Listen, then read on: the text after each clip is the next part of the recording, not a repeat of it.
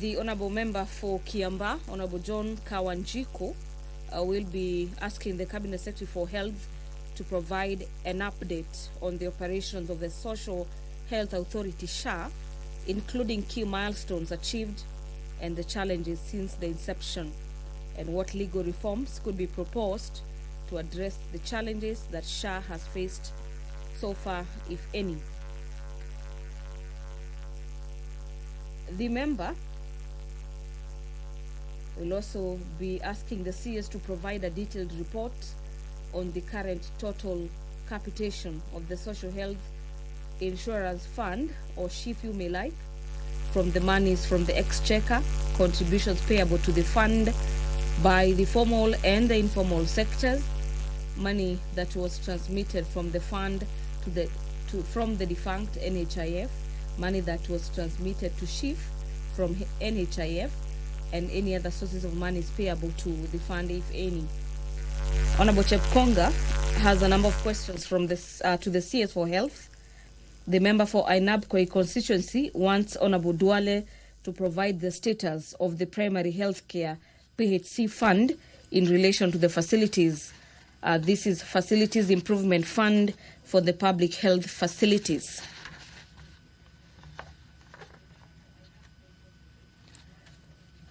The Honourable Member for Kibwezi West, Honourable Mwengi Mutuse, will be asking the Cabinet Secretary for Health to explain why there's no trauma facility between Mombasa and Nairobi along the Mombasa-Nairobi Highway, which is one of the country's main transport corridors, which has resulted in some Kenyans who have been involved in road accidents losing their lives. Away from the questions by Honourable Mutuse, to the CS for Health,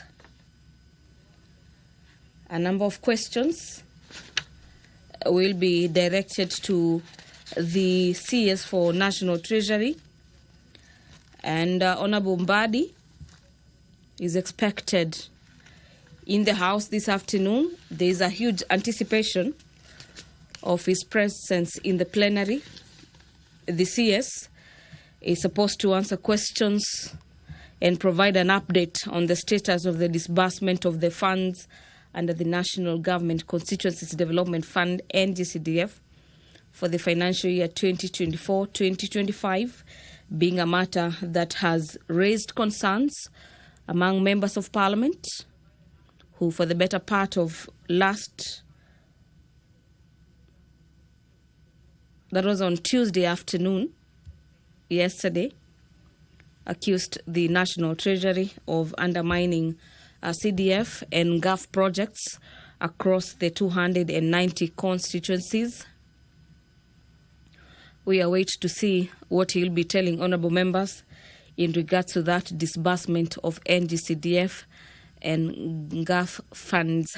The Speaker of the National Assembly, Honourable Dr. Moses Wetangula, is already in the chambers this afternoon, signalling that the business of the National Assembly will be commencing in a few seconds. Allow me to hand over for this live broadcast brought to you by KBC in partnership with PBU. Enjoy your viewing. Waheshimiwa, tuombe. Ewe Mwenyezi Mungu, ambaye kwa hekima na wema wako umeteua nyadhifa za viongozi na mabunge kwa ustawi wa jamii na utawala wa haki wa wanadamu, tukusihi utazame kwa neema nyingi sisi watumishi wako ambao wameridhika kutuita ili tutekeleze shughuli muhimu za jamhuri yetu. Tukuomba uteremshie baraka zako zizi tuliokutanika hapa, na utujalie tuyatende na kufikiria mambo yote yatakayofikishwa mbele yetu kwa njia ya haki na uaminifu, ili utukufu na sifa zako siendelezwe, na ili kustawisha amani, ufanisi na heri ya nchi yetu na wale ambao hajasawa misikabidhi mikononi mwetu. Amen.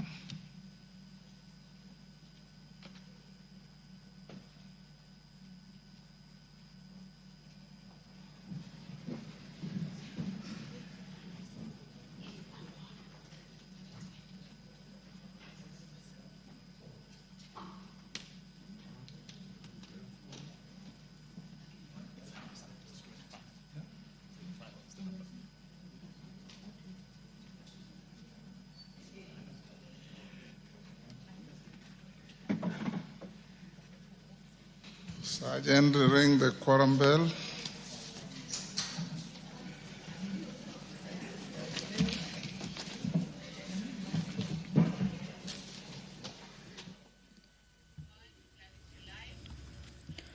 Five minutes, or about 5 minutes,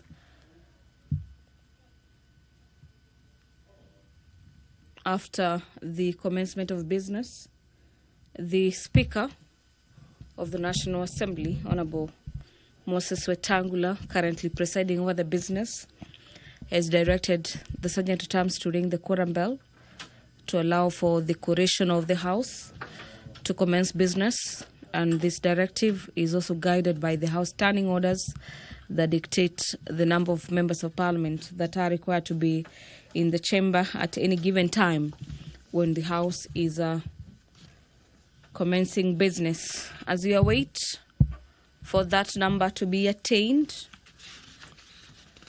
allow me to take you through some of the agenda before the House this afternoon. And the House is set to vote on a motion on the state of security in 6 counties of the North Rift. The counties in question are Baringo, Elgeyo Marakwet, Turkana, West Pokot, Samburu, and Laikipia counties.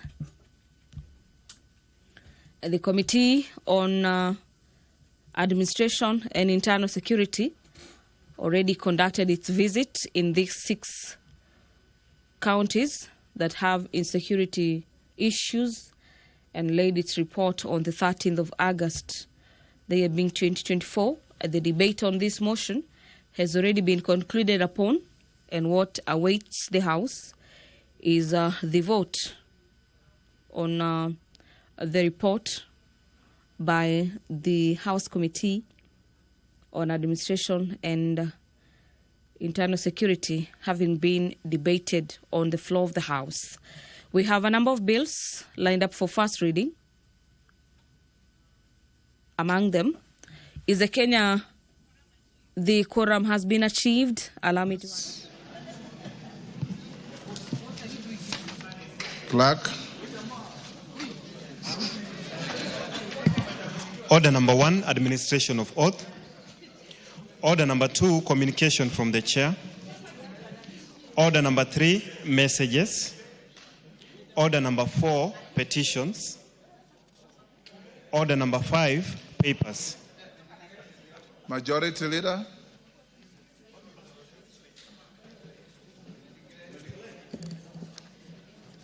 Honorable Speaker, I beg to lay the following papers on the table of the House today, Wednesday, April 16, 2025, afternoon sitting. Report of the Auditor General and financial statement of Kitelakapel Technical Training Institute for the year ended 30th June 2022, and the certificates therein in respect of 2. Reports of the Auditor General and financial statement for the years ended 30th June 2023, and the certificates therein in respect of A.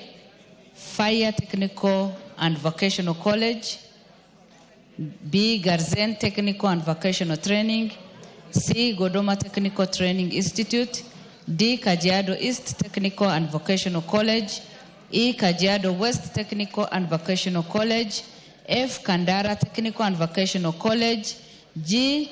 Katine Technical Training Institute, H. Kerich Township Technical and Vocational College, I. Kaminini Technical and Vocational College, J. Kipipiri Technical and Vocational College, K. Konoin Technical Training Institute, I. Limuru Technical and Vocational Training, M. Madenge Technical Training Institute, N. Madioya Technical and Vocational College, O. Nachu Technical and Vocational College, P. Nairobi Technical and Training Institute, Q. Daragwa Technical and Vocational College, R. India Technical and Vocational College, SPC Kinyajui Technical Training Institute, T. Shamberere Technical Training Institute, U. Technical Training Institute, V. Sotik Technical Training Institute, W. Tetu Technical and Vocational College, X. Dika Technical Training Institute, Y. Weru Technical and Vocational College, and Z. Ziwa Technical Training Institute. Thank you, Honorable Speaker, and I lay.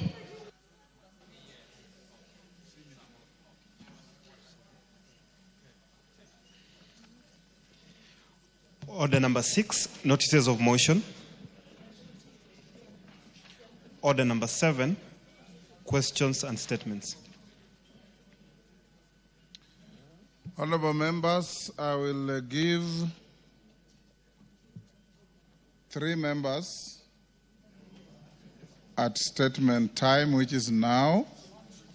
While I'll do that, as majority leader or whip, check and see if the Minister for Treasury is Minister for Treasury, National Treasury, is within the precincts of Parliament. Let him not come in now, but let him be on standby. As soon as we finish the statements, we will then call him in. We'll have statements, one from John Kagusha. After John Kagusha, Wangare Mother, then close with a farewell statement from Honorable Ruku. He wants to say something to the House as he exits. So Kagusha, where is Kagusha? Wangare?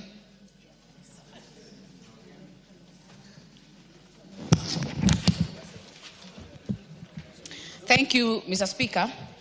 Mr. Speaker, I rise pursuant to Standing Order 44-2C. I rise to request a statement from the chairperson of the Committee on Finance regarding the measures being taken by the government in respect to its mandate of regulating and controlling gaming activities in Kenya, specifically the so-called Aviator game of chance.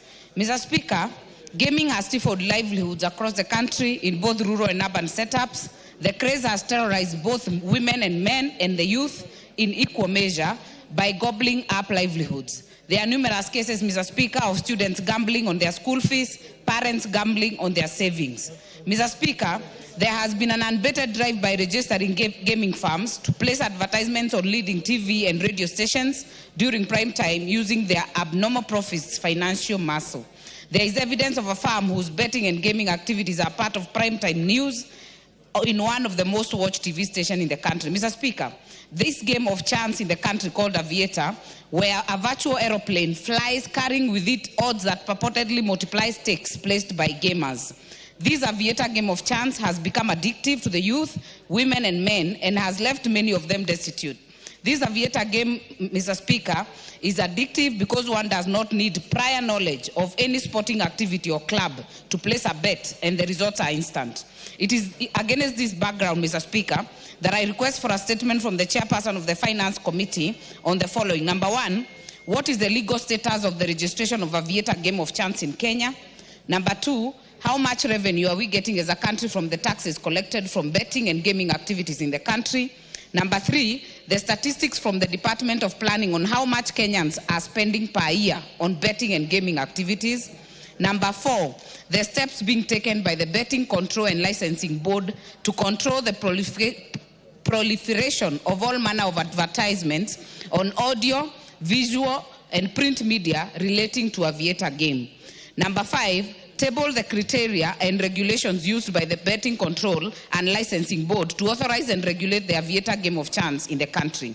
Number 6, table a list, together with license numbers and dates of firms, including media stations, that are authorized to conduct games of chance in the country. And finally, Mr. Speaker, table a list from the Betting Control and Licensing Board of ongoing and concluded disciplinary cases against errant betting and gaming firms and media stations in the country for the last 1 year.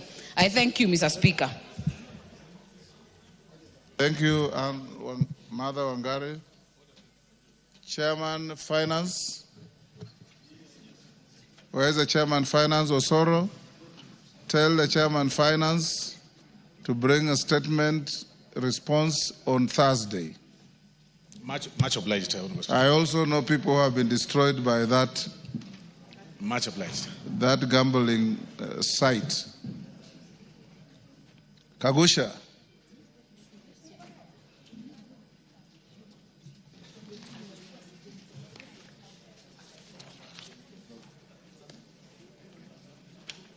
Thank you, Mr. Speaker. Mr. Speaker. I call you twice. You are not here. So the most decent thing to do is to apologize to the House Honorable, for not being here when we needed you. Honorable Speaker, I profusely apologize for not being here. Honorable Speaker, the Majority Whip is insisting that I mentioned that my family is in the Speaker's gallery, and I welcome them, and I'm happy to have them here, my wife and my girls. Thank you, Honorable Speaker. Honorable Speaker, pursuant to the provisions of the Standing Order 44-2C, I rise to request for a statement from the chairperson of the Departmental Committee on Transport and Infrastructure regarding road safety at Montezuma Mona Funeral Home along Thika Road. Honorable Speaker, the Montezuma Mona Lisa Funeral Home in Kabati, situated along the heavily trafficked Thika Superhighway, experiences substantial pedestrian movement. Regrettably, the absence of a designated crossing point has resulted in a worrying surge in accidents and fatalities, particularly as individuals attempt to cross a busy road to collect bodies of their departed kin from the facility. Notably, the lack of a footbridge at this critical location poses a grave risk to both pedestrians and motorists in the area, which has already been identified as a high-risk zone for accidents. Reports have consistently shown that vehicle-to-pedestrian collisions are among the most common types of accidents along Thika Road, with black spots such as Githurai and Safari Park recording alarming high numbers of incidents. While efforts have been made to install footbridges along certain sections of the highway, the lack of a footbridge at Kabati area leaves pedestrians vulnerable to accidents. Honorable Speaker, it is against this background that I request for a statement from the chairperson of Departmental Committee on Transport and Infrastructure on the following. 1. A detailed report on the number and nature of road accidents that have occurred in the Kabati area near Montezuma Mona Lisa Funeral Home along Thika Road over the last 6 months, including the contributing factors and specific measures being put in place by the ministry to address road safety concerns near Montezuma Mona Lisa Funeral Home, Thika Road branch, including plans for the construction of a footbridge at the location to reduce pedestrian-related accidents, and the expected timeline for implementing these solutions. I thank you, Honorable Speaker.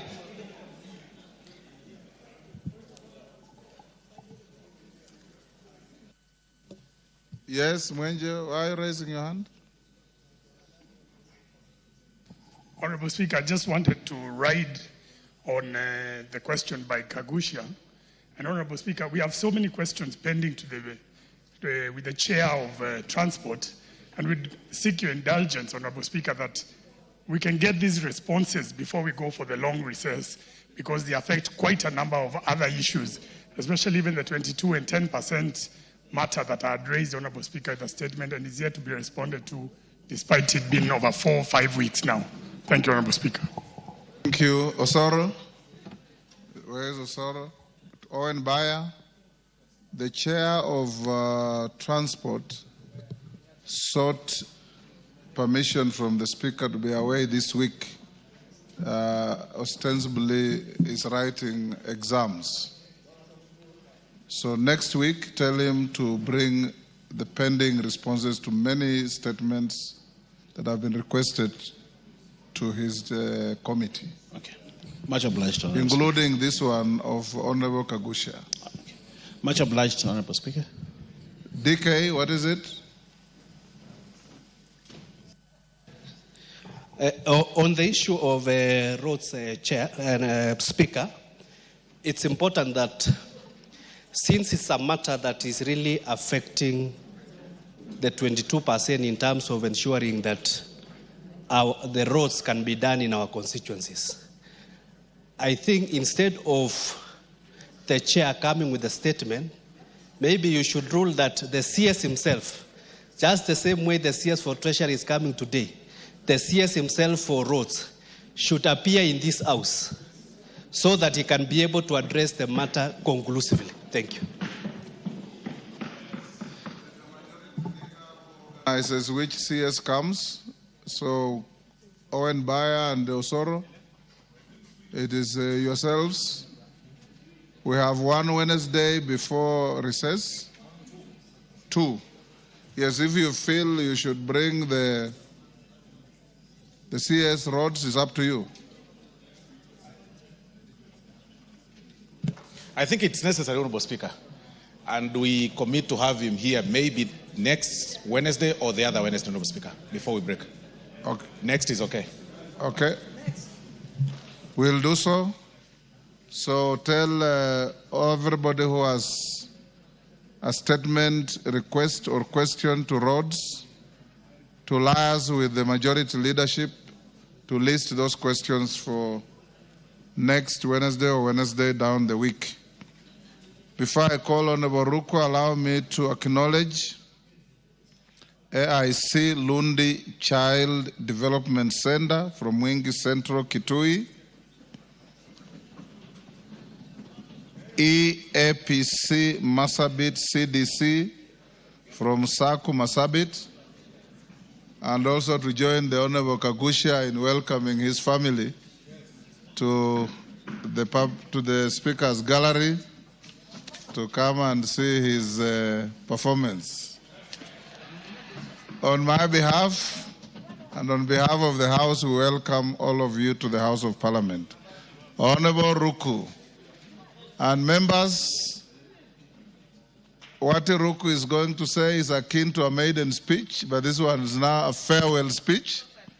We shall hear him in total silence. I've given him 5 minutes to say what he wants to say and then take his leave if he wishes. Thank you, Honorable Speaker.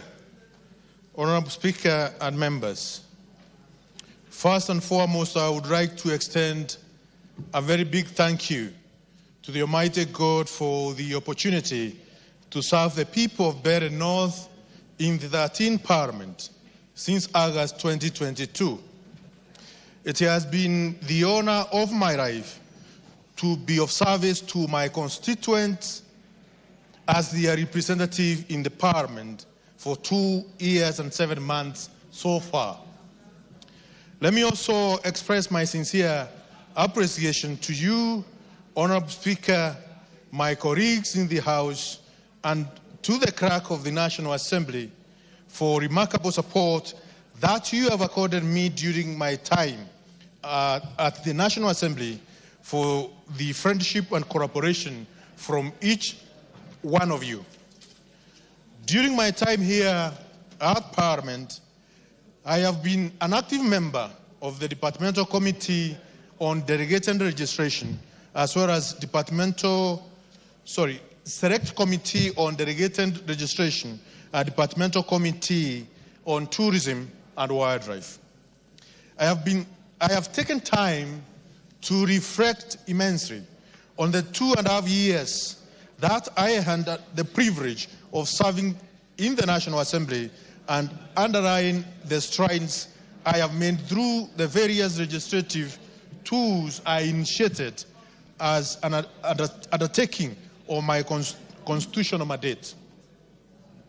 In the regard to bills, as a first-time member of the National Assembly, I have been able to propose several bills that are in various stages of the legislative process, including the Anti-Corruption and Economic Crimes Amendment number 2 Bill of the National Assembly, number 40 of 2023, which sought to amend the Anti-Corruption Economic Crimes Act number 3 of 2003 to remove the delays and undue criminalization of administrative action undertaken in the course of public procurement, which are as a result of frauds in the procurement laws.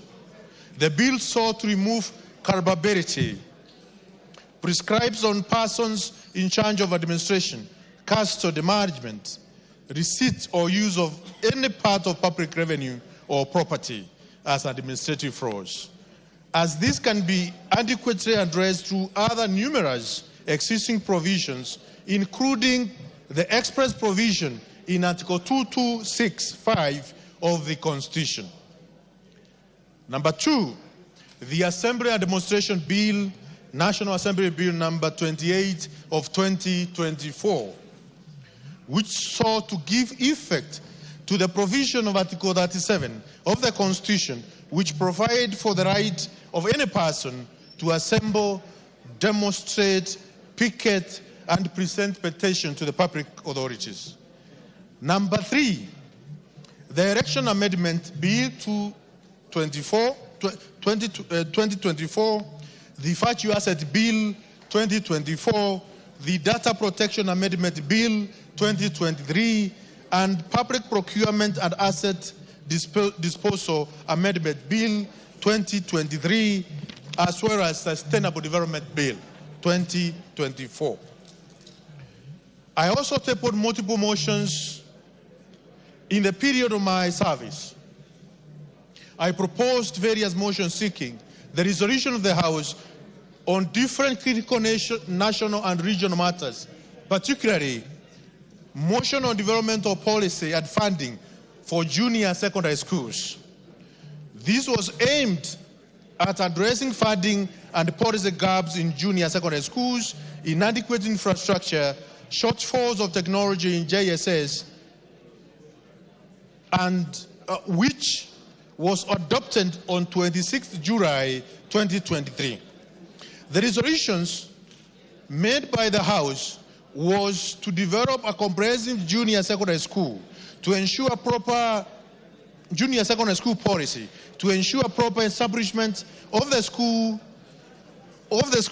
and also a clear implementation framework for the competency-based curriculum, and provide a funding plan for successful implementation of the curriculum.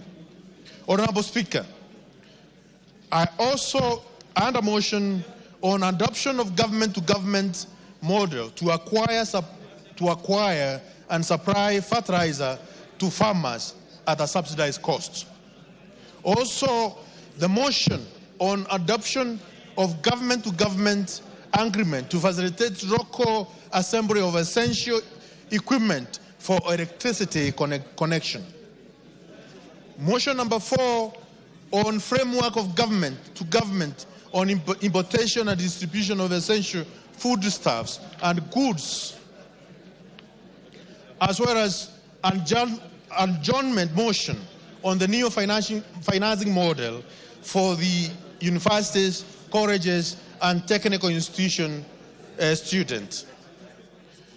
Honorable Speaker, beyond registration and policy making, I sought accountability from executive through 6 statements from chairpersons of various committees, namely 1, statement on payment of the last expense and death gratuity under the NHIF and Public Service Superannuation Scheme.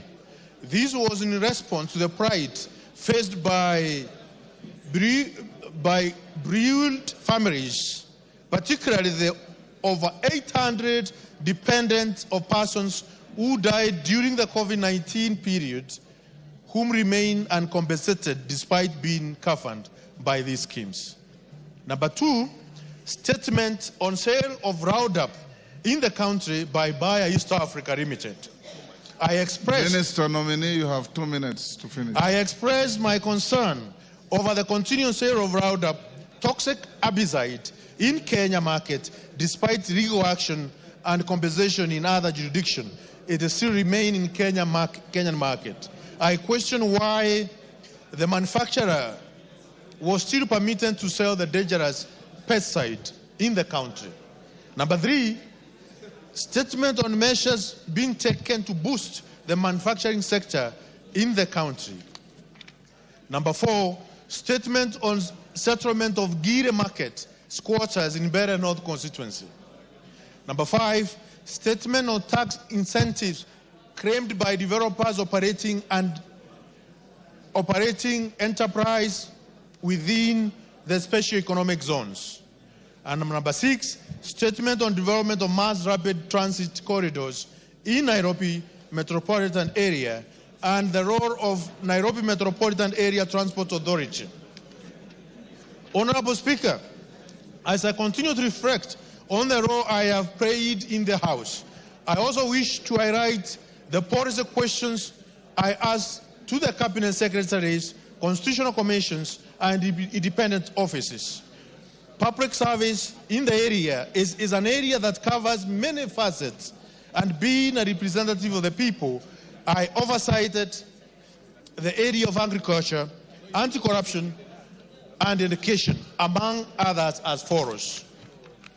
1, question to the Minister of Agriculture and Livestock Development regarding the supply and distribution of subsidized fertilizer across the country in preparation of the planting season. Question 2, Ethics and Anti-Corruption Commission on the status of monies and properties recovered by Ethics and Anti-Corruption Commission under the Proceedings of Crime and Anti-Money Laundering Act. Number 3, question on the Ministry of Agriculture, Livestock and Development on the adverse effect of Roundup and Upside on the ecosystem on humans. How much of that statement is left? 2 minutes, Honorable Speaker. 2 minutes. 1 page remaining. You better finish. Okay. Number 4. Give him the mic. Number 4, Honorable Speaker.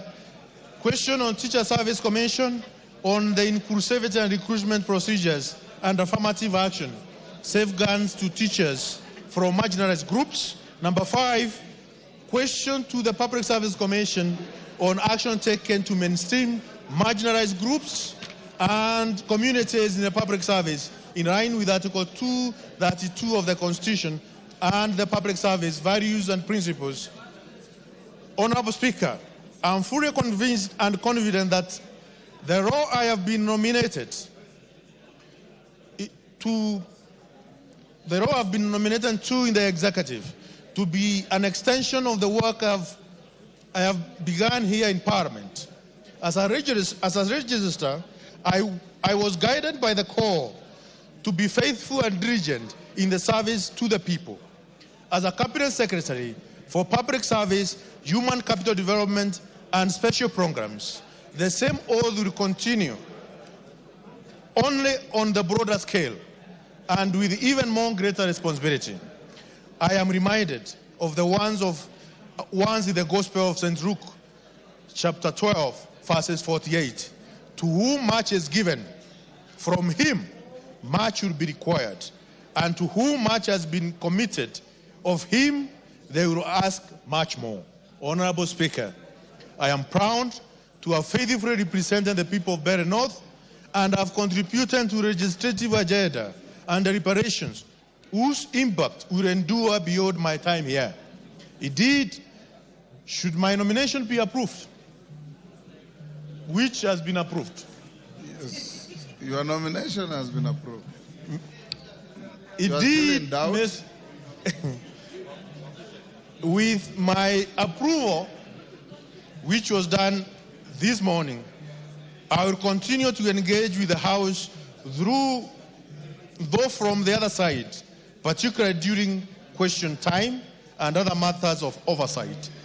Even then, the commitment remains the same: public service to the people of Kenya. I thank you, Honorable Speaker. I thank each one of you, honorable members of this great House. And I thank the people of Bere North for giving me an opportunity to serve in this House and also to serve them as well as the people of Kenya. I thank you, Honorable Speaker. Thank you, Honorable Ruku. Honorable members, let's put questions at orders number 8, 9, 10, 11, and 12 Then we call in the CS Treasury. Order number 8, special motion. Consideration of a nominee for appointment as Principal Secretary, State Department for East African Community Affairs. Question to be put. Members on their feet, take your seats. Honorable Ruku, you may now exit.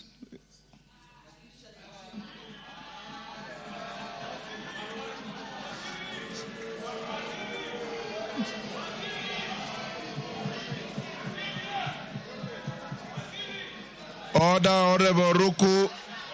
Can you walk out?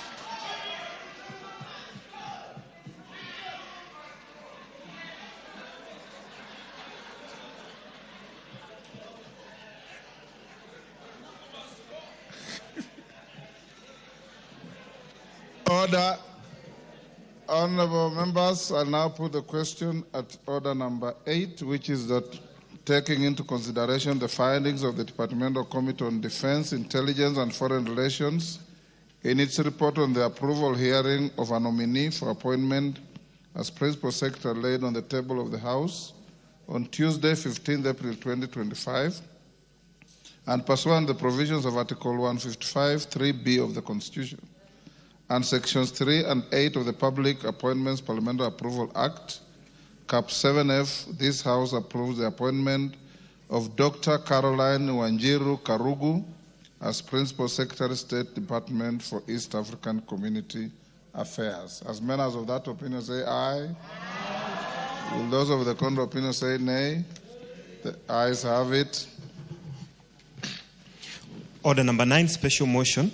Consideration of a nominee for appointment as Principal Secretary, State Department for Science, Research and Innovation. Question to be put. Take the seat, Honorable Cheng. Honorable members, I now put the question at order number 9, which is that taking into consideration the findings of the Departmental Committee on Education in its report on the approval hearing of a nominee for appointment as Principal Secretary laid on the table of the House on Tuesday, 15th April 2025, and pursuant to the provisions of Article 155, 3B of the Constitution, and Sections 3 and 8 of the Public Appointments Parliamentary Approval Act, Cap 7F, this House approves the appointment of Professor Abdul Razak Shaukat as Principal Secretary, State Department for Science, Research and Innovation. As members of that opinion say aye. Aye. Will those of the contrary opinion say nay? The ayes have it. Order number 10, special motion. Consideration of a nominee for appointment as Principal Secretary, State Department for Devolution. Question to be put.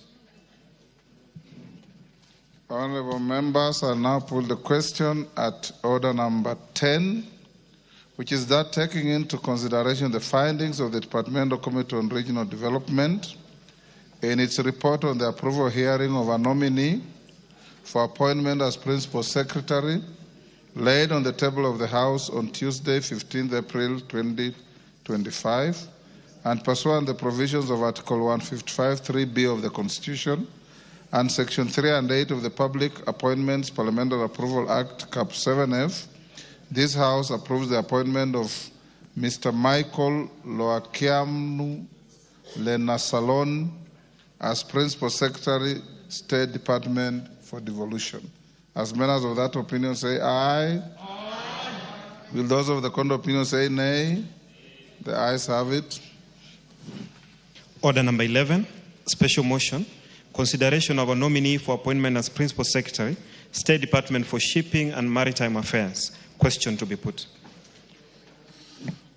Order, honorable members on their feet, take your seats. Honorable members, I now put the question at order number 11, which is that, taking into consideration the findings of the Departmental Committee on Transport and Infrastructure in its report on the approval hearing of a nominee for appointment as Principal Secretary laid on the table of the House on Tuesday, 15th April 2025, and pursuant to the provisions of Article 155, 3B of the Constitution, and Sections 3 and 8 of the Public Appointments Parliamentary Approval Act, Cap 7F, this House approves the appointment of Mr. Aden Abdi Miller as Principal Secretary, State Department for Shipping and Maritime Affairs. As members of that opinion say aye. Aye. Will those of the contrary opinion say nay? The ayes have it. Order number 12, motion. State of security in 6 counties of North Rift, being Baringo, Elgeyo Marakwet, Turkana, West Pokot, Samburu, and Laikipia. Question to be put. Members on their feet, take your seats. Clive, take your seat.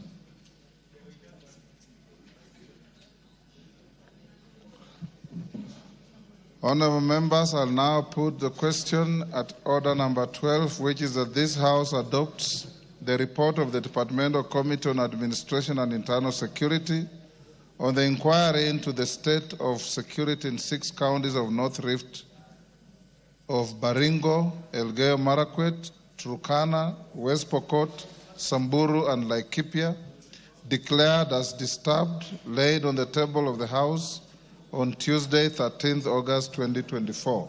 As members of that opinion say aye. Aye. Will those of the contrary opinion say nay? No. The ayes have it. Honorable members, we go back to order number 7. Majority Whip, will you search, and if you find the Cabinet Secretary for National Treasury, bring him to the chamber and produce him before the Speaker.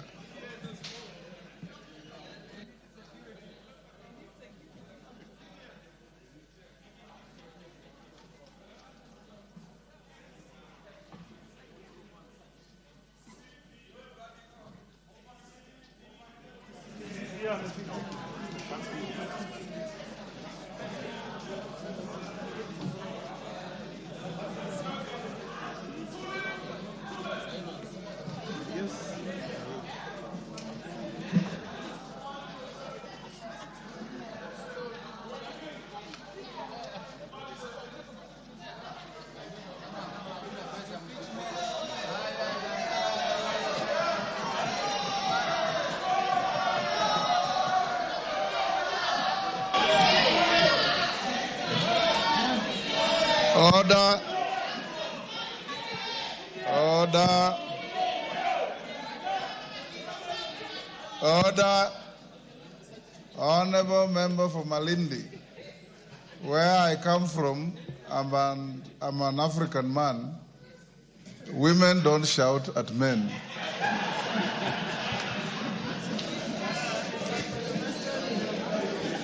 And besides that, it is unparliamentary for any one of us to shout at anybody. Honorable members, before I usher the minister to the floor, let's do first reading at order 14 and 15. Order number 14, the Kenya Roads Amendment number 2 Bill, National Assembly Bill number 16 of 2025, first reading. A bill for an act of parliament to amend the Kenya Roads Act. Order number 15, the Public Service Human Resource Management Bill, National Assembly Bill number 51 of 2024, first reading. A bill for an act of parliament to make provisions for uniform norms and standards of human resource management in the public service and for connected purposes. Thank you, honorable members. Honorable members, we have the Cabinet Secretary for National Treasury coming to this House on my direction, following a point of order raised by the Member of Parliament for Bumula, which was joined in by several of you on the fate and status of disbursement of NGCDF funds, and to some extent, the National Affirmative Action Funds called NGAF. But the front banner is CDF. Honorable members, I may recall to the House that sometime in December last year, before our break, the CS, who is a former distinguished member of this House, having been a minority leader, chair of several important committees, including PAC, and a distinguished economist in his own right, came to the Speaker's office and gave me a breakdown on how he's going to disburse CDF, and I allowed him for that. When we had our midterm retreat in Naivasha, we also invited the CS, and he graciously came and engaged all of you on this very important issue. Today, Honorable Minister, you are here, and I'll give the House 30 minutes to deal with this issue, to give a full, candid statement on the status of disbursement of these funds and the future conduct on how these funds will be disbursed to constituencies. These funds, members, are not your funds. They are funds of the people of Kenya. And when they go to the constituencies, they serve the people of Kenya. And this is one of the most revolutionary, devolved function that we have ever had in this country. We will therefore, and I want to encourage you members, hear the minister's statement in absolute silence. Once he finishes, I will allow the member who raised the point of order, the first bite, and then allow a few members to ask clarifications or questions. And once we finish and we are satisfied, we'll let the minister go back to his office. Minister, welcome, and you can now take the podium. Thank you very much, Mr. Speaker. Mr. Speaker, together with the members of the National Assembly of the Republic of Kenya, my former colleagues, let me first take this opportunity, Mr. Speaker, to thank you for indulging me and inviting me to come here and talk to a matter of national importance. And I want to agree with you, Mr. Speaker, that National Government Constituency Development Fund has been a revolutionary fund in this country. And I want to also associate myself that this government supports devolution and devolution of resources. Devolution not in the sense of just county governments, but devolution of resources. And CDF, there cannot be any other better fund that is well devolved than, yes, you can use different terminology, decentralized, devolved, but the fact is that money goes to the grassroots. And so I still remain committed to devolution of resources and support to the National Government Constituency Development Fund and the National Government Affirmative Action Fund. Having said that, Mr. Speaker, at the policy level, I want to reiterate that we have a strategy on how to release exchequer, especially on devolved resources. Mr. Speaker, being a former member of this parliament, and it is not long ago that I was here, and I've been here for 17 years, and appreciating the role that CDF plays in our economic development and a support to various social aspects of the society, including supporting education of our children, I voluntarily came to your office without any invitation on a date I can't remember in December to discuss with you the challenges of the release of funds to the national government. It was on 5th December. It was on 5th December. Thank you, Mr. Speaker. And so when I came, we discussed, and I clearly took notes that we have not been able, or we were not able at that time to release constituency development funds to the constituencies as should be done. So I proposed a schedule on how the funds were going to be released. And so, Mr. Speaker, I just want to discuss with the members what has happened in terms of the release of these funds before I explain the challenges that probably we have encountered.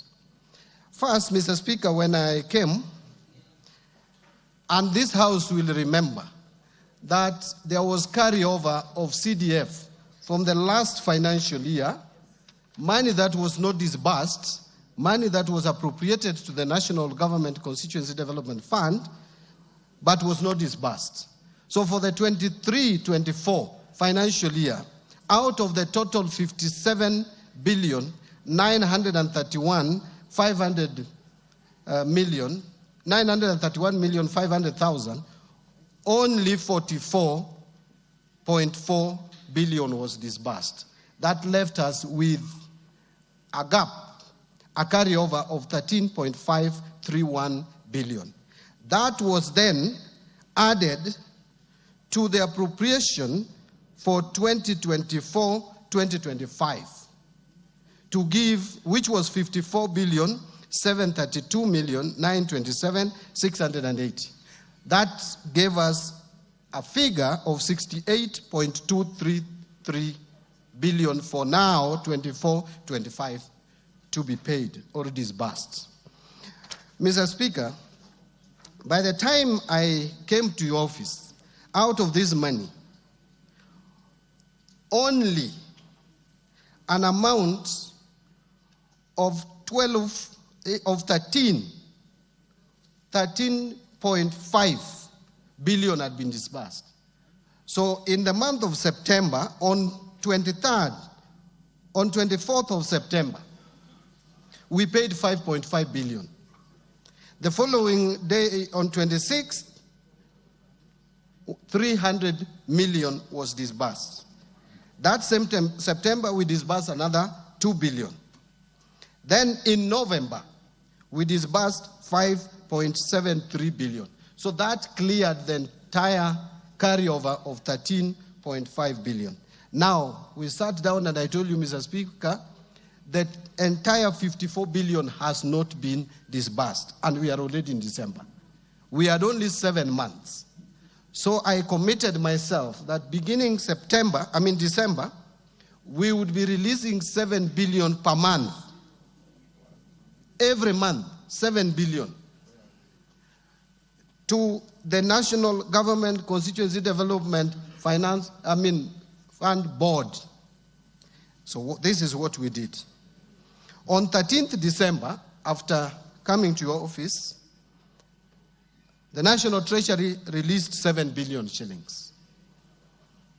On 20th of February, we again released another 7 billion. Now, you will note that we did not release any money in January. And I will come back to the reasons. In the month of March, again, after releasing the money for February of 7 billion, again we defaulted in February. Now, in March, we defaulted in March. So, Mr. Speaker, in the month of April, and that is not long ago, that is actually today,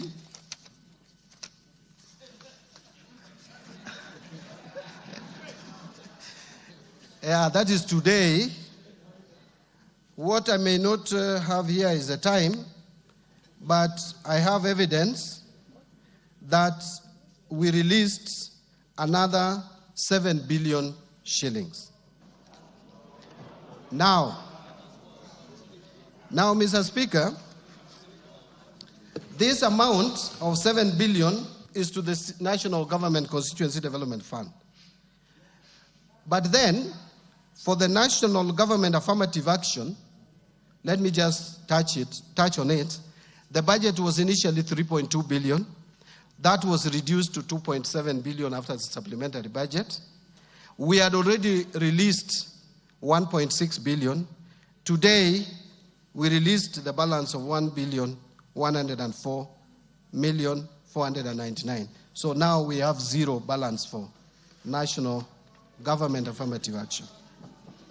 And one would ask why, I looked at the amount and it looked too little to split again. Now, let me come back to the National Government Constituency Development Fund. Mr. Speaker, the month of January, the month of February, the month of March is usually, those are very difficult months for us at the National Treasury and the economy of Kenya as a whole. I want to explain to my colleagues that these are the months. First, you must pay capitation to schools in the first term.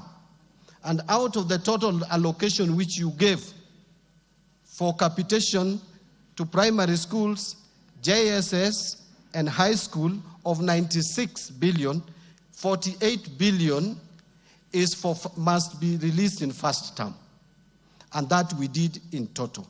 We released 48 billion. Now, this second term, we will have to release another 14 billion, and then third term, another 14 billion to complete, 24 billion, another 24 billion.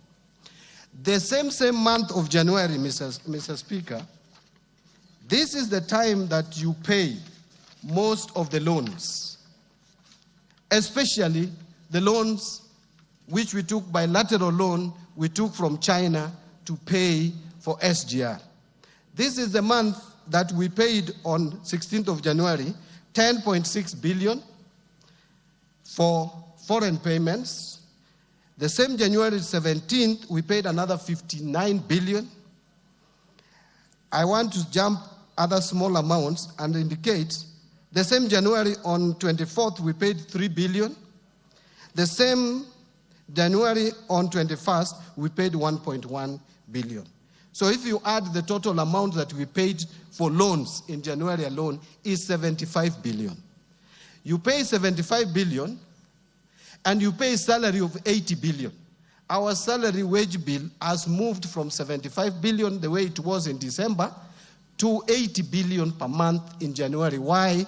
One, we onboarded JSS teachers at enhanced salaries. Omboko Mlemba, Honorable, with his team, agitated for salary increment, which they deserve, and they got it. We also had to adjust the salary of our disciplined forces. We also had to adjust the salary of lecturers who are in the streets with 4.3 billion. Now, that has pushed our salary figures to 80. Now, 80 added to 75, that is already 150 billion.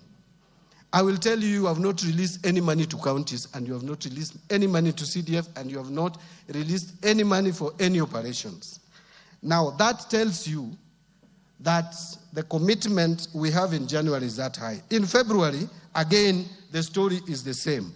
And I will tell you that in the month of February, we had a T-bill redemption, treasury bond, not bill, redemption of 51 billion. And redemption is redemption. You pay. It's not rollover. The month of April today, we have on 7th paid a treasury bond of 90 billion, 90.99 billion, 100. So what am I saying in short? What I'm saying in short is that, honorable members, is not that National Treasury does not want to honor commitments that I make to this House. But sometimes you have to balance the needs that come before you. We all know that we had to struggle after the Gen Z's agitation. This economy was shut for almost 2 months. That affected revenue collection. But worse still is that external finances, we have not been able to receive external finances until now. Fortunately, now the doors are opening for external resources. Actually, when I gave this commitment in December, I was very sure that we were going to get external resources by February, March. Unfortunately, that has delayed. And let me just give you some examples. One, on IMF program, you know the 7th and 8th review delayed. 7th review was supposed to come in March. It didn't happen last year.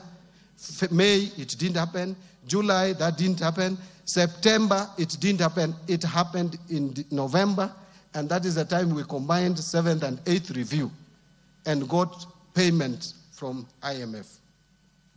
After that, to prepare for the 9th review, it was not practical for us. So we mutually agreed to let go the 9th review and start another program.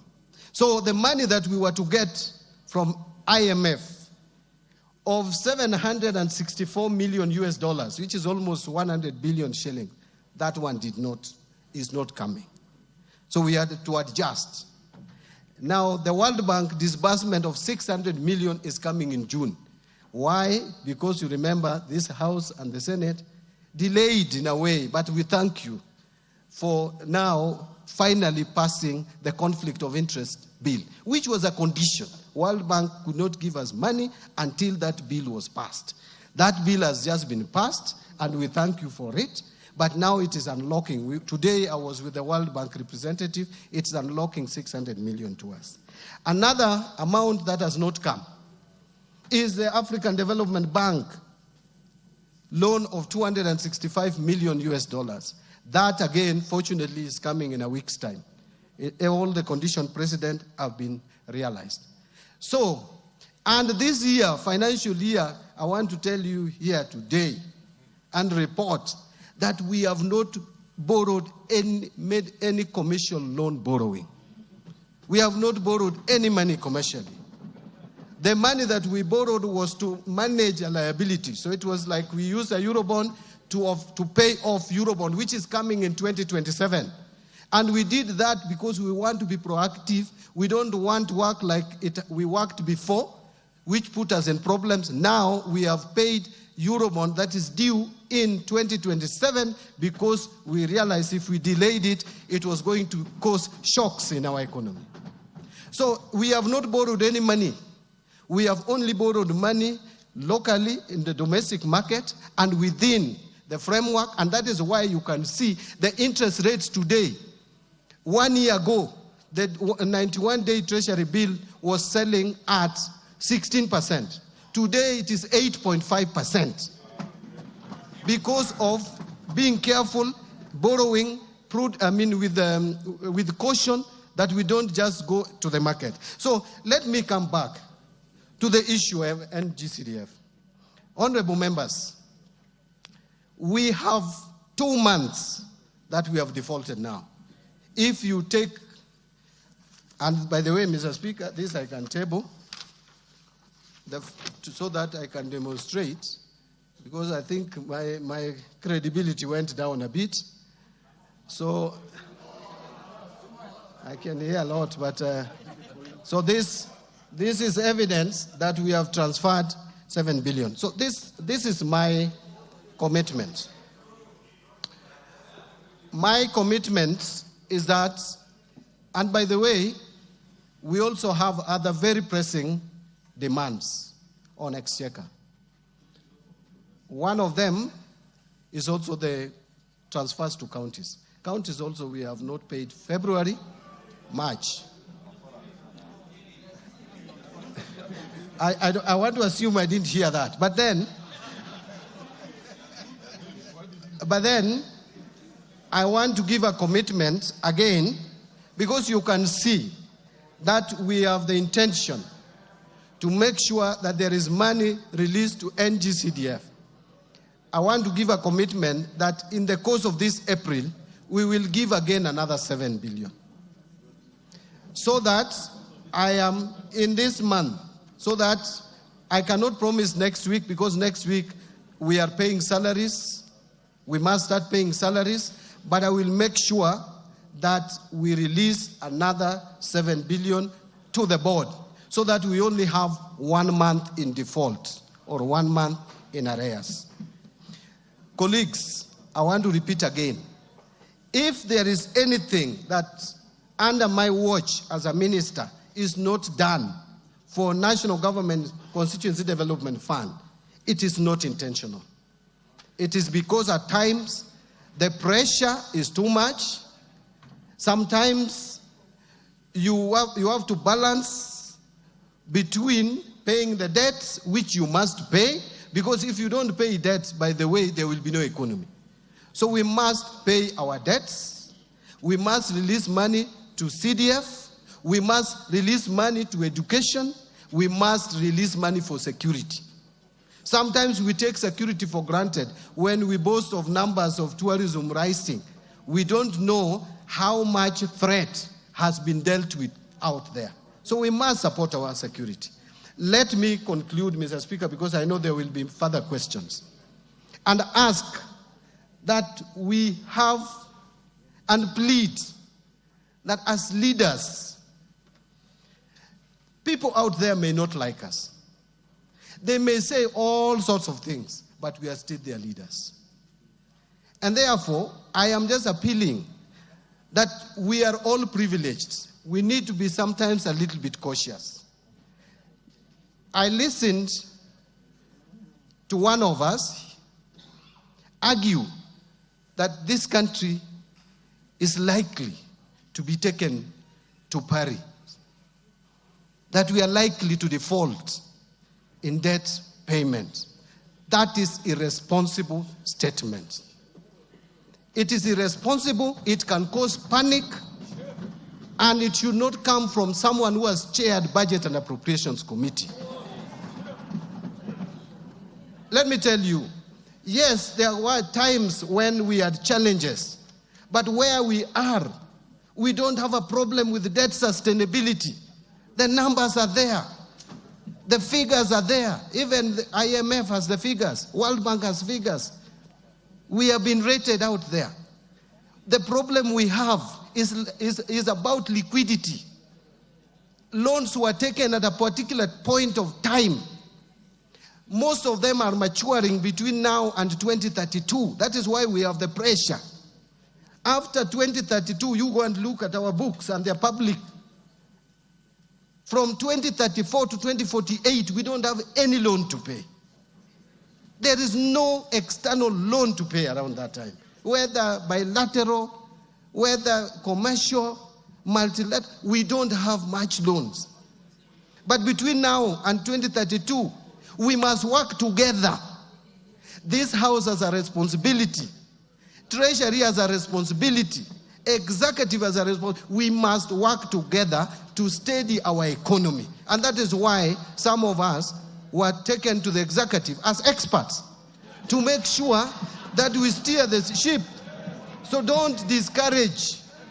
This process will continue. I am committed to it. There is no time we will default in our loan repayment. This country is strong economically. It is the strongest economy in the region. So let nobody scare people that Kenya is going to default. We may be struggling. But let me ask you, have we failed to pay salaries? No. Have we failed to pay capitation to schools? We paid in full. Are we not meeting our expenditures for security and other matters? Yes. Are we going to release the entire CDF for development of our infrastructure in schools and security and pay bursary? Yes. Are we going to pay money to our counties? Yes. And by the way, let me ask. I have been in this house with you, and I used to sit there. That is my corner. I hope you reserve it for me. I will come back there maybe one time. This is not the first time we have had a delay. In fact, if you look at last financial year, it was worse. The last financial year was worse. And I'm committing to you, you will not have problems. I know there is bursary issues. We have released the 7 billion. I want to try release another 7 billion before schools open end of this month, so that you sort out the bursary and make sure that the balance we don't carry over to 2025, 2026. That is what I'm working on. Thank you very much, Mr. Speaker. I know I took longer than I should have taken, but now I can allow my colleagues, and I can take my water if you give me a bottle of water. Thank you very much. Order, honorable members. Order. Order, honorable members. Honorable members, the document provided by the minister, which I find authentic, indicates that today, for NGAF, an amount of 1,104,499,800 was released to the State Department for Gender. That is the route through which that money is ordinarily paid. And an amount of 7 billion was released to the State Department for Economic Planning. That is the route through which CDF is paid on its way to the board. The minister has also told you, and we will hold him to it, that before the close of the month, we have only 12 days to go, or thereabouts. He will pay another 7 billion. I'll now give Jaka Wamboka the first opportunity to ask any clarification. Honorable Speaker, I want you to protect me from the Deputy Speaker. Honorable Speaker, I appreciate the Minister, one, for coming, and someone is distracting the Minister because the Minister should be listening to this. And first, two things. That we've been patient with the Minister with the things he has been saying. One, because he's a ranking member, former ranking member of this House. We would not have been tolerant, perhaps, if you didn't have those decorations with you. Two, I also must declare that the Minister is my very good personal friend, and we have many things we dream about together for future. Mr. Speaker, a lot of the things the Minister has said is what the Minister said in Naivasha. A lot of them. And Honorable Mbadi, we respect you. When you went to the Treasury as an expert with Mbadinomics, we expected you, by the time you are giving commitment to this House, you are sure about the things you are saying. You have put our Speaker not in very good light. You are lucky that we also trust our Speaker and we love him so much, because you have been using him as a shield. It does not make sense, Honorable Mbadi, my good friend, to say you gave the Speaker a plan on how you are going to disburse these monies.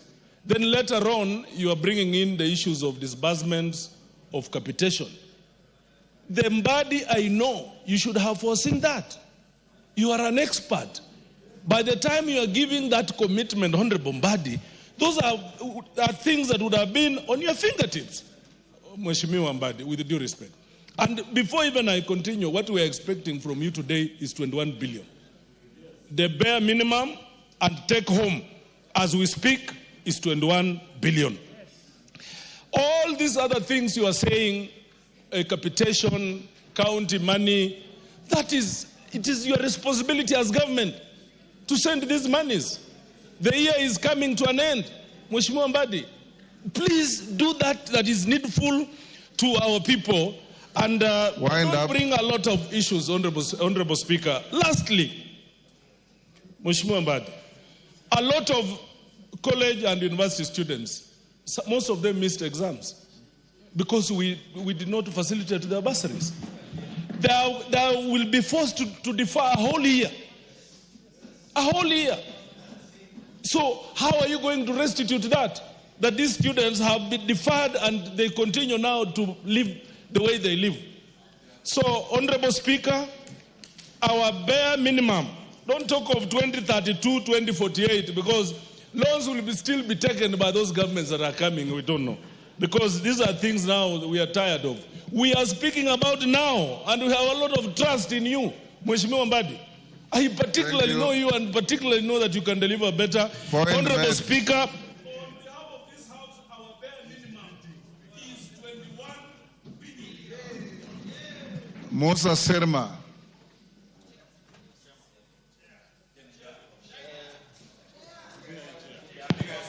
Thank you, Chair. Thank you, Mr. Speaker, for the opportunity you have given me.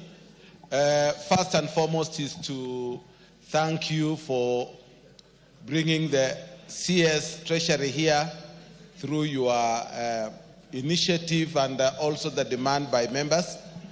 Mr. Speaker, the amount of 7 billion translates into 23 million per constituency.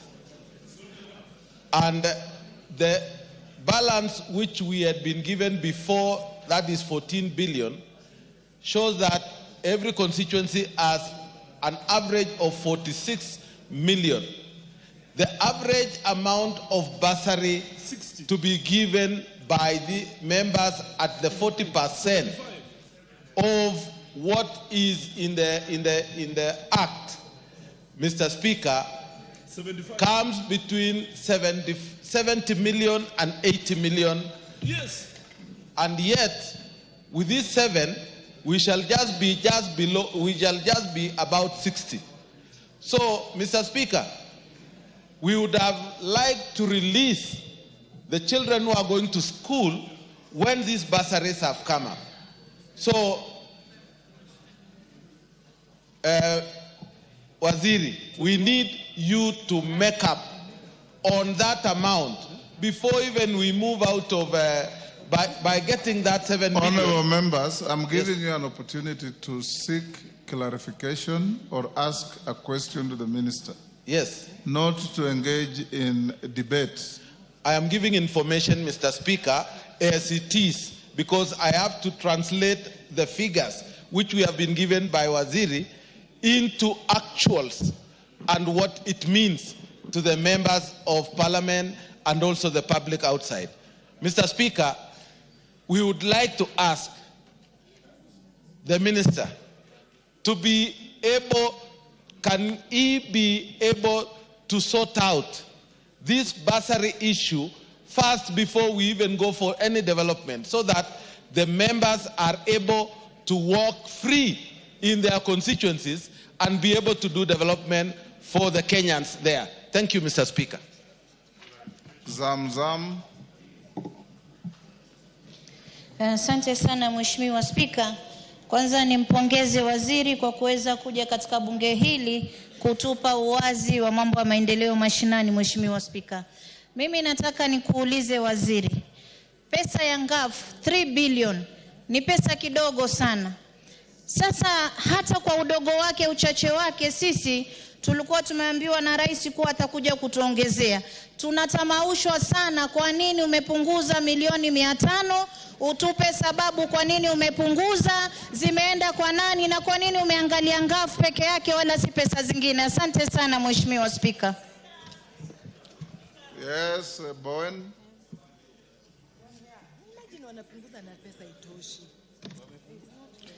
Thank you, Mr. Speaker. Mr. Speaker, I want to appreciate the Honorable Mbadi for the very good and elaborate response.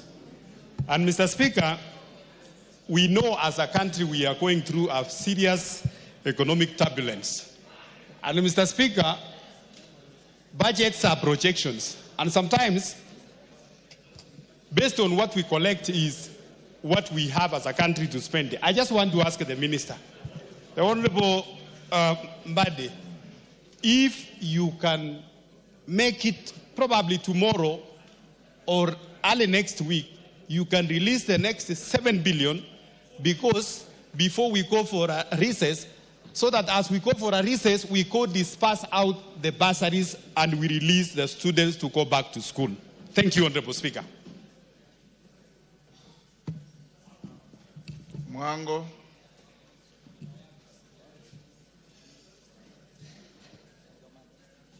Thank you, Mr. Speaker, for giving me a chance to weigh in on this issue. And for me, I want to seek clarity from the CS, Mr. Badi, on the exact date that we are going to put this money in our accounts, because for planning purposes, we need to get clear dates and we need your commitment. And then there was a question that was asked on further commitment on how these funds will always be dispersed to our constituencies. Thank you. Mwango. Maklap. Thank you, Mr. Speaker. Mr. Speaker, I want to get clarification from the Minister. One, a constituency that has 3 wards, how much will it be when you break down the 7 billion, 4 wards, 5 wards, 6 and 7 wards? Because, Mr. Speaker, we need to know the exact breakdown of that money that will be able to justify. Two, Mr. Speaker, from the analysis of the Minister, Mr. Speaker, from the analysis of the Minister, he has said in January, February, there is a lot of loans. Why don't we exhaust all the money of CDF between the first quarter of the financial year so that we can't go to those months where there is issues of loans in the country, Mr. Speaker? So, Mr. Speaker, God willing, remain the Minister of Finance, but release all the money within the first quarter of the financial year so that children of Kenya cannot lynch members of Parliament for non-release of funds, especially for bursaries, Mr. Speaker.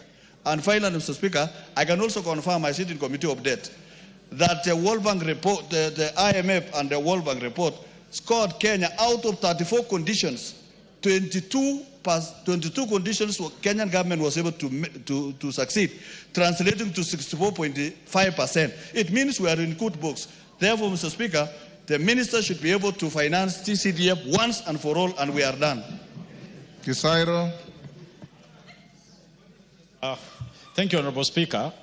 As one member said, actually we listened to the Honorable CS, courtesy of him having been our colleague, and we accorded him that respect. Honorable Speaker, in February, the CS was categorical that he was going to send 2 tranches of 7 billion in the month of February, and from that month it was be 7 billion monthly up to the time he completes sending the amount for this financial year. Honorable Speaker, the CS has now said in February he sent 7 billion. Today, he has sent another 7 billion, which has not reached the board, so we cannot count it. And he's saying, after sending another 7 billion at the end of this month, that he will be in default or he'll be behind by 1 month. What happened, or which calculation is he using? Because if he could have sent twice in February, once in March, which he only did once, skipped the second one, skipped March, we are in April. How can he be 1 month behind at the end of this month? He will be 3 months behind. CS, what we want is 21 billion before the end of this month, if not today, and the rest to be cleared by the end of next month. Otherwise, this is just going to be in circles. This is another promise, and we are not going to achieve anything. It is the members of Parliament who are being hogwashed out there in the constituencies. Honorable Speaker, let the CS give us a clear roadmap. What he has given us is speculation. Thank you. Mary Masse. Thank you, Honorable Speaker. First, I want to appreciate the CS for at least doing something today. But, Honorable CS, you have said that the passing of the bills has unlocked external financing or funding. So in another week or 2, you will have enough resources. I want to propose that you clear with CDF. Honorable Speaker, our problem is not only bursaries. In my constituency and in many of these members' constituencies, we still have our students, the grade 9s, learning under trees. I do not have enough classrooms. So we need the money to be able to construct those classrooms and all the other development projects. Thank you. Let us have the money before the end of this financial year. For this financial year. Thank you, Honorable Speaker. Farah Mali. Mr. Speaker, I do understand that collections of revenue in the country itself is a very tricky thing. And any Minister for Finance will always be on a serious balancing act. There are so many competing priorities that essentially everybody is asking for something, but the Minister is in a very difficult situation. Mr. Minister, can you give us an undertaking that you will have at least before the end of next week another 7 billion in our account, and progressively see how you can give us an undertaking on the rest also? And when you have a situation when there is no sufficient revenue collection, because this is the revenue collections in the country, we understand that we had a finance bill that was shut down. That was the biggest mistake this country made. And then the revenue generation itself is not an easy thing. So, Mr. Speaker, can you give us some kind of an undertaking that by next week, before the end of next week, we have at least another 7 billion in our accounts, and then how you're going to disburse the rest? The member next to Emase, who is that? Kirima. Yes. Thank you, Mr. Speaker, sir. My good question to the Cabinet Secretary is this. Is the Minister aware that other than CDF, there is no other money which we get for development in our sub-counties or constituencies, and then development which can be seen on the ground is only through CDF money, of which we are lucky that the Minister concerned is a former member and he has used CDF in his constituency. The chief executive of this country was a member of this house and he has used CDF before. Is the minister keen to release this money before the end of financial year so that we cannot have carried debts beyond this year? Thank you very much, Mr. Speaker. Bensouda. Thank you, Honorable Speaker. You've kept your word by ensuring that CS National Treasury is with us today. Question number 1. We would like the CS to also give us a plan of releasing GAF the same way he has committed the plan of releasing NGCDF, which is 7 billion per month. Taking into consideration that GAF is just 3.5 billion, which has been reduced, we want to request that this money, at the beginning of every financial year, it is released as a lump sum. Question number 2. The current CS nominee for gender responded in one of our question items that the increased femicide in this country is because the girls are suffering dependency on finance. Could the CS National Treasury come clear now that the students are going to go back to school where the sanitary towels money financing 500 million is, so that we don't have an extended femicide and killing of our girls? It is urgent like yesterday. Number 3, Speaker. That is sufficient. Number 3, only 1 second. The 1 billion which were given in last financial year was a presidential directive, and he promised to deliver his agenda on the women. And we are expecting in the next financial cycle an additional of 1 billion. We would like our money not to be touched, not even a shilling. Thank you, Honorable Speaker. Women Rep Laikipia. Women Rep Laikipia. Thank you, Honorable Speaker. And I appreciate my very, very able members, Honorable Bensouda and Honorable Zamzam from Mombasa. Honorable Speaker, thank you for giving GAF the highlight that it requires today, because, Honorable Speaker, this is a fund that in the last 1 year took care of 50,000 children. It has taken care of more than 200,000 groups. it has supported so many of the vulnerable in our community, Honorable Speaker. I want to support what my members asked, and it starts with the first question in regard to the deduction. As much as the deduction was done in this Honorable House, Speaker, it is my plea to the Cabinet Secretary that going by the President's directive, can we get our money back? Because I believe as much as we give value to infrastructure, we need to give more value to our women, our youth, our persons with disability. They are more important than any of those other functions that we are giving presidents to. Secondly, Honorable Speaker, we also need the gender-based violence money released, which was 100 million that was given by the President as a directive. Thirdly, Honorable Speaker, our children have not stopped having their monthly periods, yet the sanitary towels money has not been released. To the Cabinet Secretary, kindly give us a date on when the money is going to be released, because our girl children are in dire need in their schools. Thank you, Honorable Speaker. Kenan. Mr. Speaker, today is a great day. The person presiding over this chamber is an astute and an all-round politician.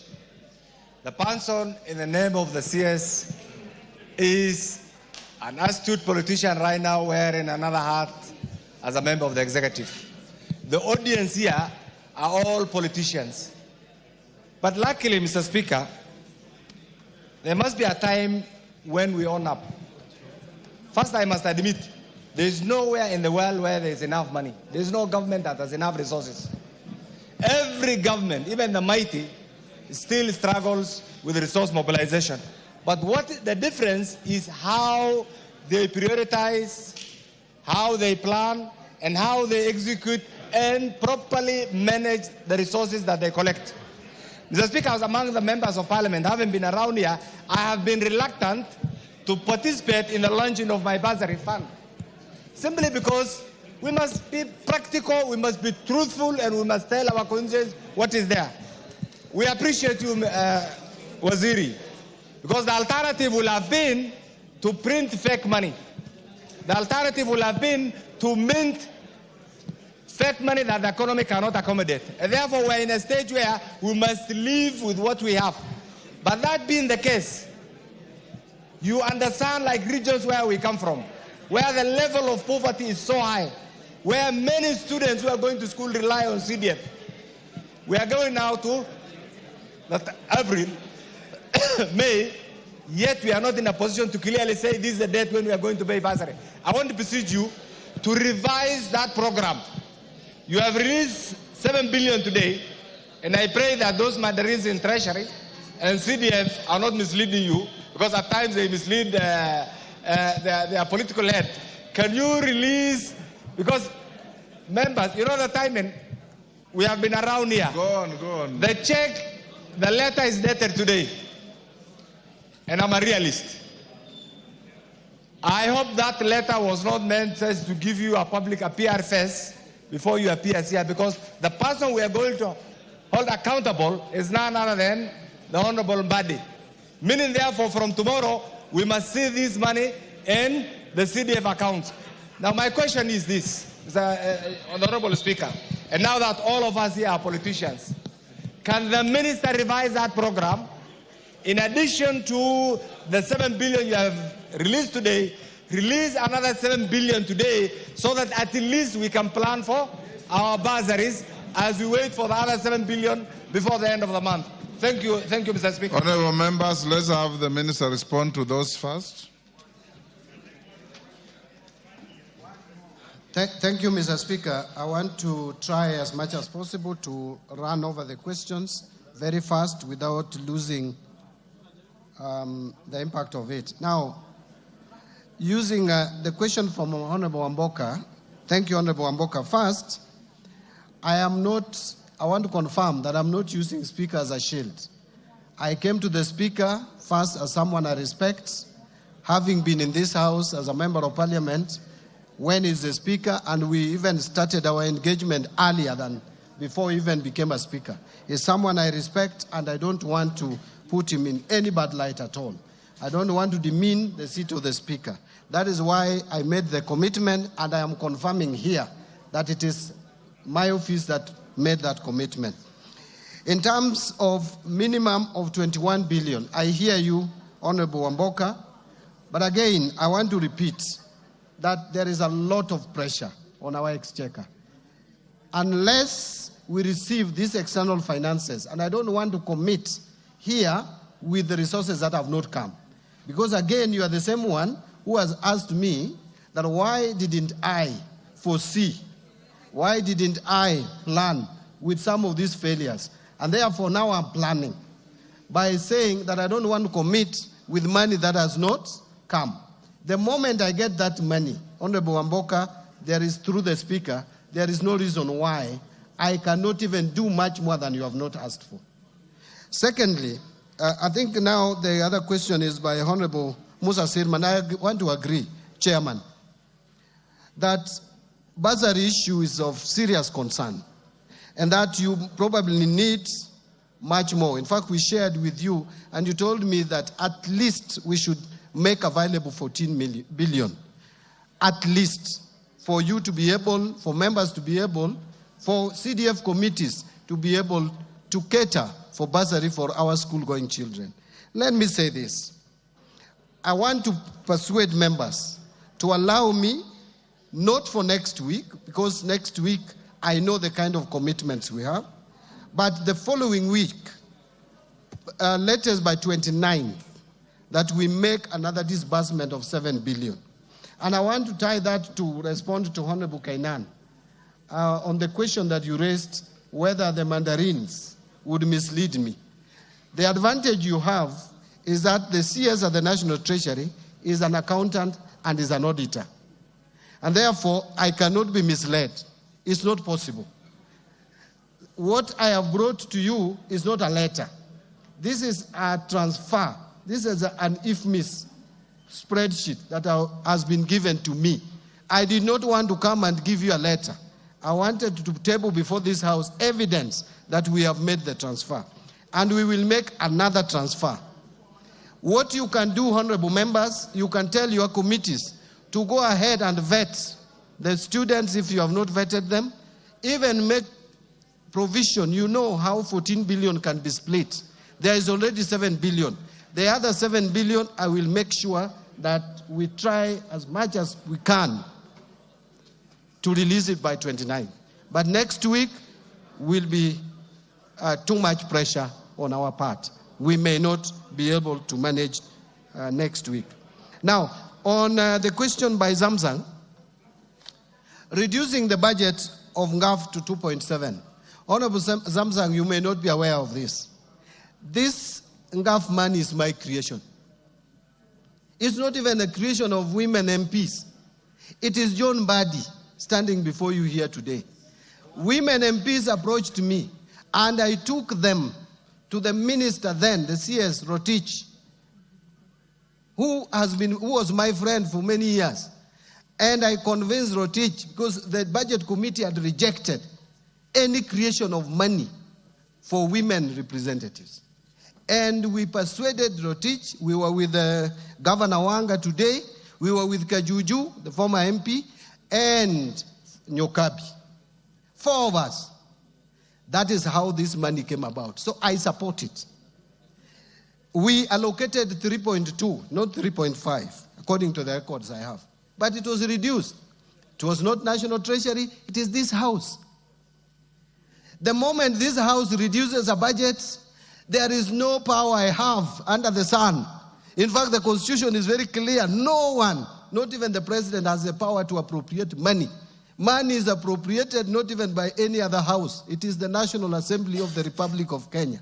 Kindly talk to your friends, beginning with those who sit in the Budget Committee, to protect any money that is allocated to NGAF, so that you don't have this. This money is very little.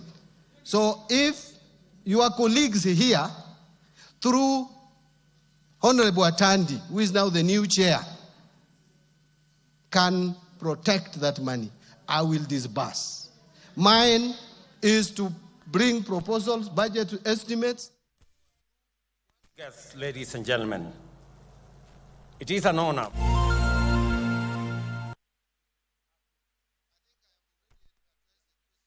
Emerging cultural ambassadors this afternoon here at State House Nakuru.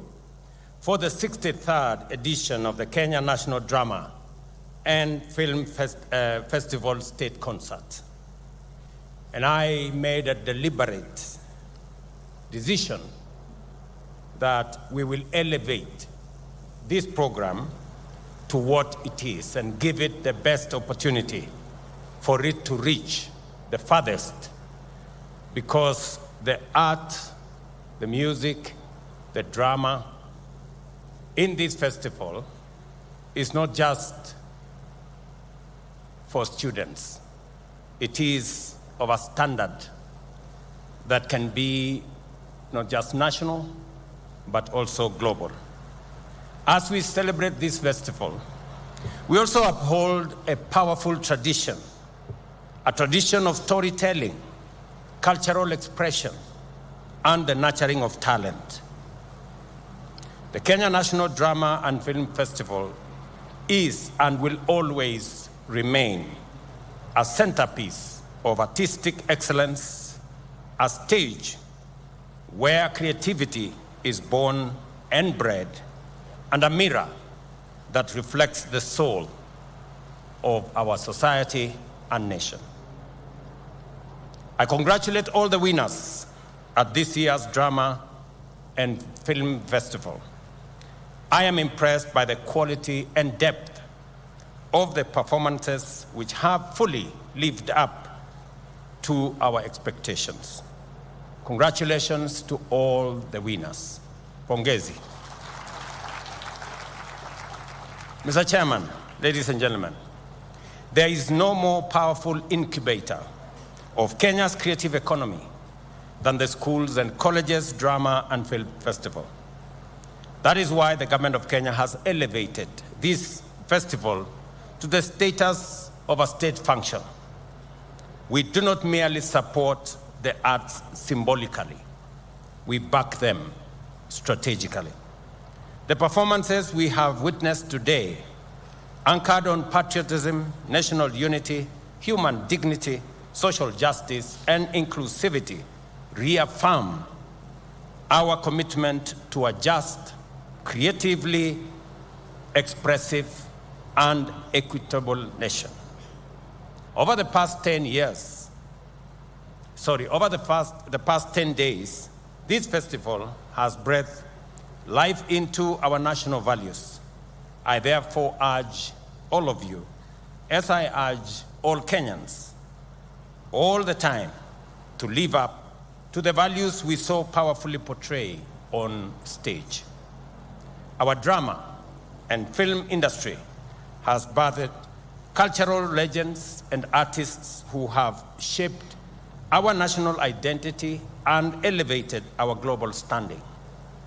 These pioneers have used the power of narrative to inform, entertain, and inspire. We honor trailblazers like the late Professor Francis Imbuga, whose plays Betrayal in the City and Man in Kafira remain timeless critics of political and social injustice. We salute actor, playwright, and journalist John C.B. Okumu, whose craft and intellect continue to uplift Kenya's stage and screen. We also celebrate veteran actor and journalist Oliver Litondo, whose role in The First Grader immortalized the story of the late Kimani Maruge, reminding us of the transformative power of free primary education. Equally, we salute Eddie Gadhegi, the Kenyan star currently lighting up Hollywood with every role he plays. This July, he will portray Mr. Terrific in the upcoming Superman blockbuster. Eddie, like many other Kenyans I met at the Tyler Perry Studios in Atlanta, US, a year ago, is proof that Kenyan talent knows no borders. Ladies and gentlemen, I'm informed that following my directive in 2023, The Kenya Institute of Curriculum Development has successfully digitized the Kenya National Drama and Film Festival and the Kenya Music Festival. And I proudly watched this festival on YouTube. Thousands of hours of content are now accessible globally through digital platforms. Archival performances are being preserved and converted into modern formats for broader accessibility. This is how we preserve heritage, empower creators, and reach the world. However, more needs to be done to ensure that artists earn from their digitized content. As a government, we have strengthened our policy and institutional support for the creative industry. The Kenya Film Commission continues to play a vital role in promoting local talent, offering training, and facilitating international collaboration. We have restored the Kenya National Theatre and expanded investment in film hub, theaters, and cultural centers. Plans are underway to establish a Kenya National Film Studio to raise the quality and scale of local productions. And I agree with the chairman that our physical infrastructure that currently we are undertaking in our TVETs, universities, and KMTCs, that also has brought hostels into the armpit of the Ministry of Housing, that should equally be extended to studios for the creative industry. And I will want the minister responsible to work with his colleague at the Ministry of Housing so that we can actualize the request of the industry.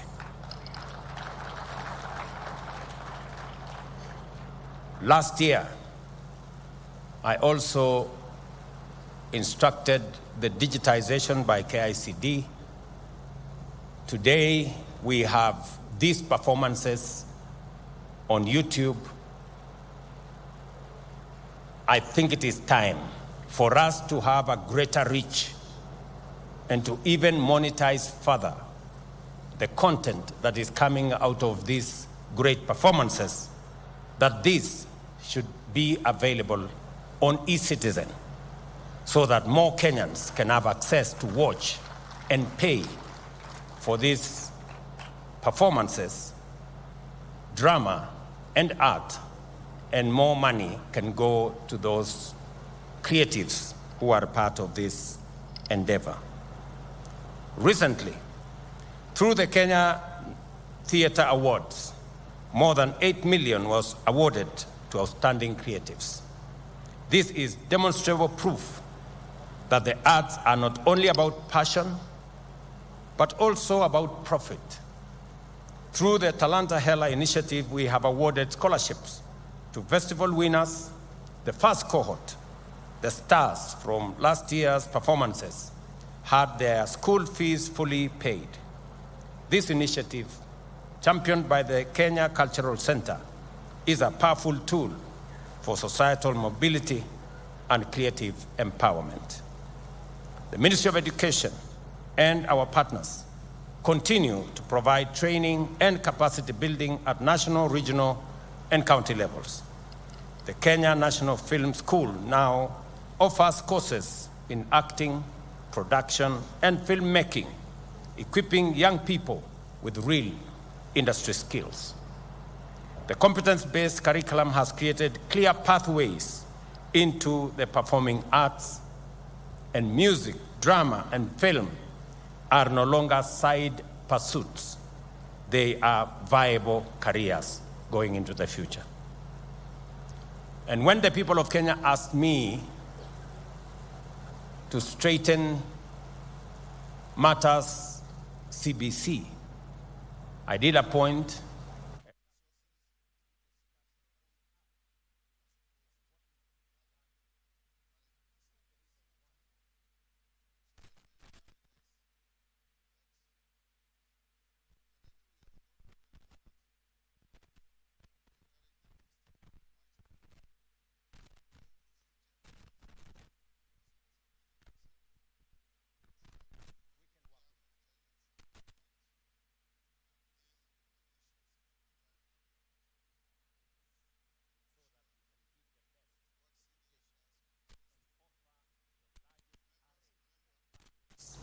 to our children. Allow me, as I conclude, to commend all those who are involved, starting with the teachers of drama and art and music. Congratulations to all the teachers. I remember last year, I did ask the Teachers Service Commission that promotions should also consider the men and women who put many hours, a lot of effort in training our children in the space of sports, art, and creatives. And I want to commend the Teacher Service Commission. Subsequent to my direction, 470, I am informed, teachers of art were promoted. And I want to encourage the Teacher Service Commission to continue to look at all the other spaces. Unfortunately, when some politicians heard that there were promotions of teachers because of arts, they also wanted to come and participate. But I want to tell them it is only limited to teachers. The promotion is only limited to teachers. It doesn't go to politicians. Politicians tutakutana na hawa huko nje. Allow me, as I conclude, to commend our partners, the Sports, Arts, and Social Development Funds, who have provided invaluable financial support for co-curriculum activities. Equity Bank's initiative for institutions and trainers have lifted morale and boosted excellence.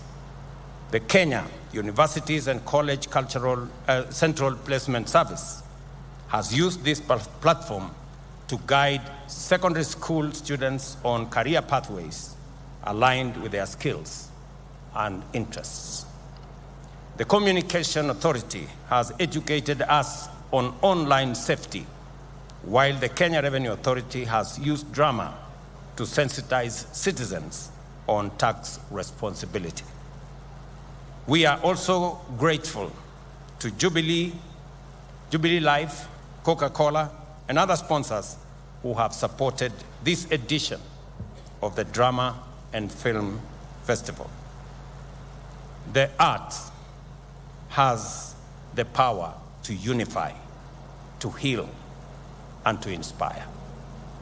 And I want to commit to the teaching fraternity in Kenya and to parents that our children, to the extent possible, the government of Kenya will facilitate all our children in all the spaces that are available in our education system, in academics, in sports, in the creative art, in music, and all the other areas, because we now realize that there are talents in all those spaces, and children should be given the best opportunity to choose, and we should assist them to choose the pathways that is in their interest. And therefore, my commitment as president and my instructions to the ministry is that our education system should support all our children pursue all the interests they have within the curriculum that we have, from academics, through sports, to arts, to music. That whole array, we should support all our children to achieve the best that they can. But I must say this as leader and parent, that equally as leaders, as parents, as teachers, we must also protect our children. from pedophiles and drug peddlers and predators who want to corrupt our children. We must say no to people who want to corrupt our children with negative ethnicity and negative politics. We are a great nation, and there is more to celebrate as Kenyans than the negativity that some of us want to drive. We have more to celebrate as a nation, and that I will firmly stand by, to protect our children and to make sure that we have a nation.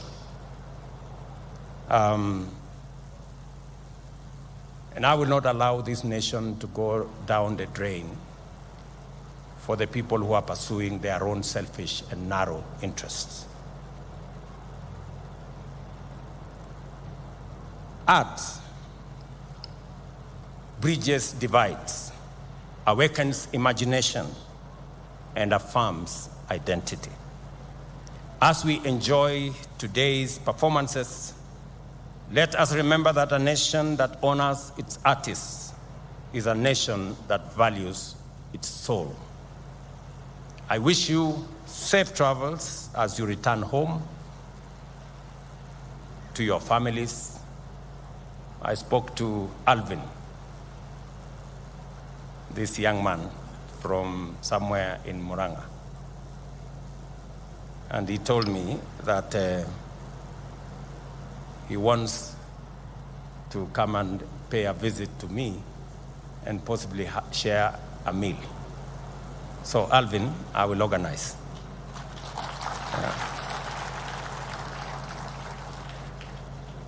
Enjoy the rest of your holidays, the students. Pass our regards to your parents, your siblings, and to all the schools you come from, all the colleges you come from. We wish you well. We wish you God's blessings. Thank you very much, and God bless all of us. Asante sana. A round of applause for His Excellency. And with your permission, Your Excellency, to remain on stage, I'll request that we take our seats, please, as we are now going to be the awarding of the trophies. And allow me to invite the following to flank you as you present the awards. PS Inyangala. Let's also have the PS Education CS to come and also join His Excellency as we have the awards. We will go in sequence, and with your permission, Your Excellency, allow me to invite Her Excellency, the First Lady, to present the first 3 trophies. Well, indeed, a very good evening to you from wherever you are watching us from. We're coming to you live from State House, Nakuru, where we're just coming to the conclusion of the 63rd edition of the Kenyan National Drama and Film Festival, which was graced by none other than the President of the Republic of Kenya and Commander-in-Chief of the Armed Forces, Dr. William Samoei Ruto. Of course, this is an event that showcased the winners who performed during the festivals in different categories such as singing games, choral verses, solo dances, cultural dances, among others, from the preschool all the way to the tertiary levels of education.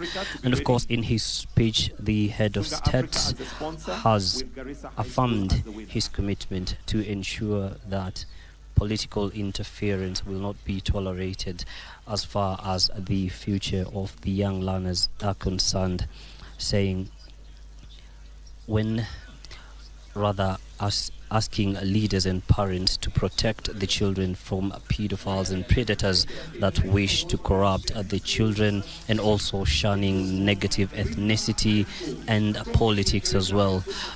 In his speech, the Principal Secretary of Education, Professor Julius Bitok, talked about the competency-based curriculum that has enhanced talent and creativity among the students, and of course calling for the competence-based curriculum to be enhanced more.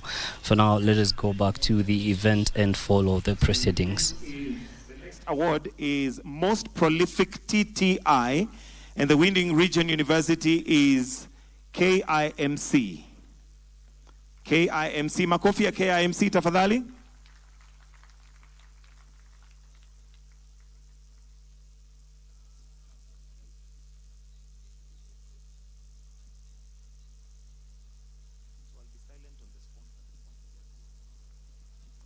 All right, and the next award is for winning region university, and that was won by Central Region. Makofi ya Central Region tafadhali.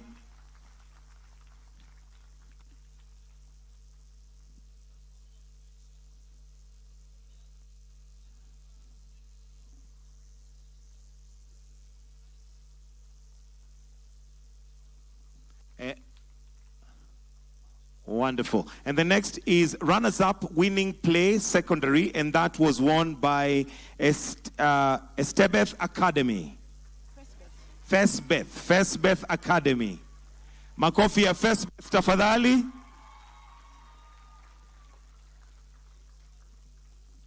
After this, we'll be going to regional awards.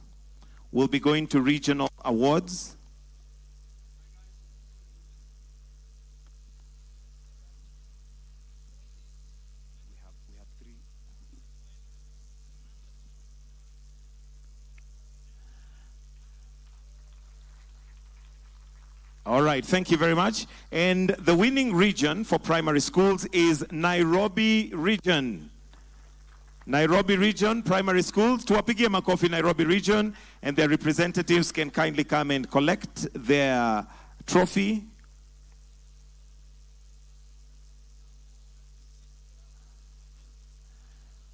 All right. And the next winning region for junior school is Western Region. Makofi ya Western.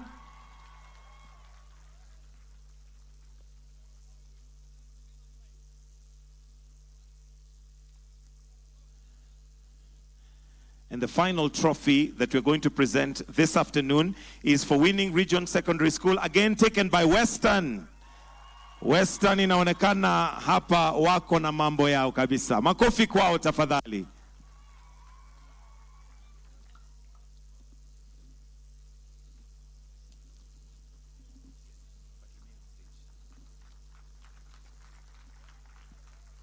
All right, and with your permission, Your Excellency, I'll request that we just put chairs here very quickly. If we can just do that very quickly when we progress to the photo session. And as we do that, allow me to also invite the woman rep for the area MP to kindly come on stage, the deputy governor, and the chair for the Drama and Film Festival to kindly come.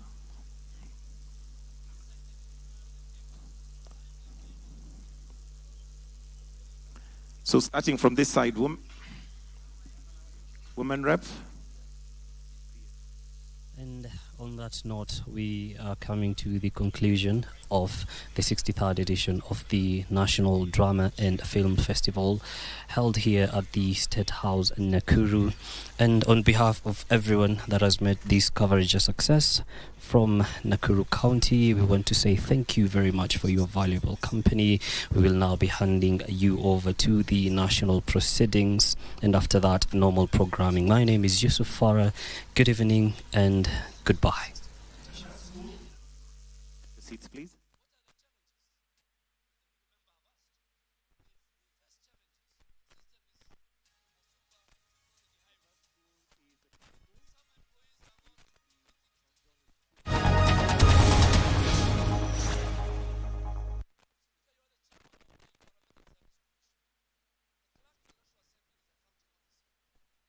Meet statutory reductions, whether it is PAYE or NSSF or NHI, SHA, to us, we wonder why other arms of government and other levels of government should not do the same. But I want to confirm to the House that under my leadership, at least for SHA contribution, whether you are in private, in public, in the county governments, and I had a discussion with the Minister for Finance, it should be a check-off system. The Minister for Finance can remit SHA for for all public servants from their salaries.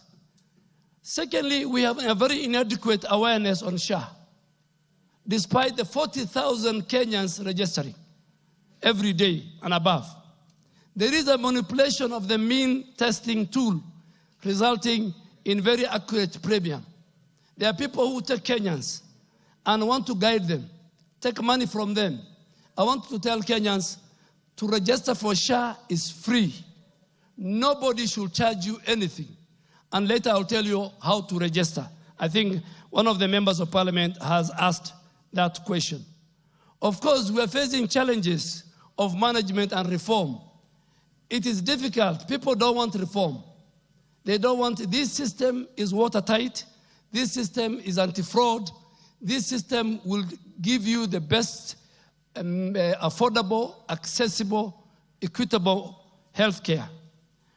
Honorable Speaker, the implementation of the Social Health Insurance Act of 2023, and I want to thank this House and the Senate for making sure all the regulatory laws to run this universal health coverage, you have passed it. I really want to thank through you, Mr. Speaker.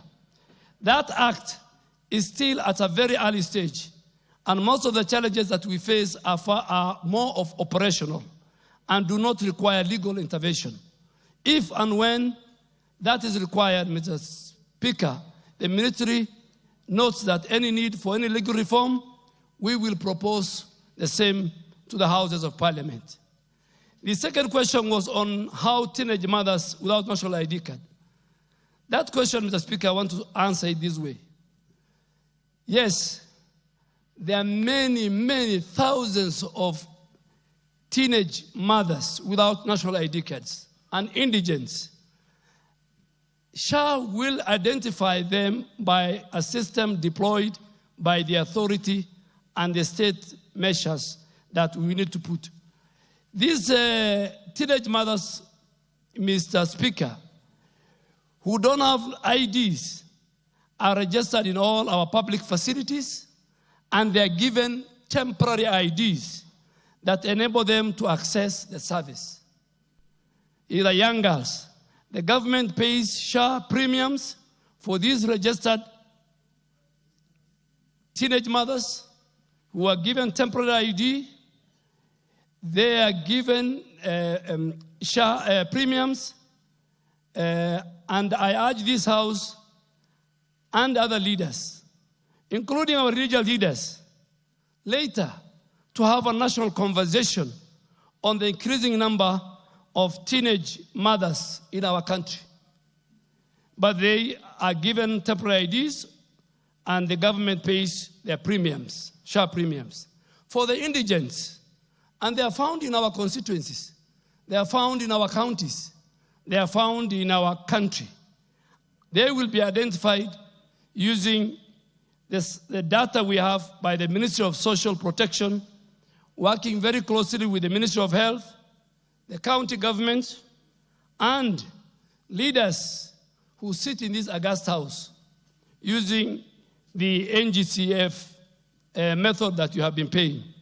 The national and the county government and the NGCDF, we really want to urge all of us, the national, the county, the resources that you have as members of parliament, let us identify the indigents in our communities, use the social protection data, and let us pay for their SHA premiums for this important segment of our society. You can find this in the sponsors portal. We have a sponsors portal which is available at our website. This portal is known as Afya Yangu portal or app. You can use that if you have 100 and the CDF wants to pay for, you can use that to help the most vulnerable. Under the defunct NHIF, which was up to 6 months, depending on who you know, access to SHA benefits is very instant.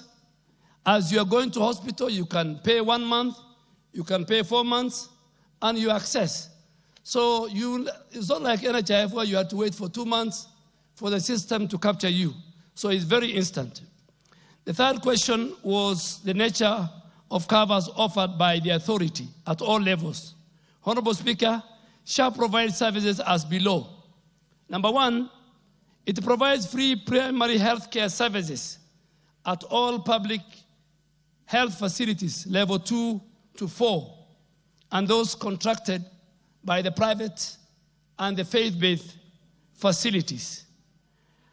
And Mr. Speaker, this I really want to thank the House, because free primary health care is paid by government.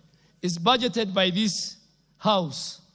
And that is one of the things that has never been in our country, and that is why we are saying if you register and you go to level 2 to level 4, the dispensary, the health center, the sub-county, and the equivalent, both in the private and faith-based, you access, you are treated, you get medicine, you get everything, and you work free, courtesy of your government. Additional services that chief the Social Health Insurance Fund for all paid-up members available at level 4 to level 6 and all contracted private and faith-based facilities. Then we have the emergency services, as I said earlier, for all Kenyans. You don't need registration or payment required. Any emergency. For example, a boda is knocked down, God forbid, by a vehicle. He is rushed to a hospital. He doesn't need to register. He doesn't need to pay. Nobody can deny him. No facility can deny him treatment. And he walks away home. This is something that has never been there, but it is in law. Article 43 is Article 2 of the Constitution, where at the Bill of Rights require government to do that. The last one, service we offer is chronic and critical illness services for all SHA paid members at level 5 and level 6. The details of these services that the member have asked, Mr. Speaker, are set out in legal notice number 47. The NHIF was not required to publish, but this House allowed us. Those services you can access, and a legal notice number 47 was created. The gazetted benefits are a huge improvement from the previous benefit offered by the defunct NHIF. They are aligned to the projected collections. These benefits we shall continuously improve in tandem with available resources. For instance, Mr. Speaker, this month, SHA and the ministry, we have enhanced the ICU package from 4,000 to 28,000 per day. And additionally, we have increased 150,000 extra for all cancer patients. And that is because of that chronic and critical illness services. Mr. Speaker, the next one was about the referral system. There is 3 levels of healthcare services or access in the referral system as shown below in the document that I've given to the colleagues who asked this question. All registered SHA members, Mr. Speaker, can access outpatient services at the primary health facilities, level 2 and 4, free primary health care fund, which this House has established, courtesy of this House. So they access it for free. Number 2, Mr. Speaker, all inpatient services are accessed at secondary health facilities, level 4 to level 6. SHIF, which is the contributory arm of the universal health care or the Taifa care, and paid by Kenyans,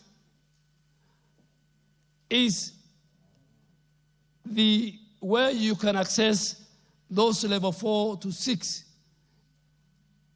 inpatients in those facilities, both public, private, and faith-based. For indigents, they will be paid by government of Kenya, They can be paid by our members of parliament through their NCGF. They can be paid by our county governments. They can be paid by Good Samaritans and sponsors. And the last one is all specialized services are accessed at our tertiary facility, level 5 to 6. That is where we have emergency, chronic, and critical illness, which is again, courtesy of this House, is funded by the government of Kenya.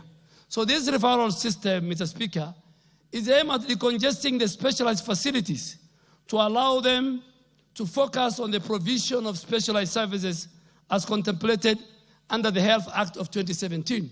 Mr. Speaker, let me explain this. Why do Kenyans go to India, to other countries to look for specialized facilities?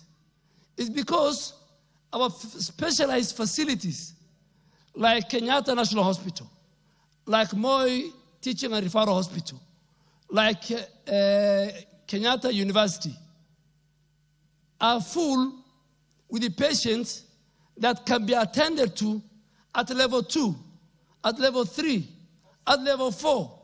Somebody with a headache will go to Kenyatta Hospital. Somebody with malaria will go to Kenyatta Hospital. Somebody with a small scar accident. Our specialized facilities should be for special cases so that we stop Kenyans going out to look for special facilities. And I really want to ask this House to support me that the men and women who work in our specialized facilities should attend to Kenyans who require special needs and not for ailments that can be done at the other levels of our health system. The other question was on the empowerment of the health facilities. How do we know this is a health facility? How do we grade them? How do we find a facility? Unlike before, Mr. Speaker, a facility now must be licensed by the Kenya Medical Practitioners and Dentists Council and the Clinical Officers Council and all other regulatory bodies within the health sector. They must tell us this facility is at this level. This facility has all that is required to be part of the universal health care. So these facilities must be licensed by the regulator. And if the regulator is the one who audits these facilities, if the regulator feels this facility is not level 4, is level 3, then the regulator will stop and will advise SHA. Secondly, and more important, and NHIF, Mr. Speaker, used to accredit facilities itself, making facilities to pay for them to be empaneled even after being licensed. So it was who you know, it was how much money you pay for your facility to be accredited by the defunct NHIF. Now it is different. And when I had a meeting with the Council of Governors, we still had about 2,900 primary health facilities which have not been licensed, which we have asked them to give us the names, which they have already provided, and the Kenya Medical Practitioners and Dentists Council and the other regulatory bodies within that sector will. The approved SHA staff establishment, Mr. Speaker, is a question that I was asked, is 815.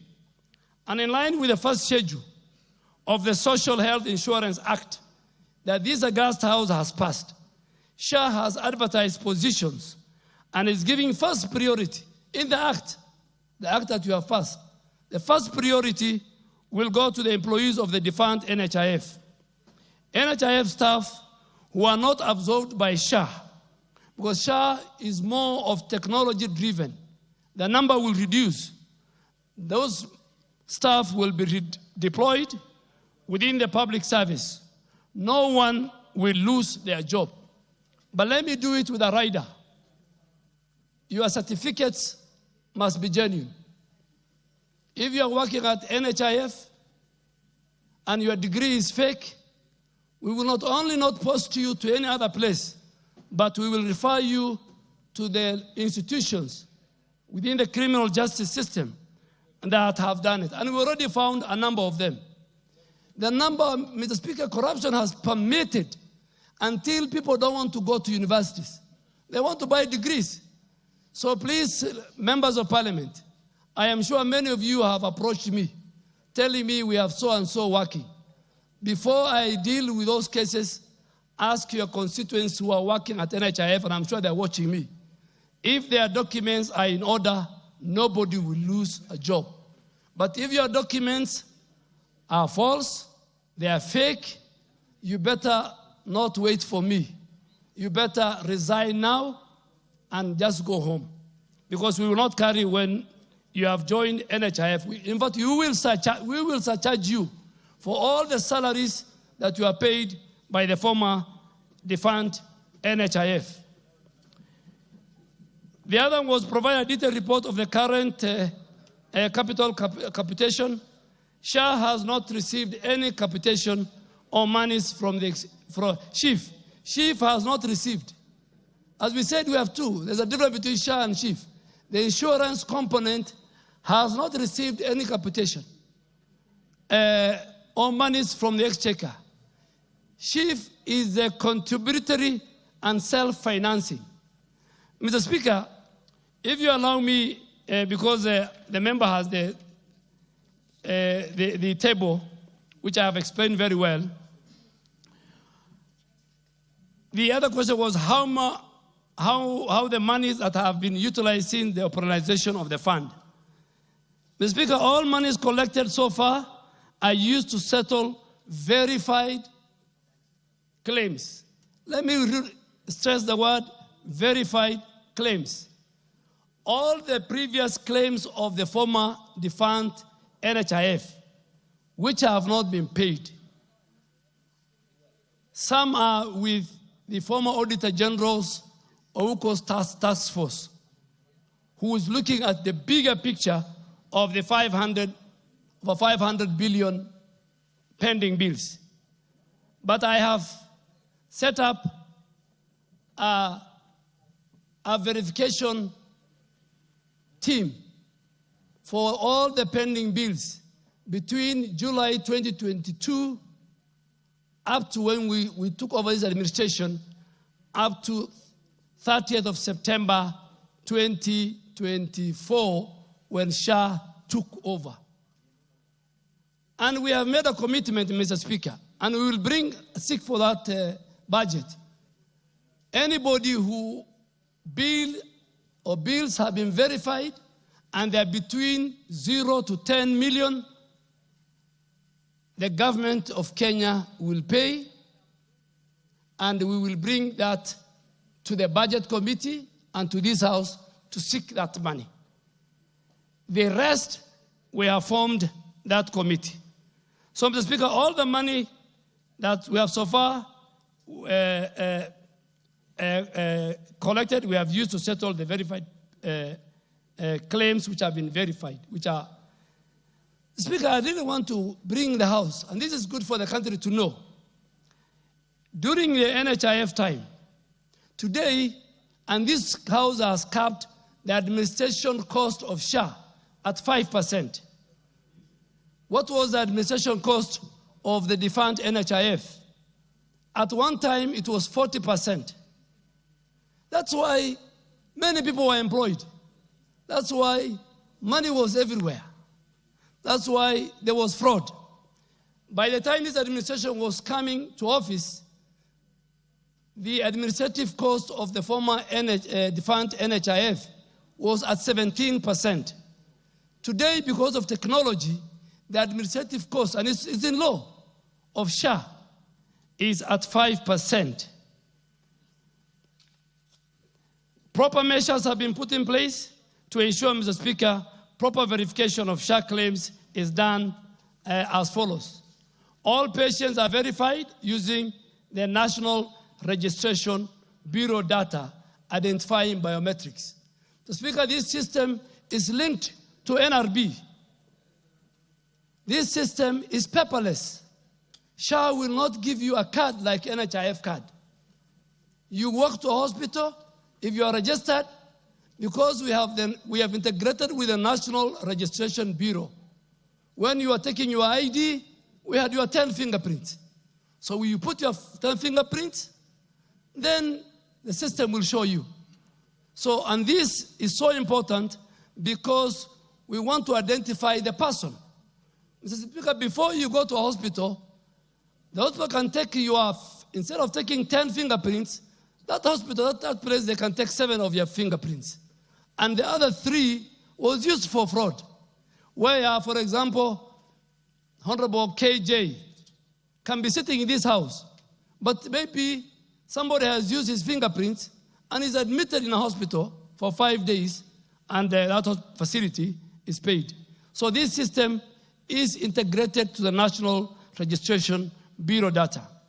2, the SHA system is integrated with the systems of all regulators, the Kenya Medical Practitioners and Dentists Council, the Nursing Council, the Clinical Council, among other health workers.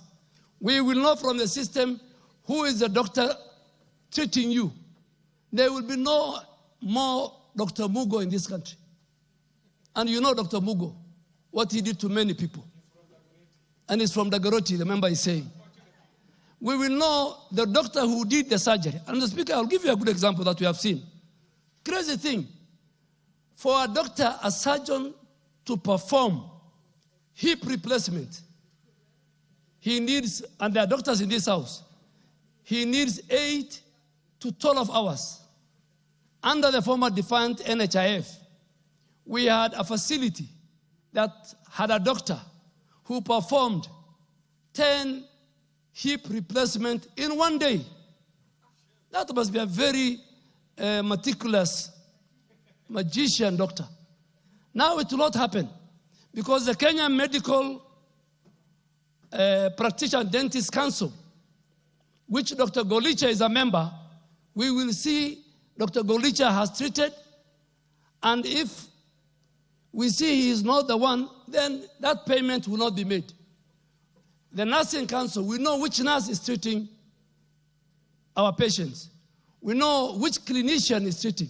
So all their database, if their license is cancelled because of malpractice, then the system, through these bodies, it will delete him. The Speaker, and that is to ensure the correctness of the facility and the doctor providing the service. Even the facility are identified by the regulators. The Speaker, a claim verification office with qualified doctors has been designated to undertake additional verification and settlement of claims. In fact, the leader of the claims department, most likely, I don't preempt, when recruited, the director must be a medic. All SHA claims, Mr. Speaker, as I said earlier, are settled by the 14th day of every month. All claim status are available at our facility portal. Every facility, every claim can be seen on the dashboard. The other question, Mr. Speaker, was state the current liabilities of the fund. Because Honorable Wajiko had many questions. Mr. Speaker, the Ministry has appointed a verification committee to review the claims and make recommendation on the same to be settled within 3 months. And Mr. Speaker, I was very clear to the verification committee. If they allow and present a fake, fictitious claim, Mr. Speaker, they will be held responsible. Clarify how SHA is enforcing the payment of contribution by employers. The Speaker, SHA sends reminders, SMS, every 15th and 30th of every month to employers and employees. SHA has also designated officers to follow upon on the payment of the contribution. Finally, Mr. Speaker, state the percentage of the SHA funds that shall be paid to medical equipment suppliers vis-a-vis public health facility Speaker, I want to say here, the National Equipment Service Program, known as NESP, is completely de-linked from SHA. It's a different program. It is a replacement of the old system known as MES.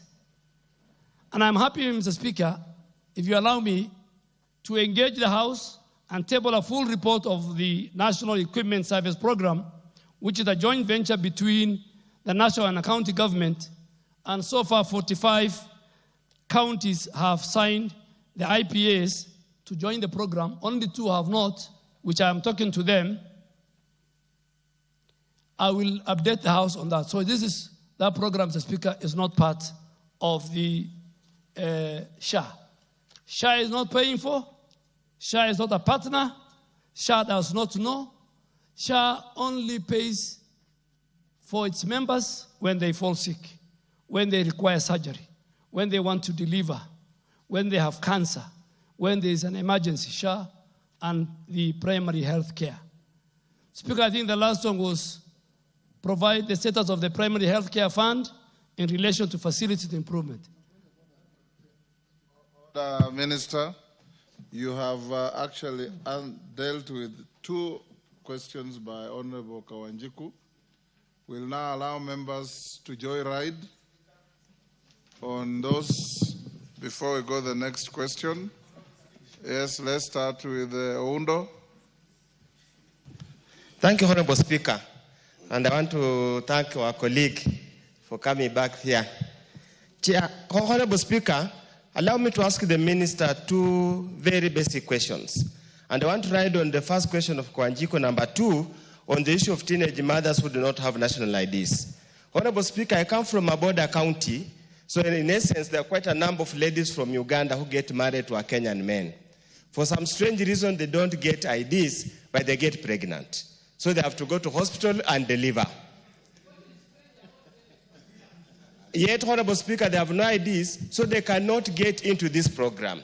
What measures is the minister or the government doing to ensure that they are attended to like any other person? Second, Honorable Speaker, he has talked about they'll pay for the indigents. When is the government paying for the indigents? So they shouldn't just talk when we will. Diseases cannot wait. When are they paying for the indigents? Thank you. KJ. Mr. Speaker, I thank you. And I thank you also for admitting Waziri Duale to this House in an afternoon where we've been talking about experts, and maybe to also showcase that from the UDA party and the Kenya Kwanza side of the House, we also have experts, Mr. Speaker. This is a gentleman who has done an amazing job in environment. We are waiting to swim in Nairobi River, and as soon as he had set up the plan, he's now in the Ministry of Health, where we hope he's going to clean up Afia House. Mr. Speaker, the job that the Honorable Duale has done today is a job of advocacy and sensitization. We have also seen him on TV doing the same. Mr. Speaker, our concern is, today as you speak about SHA, the only story that is out there is about the teething problems. The concern is this ministry having any tangible plans to put up proper sensitization and communication campaigns to allay the fears that Kenyans have? Because the questions that Honorable Kawanjiko has are the same questions Kenyans have there. The information sits at the ministry. However, it does not trickle down to the people, so that even as they're investing on the big plans in the ministry, how does this message get down to the people in Kenya? And finally, Mr. Speaker, there is a big investment in terms of money by Kenyans on making this universal health care work. We are still very dependent on remedies, therapies, and medicines that come from outside Kenya. While we very well know, Mr. Speaker, that even from our traditional medicine, from our culture, we've got therapies that are better than even medicine that we import through KEMSA. Is there a component of the monies that we're investing in this plan going into research and development so that we can be able to develop our own naturally grown remedies and therapies for our country, so that we do not export all the monies that we are raising through this very beautiful program to international pharmaceutical companies. I thank you very much, Mr. Speaker. Professor Jaldesa. Thank you. I know I should have given you the first bite. I'll come to you. Thank Professor, you, Mr. Thank you, Mr. Joy Speaker. Riders, ask one question each. I just want to inform the Minister that so long as the county governments are on strike, Kenyatta National Hospital and other referral hospitals will be overcrowded with patients who are not supposed to be there. But my question is, when we thought of this SHA, the main thing that we were assured of was that patients' medical bill will not be a bother anymore. It will not be a burden to the society. It will not be a burden to the members of parliament. Unfortunately, most of the disease that people have that gives you very high bill is the critical, chronic, and emergency infectious, which is under CCIF fund. Now, many of our patients have huge bills turning into millions of money, yet SHA can only pay a maximum of 300,000. What steps are you going to make sure that these patients or the relatives who have lost their relatives in the hospital or somebody has been discharged cannot be detained waiting for that money to be paid? Because that is the major problem. We are not talking about level 1, level 2, level 3 health facilities. The major problem people have in this country is public health facilities, level 5, level 6, and they accrue a huge bill. And because they are indigents, as Mheshimiwa Wanjiku said, and yet the relatives, when they want to bury their dead, they cannot be allowed to carry the body until they are paid. And yet, these people are paid up SHA members. Thank you, Mr. Speaker.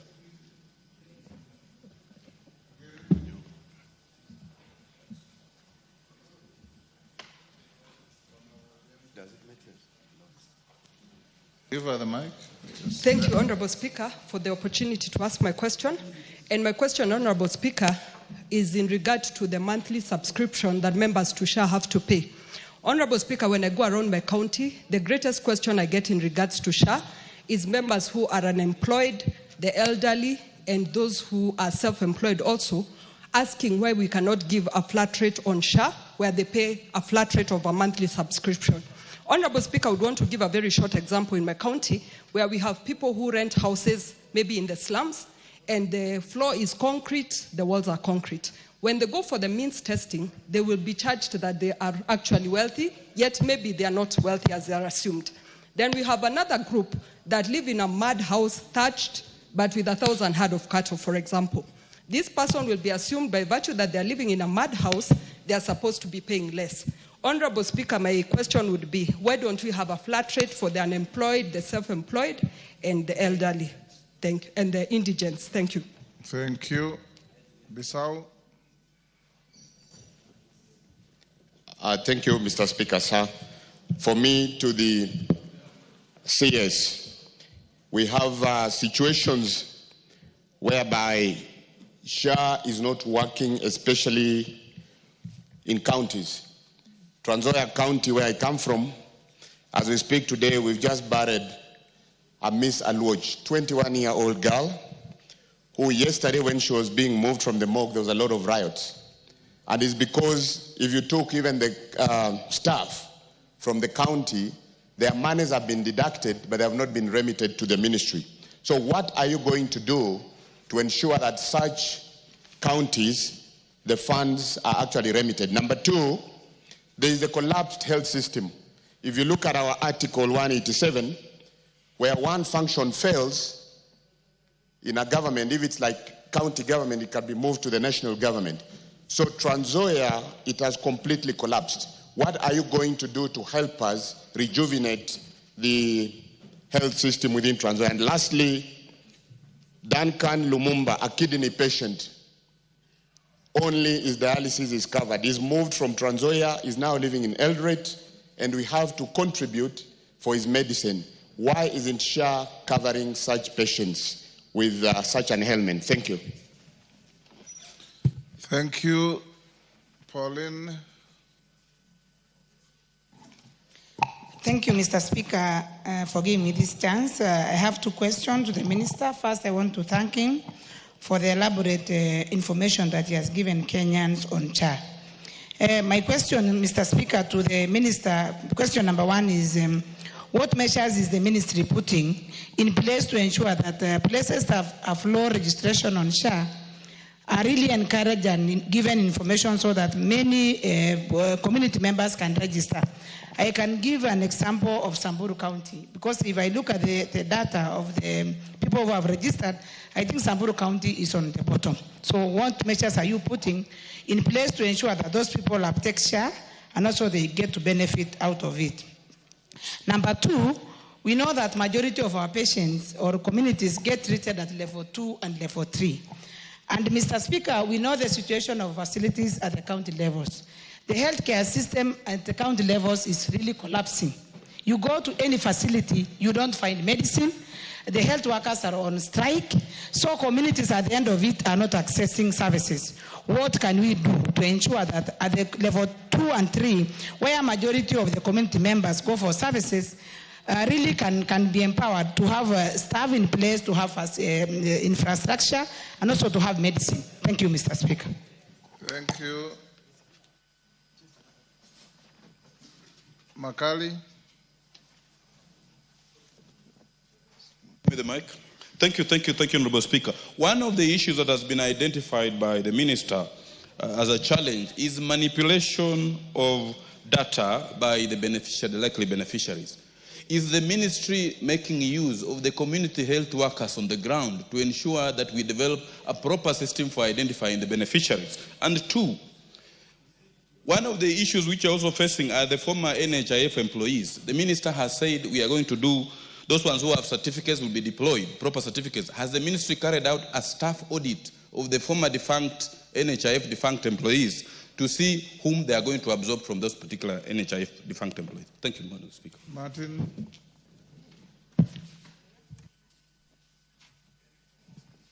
Thank you, Mr. Speaker, and I want to thank the CS for the energy has come to the docket. And it is true, Mr. Speaker, if the level 2, 3, and 4 can work, then we can have early disease detection and deal with these diseases and prevent more expenditures. But the reality is, CS, it anchors on two things. One is the human resource for health. And you know very well that the United States government have taken out so many health workers who are in their payroll. That's a fact. A dispensary may have now one nurse. If it goes on training, there's nobody. The other factor is the fielding rate for cancer. So we have HR and we have medicine. If those two are missing, then the flare-up you are talking about to level 5 and 6 is true.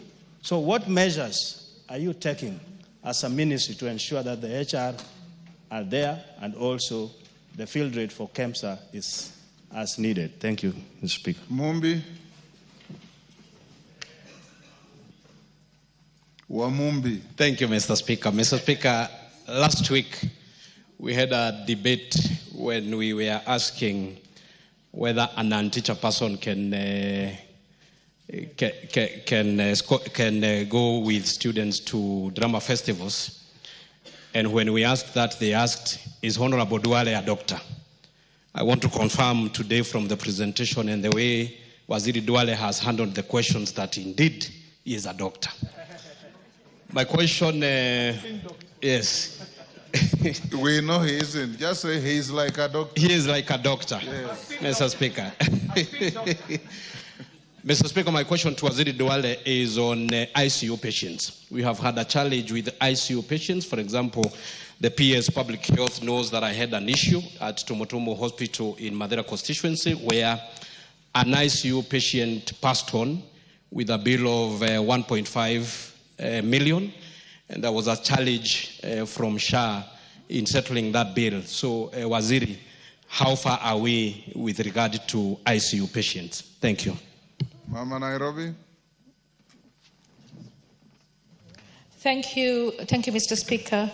To the CS, through the Speaker, I want to talk about what Honorable Awanda was talking about. It's children. We know that in Kenya we have a lot of defiled children and a lot of children who engage in sex before they reach the age of 18. We have a serious problem in that if a family has the NHIF, the SHA cards, medical cards, you've got the wife, you've got the husband, and then you've got the children. If the wife has given birth, right, and the daughter 2-3 months later is giving birth because she was defiled, the system has no way of picking that child and giving her the right cover because she's a minor. And we know that during the pandemic, we had over 300,000 minors that got pregnant through defilement. Now, that's problem number one. How do we address giving services to a minor who has been defiled and is giving birth under a medical card that is actually owned by her father and her mother has given birth? So in the same family unit with the same membership number, how do you accommodate that minor to get the right services? The next thing, when it comes to the same minor, this is a minor who's probably 10, 11, 12, who has given birth because of defilement. And the society will look at her as an adult. They will look at her as a full-grown woman, yet she's a minor. By the age of 18, this minor will have been defiled and misused over and over and over again. We buy commodities as a country. I want to know whether you would ensure that that minor is counseled and put into a family planning program so that she doesn't have a child at 13, 14, 15, 16, and then before you know it, she's wasted her life, no education, and she's a burden to her family, and the children are a burden to her. And then we also have a big problem with the abortion guidelines. The court has given a ruling that the abortion guidelines have to be released by the ministry. Could I know whether this will be based on your religious beliefs or whether you as the CS will do the right thing and ensure that guidelines to abortion, which is permitted under the Constitution and has been spoken to by the courts, will be released so that we can have safe abortions where required? Which constitution are you quoting? Article? Which constitution are you quoting? Article 26(4) permits abortion. Abortion is illegal and except under very stringent circumstances. Yes, but there is no guidelines issued under those stringent circumstances. And the courts have pronounced themselves saying that... Article 26(4), thank you. The courts have pronounced themselves on that issue, that the emotional state of the mother, the emotional state, the physical and the social states are also supposed to come into consideration. There is a live ruling on that in the case of JMM, which I will gladly share with the CS for him to become acquainted with that. I know that the church is fighting it, but right now, if a woman is supposed to procure a safe abortion and the doctors want to do it, there are no guidelines. So doctors don't do it, and the woman dies because there are no guidelines. And yet the doctor knows that this woman should actually have a safe abortion. If you go to KNH right now, in the wing for abortion, medical care for post-abortion, it is full. We spend over 500 million to $1 billion post-abortion care. Women are suffering because of unsafe abortions. Let us be a civilized country. You are making a speech. Yeah, okay, thank you. Minister, I think the point is... Minister, can you now respond to those 10? Speaker, let me start with my good friend, the woman rep of Nairobi. All these abortion, emotions, all these are coming to this house. There is a reproductive health bill that is coming to the house. I'm just going through it, and a lot has been done by Honorable Midi Odhiambo when she was and very passionate. She's very passionate when I was the leader of majority. And there are a number of policies. I will engage you and we. And as the Speaker has said, abortion is illegal under certain medical conditions. Those medical conditions, the framework, the Director of Medical Service, the head of the technical advisor on technical matters to government, and the CS is on my left, Dr. Amoth, who this House has vetted. On teenager mothers, I can only deal with the question that Honorable Owundo also has asked. It's more. Teenage mothers is another national conversation. The numbers are huge. It is a conversation, national conversation, for the leadership in this House, for religious leaders, but for SHA, we are giving them special temporary cards. They don't need to use their mother. If they deliver on the same day, the mother will use her SHA card, and the lady will use her temporary card. Honorable Owundo, I agree with you. I mean, you are at the border. It's very complicated. How do you identify a teenager who crosses from the neighboring country? But I want to assure you that we have a way of giving, even when neighbors cross, they have alien card. So we will use the alien card as we give temporary card to our ladies. On indigents, as we government look at the social health, social protection data to make sure that it's clean, even the elderly people who are getting 2,000, we want to find out, are they indigent? Some of them might not be indigent. Some of them might not even require that. So we are in the process of doing mean testing for the national government and the county governments, and you will help us. Because even in your constituency, you might find indigents that you want to pay either through NGAF or through the national government, CDF. Honorable KJ, sensitization, yes. I know you have a communication background. But ask yourself, every day, as we sit here, Mr. Speaker, on our dashboard, 40,000 Kenyans has registered as of now.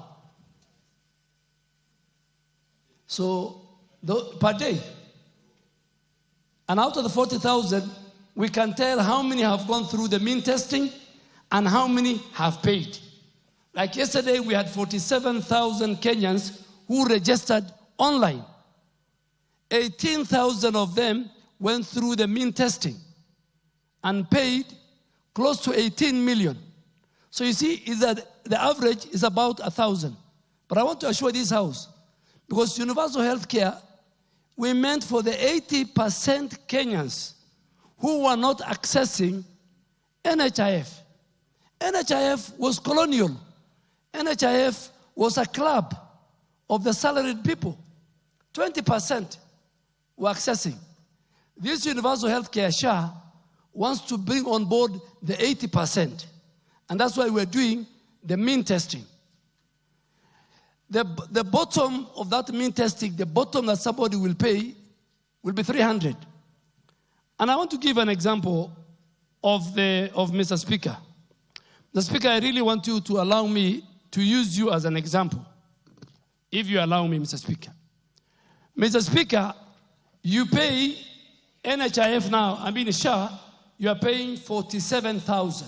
The Speaker of the National Assembly. 47,800. 47, to be specific, 800, based on the 2.7% of his income. The good lady, the maid, the house girl who cooks for him, who earns maybe 5,000. I'm giving an example, Mr. Speaker. I'm not saying you give her 5,000. You might be giving her more. But I'm giving an example. Minimum wage, 5,000. It's hypothetical. I'm just using 5,000. That lady, if she pays 300 or 500 SHA, and she wants to go and deliver in Pumwani maternity, SHA will pay 30,000 shillings. She will deliver, and she will walk home with her baby. She will not pay a coin. Mr. Speaker, if your wife or wives go and deliver at Aga Khan, SHA will pay 30,000 because the first charge is SHA. The 170,000 is what your insurance premium that Parliament gives you will pay. But you have a choice, your wife, to go and deliver in Pumwani. So, the rich and the poor must access a universal health care. The choice is yours. So he's paying 47, the Speaker is paying 47,800. Indirectly, he's paying for the many who are going through this mean testing. We used to pay 1,700 for those who, if you earn a million shilling, under the former NHIF. That was 0.01%. But when Mama Mboga pays 500 for NHIF or 300, for 500, let me use 500, she was paying 10 times what the Speaker was paying. And that's why, for equity purpose, the law you amended and said, for everybody to access equitable, affordable, accessible, quality health care, the formula should be 2.5% of the income that you earn. So, Mr. Speaker, Honorable Udo, my good friend in former Public Accounts Committee, I think indigents for national government, we are rolling out, we are doing the mean testing. And we are using the social health protection database. Honorable KJ.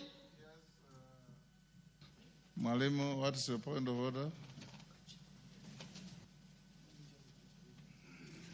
Thank you, CS. And you have excited my support for SHA. When you were still the leader of majority in this House, and when we were trying to make the original law of universal health care, you remember I was moving an amendment that the then de facto NHIF becomes the first charge on the medical bills of the patients. I'm so happy to hear, and I wanted to confirm, not just to the House, but to the country, that SHA is the first charge before the private medical cover. Remember, that was my baby then. Thank you. That was more information than point of order. Yes, Millie? Thank you, Mr. Speaker. I'd actually pressed the button earlier, but I thought you wanted to let the CS speak a little more. Mr. Speaker, I just wanted the CS, in speaking, he referred to a reproductive health bill that the ministry has. Mr. Speaker, I just wanted him to clarify on that because I already have a bill, a reproductive health care bill, which then, pardon? Order, Professor. I know Professor is confusing. Actually, I have a bill which has appeared before their committee, which is assisted reproductive health care bill. That deals with only assisted reproduction. But I have family reproductive health care bill, which is comprehensive. The reason I'm asking that, Mr. Speaker, is so that we don't waste human resource time, either theirs or mine. If they have a comprehensive bill, me, I don't have a problem. I can give them my ideas. We are in the business of giving expertise. I've given the Minister of Children Affairs before. But I need to know if they have and where it's at, because mine is pre-publication, the family reproductive health care. A lot of research has gone into it. And so I would like to know if they are serious about it, if then the way we can go about it, so that we don't waste either their time or my time. Minister. Mr. Speaker, this is my 15th day at the Ministry of Health, and I want to assure Honorable Millie Odhiambo, your bill plus the ministry's bill, your good ideas, we have combined. It's at the AG's office, and you know me. I'm going to fast track, and when it comes to the committee of the whole house, please, if there's anything we have left, you will propose. Reproductive health bill is very important. Yes, so I will push it. Honorable Jaldesa, Dr. my good friend from the north, I want to confirm to you that no Kenyan will be or should be detained as long as they have registered with the SHA effective 1st of April this year. And a thorough budgetary allocation has been provided under what you did in this house, the ECCF. And this has enabled facilities to be reimbursed. For example, we have increased critical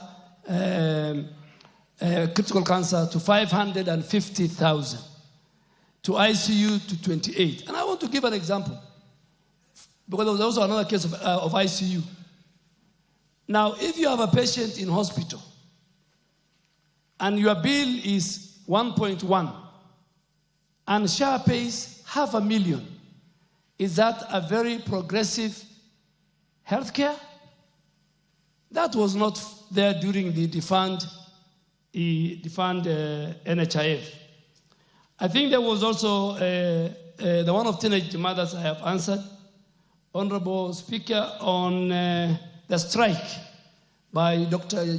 Jaleza, I want to assure him that the success of the universal health care or the Taifa care is how we handle the human resource aspect of our health system. That's why I've met the KMPDU leadership.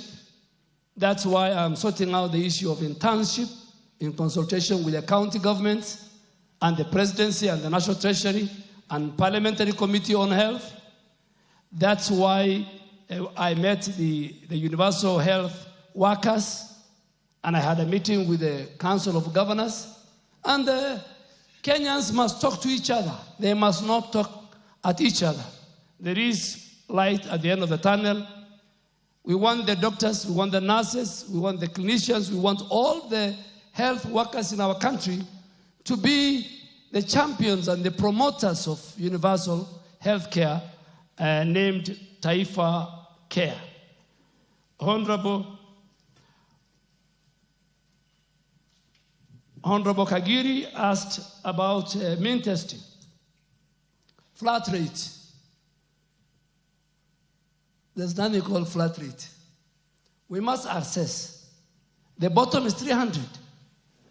There are those who cannot even pay 50 shillings. So we must pay for them.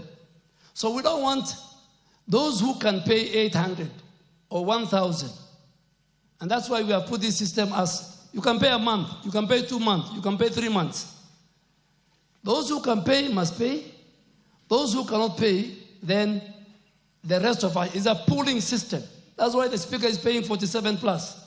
That's why members of Parliament, I'm sure they're paying 32,000. That's why Mama Mboga will pay 300. Even within the Mama Mboga spectrum, there are those who have a kiosk. There are those who are carrying their merchandise on a mkokoteni. So there are different levels, but pulling the resource together will give our people a universal health care. But above all, the 21 million Kenyans who have registered, at a go, they can access any primary, public, private, faith-based health facility, free of charge, budget allocated, appropriated by this House, Mr. Speaker. Mr. Speaker, there was an issue of, by Honorable Pauline on registration, Samburu being bottom. There are a number of ways you can register. If you have your iPhone, or if you have a phone which is Android, please go to www.sha.go.ke.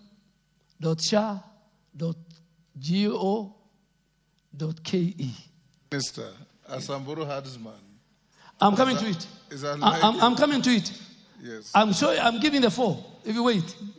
Those who don't have phones, like the herdsman, like the ones who look after my own cameras, Mr. Speaker. In every village, we have 107,000 community health workers. In every village in Kenya. You go to them, they will register you.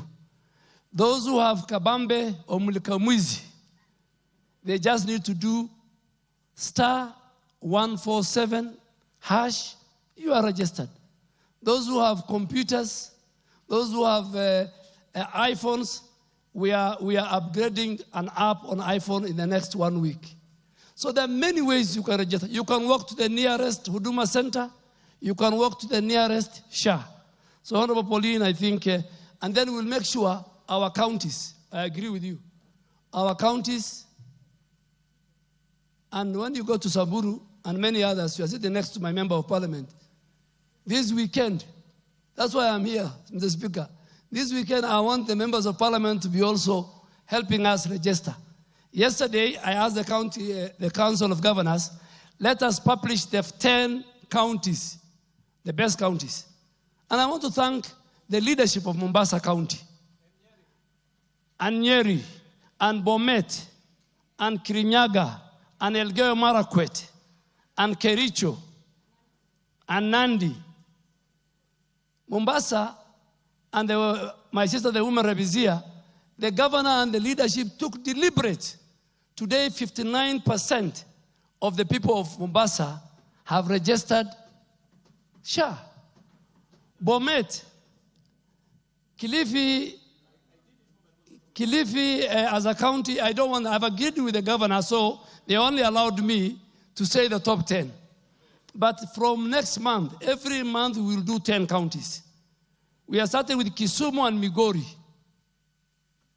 And then we do every of the former 8 regions, we do 2. We will do Kilifi. We will invite the first day all the leadership, Mr. Speaker, from the governor all the way to the MC and our members of parliament. I will be there. So that we tell our people to register en masse. Already they are registering between 40 and 50,000. But some counties are lagging behind. I'll give an example of number 2, which is Bomet.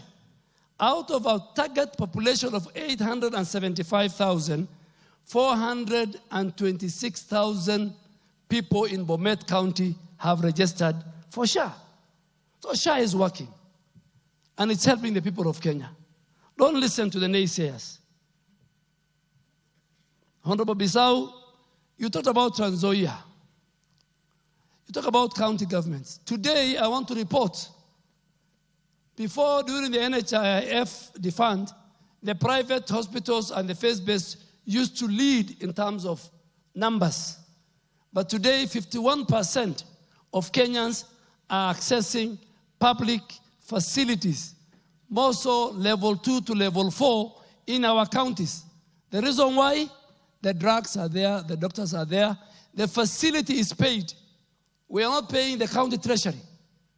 The facility is the one that is paid by SHA. And they claim it from SHA. So I think maybe that county is one of the counties that we shall visit. Minus politics. Minus politics. The lives of our people. Every leader, beginning with the president, the lives of our people is our constitutional and moral duty. Let us, at least for some time, I really want to help you. Even me, I think for the next 6 months, I will only talk about health and health and health. There are many, many other issues of health. But today I decided, let us deal with this. I didn't get the member for at the far end on the manipulation of the NHIF and staff audit. Yes, I said we have over 800 NHIF staff. In your own act, the SHA Act, you stated it that the first priority is given to the NHIF staff in a competitive recruitment to make sure their papers are in order. Yes, Ferdinand, what's out of order? Maybe it's just an input, but it's like a... Under what standing order are you making an input? No, all I wanted to find out is a program, specific program. I think you talk about him going around, but I want him to come out very clear.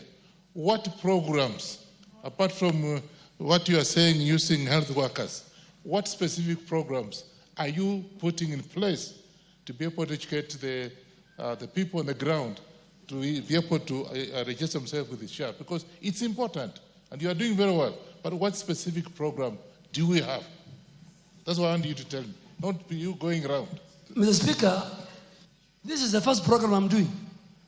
I am talking to the leadership of this country. This is a very serious program. It has never been done. I am talking to 349 members. Even those who are not here, they will read the answer. There are many Kenyans who are watching me on TV. That is a program.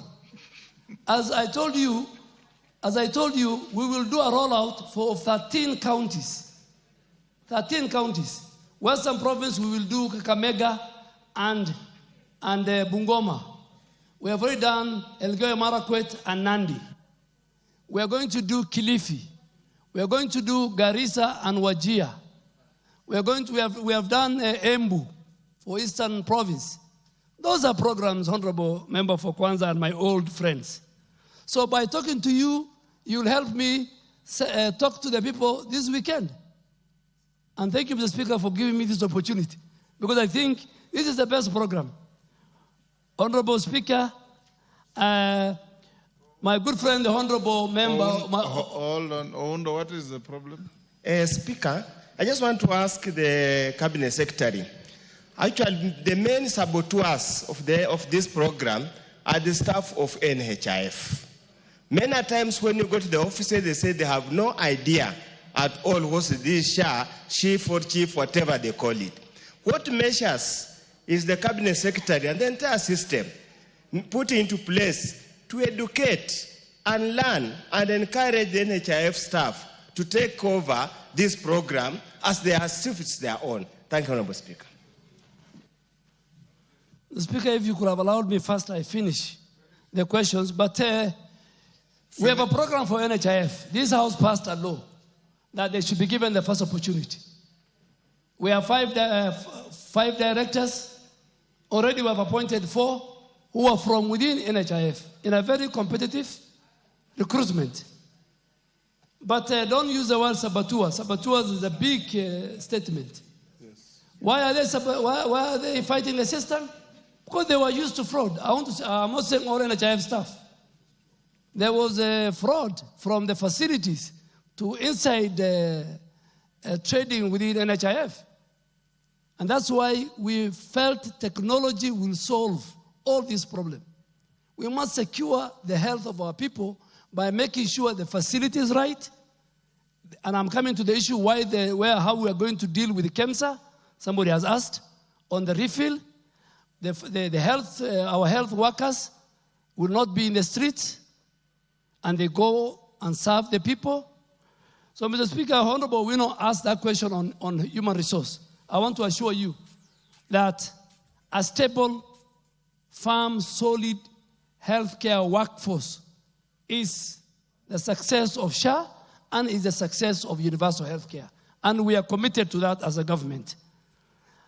USAID, I have many other questions. I've asked the Speaker, what happens to the many programs and staff who are under the USAID with the coming of the new administration in that? I'm going to answer.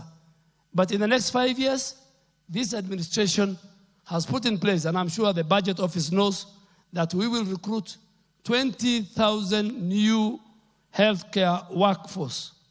On KEMSA field rate, at the moment, I think it's about 47. For us to succeed, we must take the field rate in terms of drugs and equipment at KEMSA to 90%.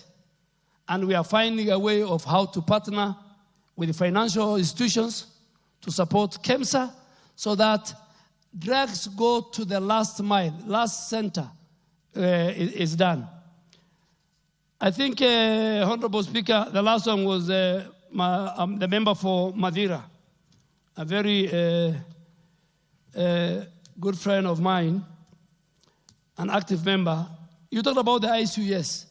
That is why we increased the ICU from 4,000 to 28,000. During the fund NHIF, ICU was zero. They were not paying for ICU. They were not paying for surgeries. They were not paying for cancer. Their payment for maternity was very low.